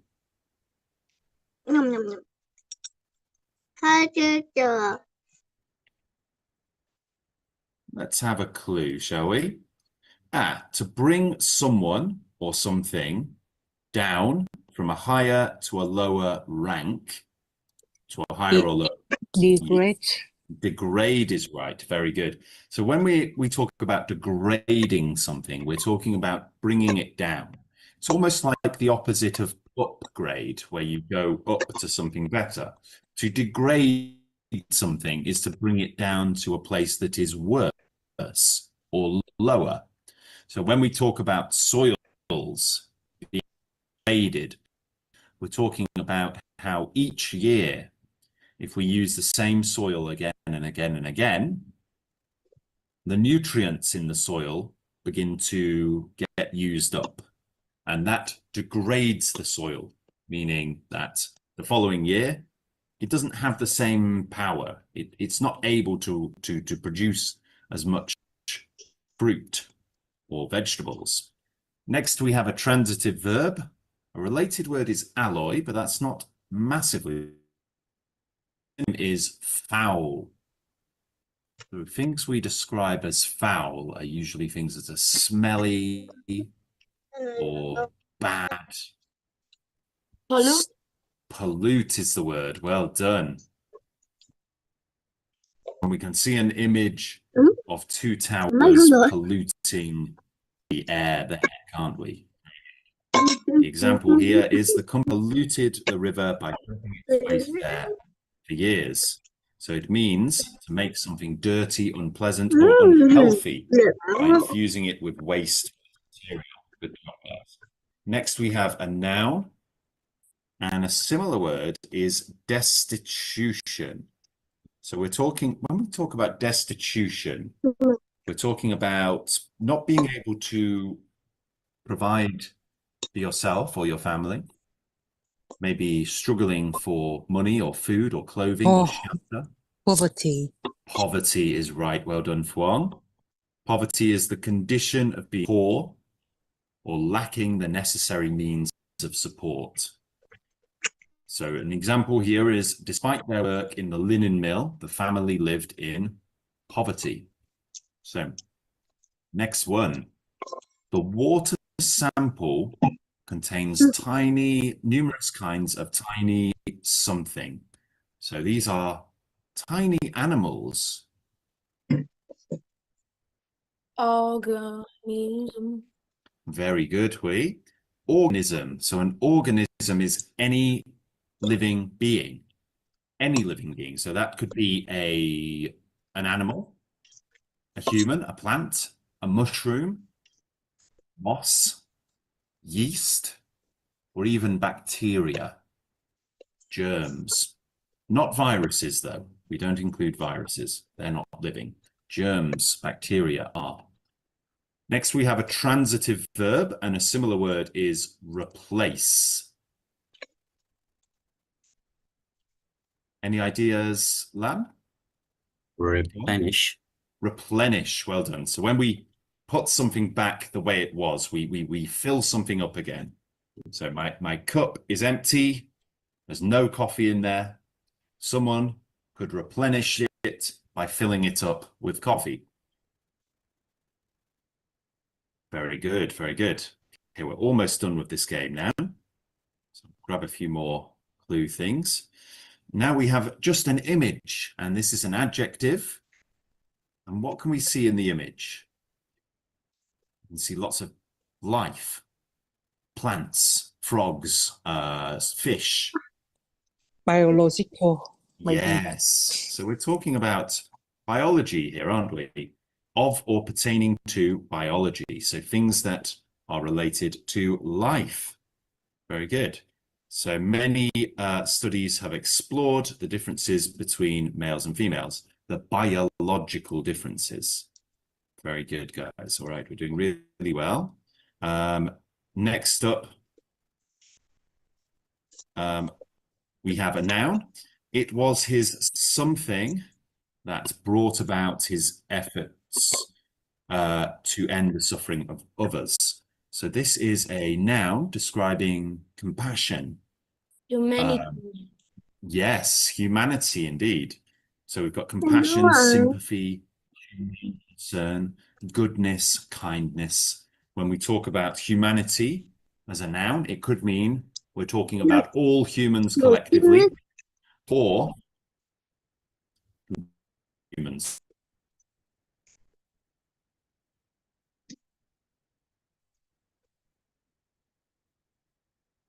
The gas,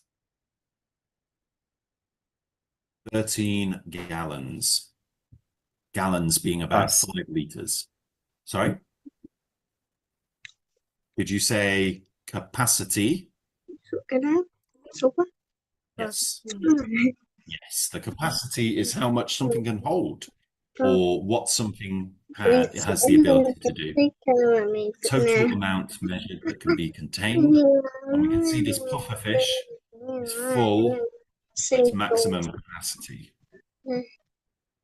All right, very good. Transitive verb now, to care for and encourage the growth and development of a living thing.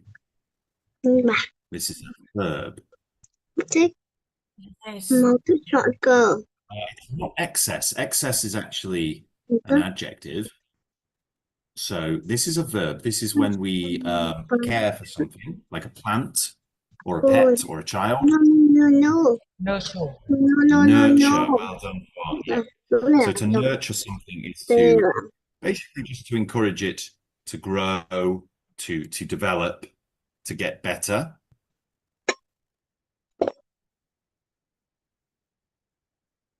Hả?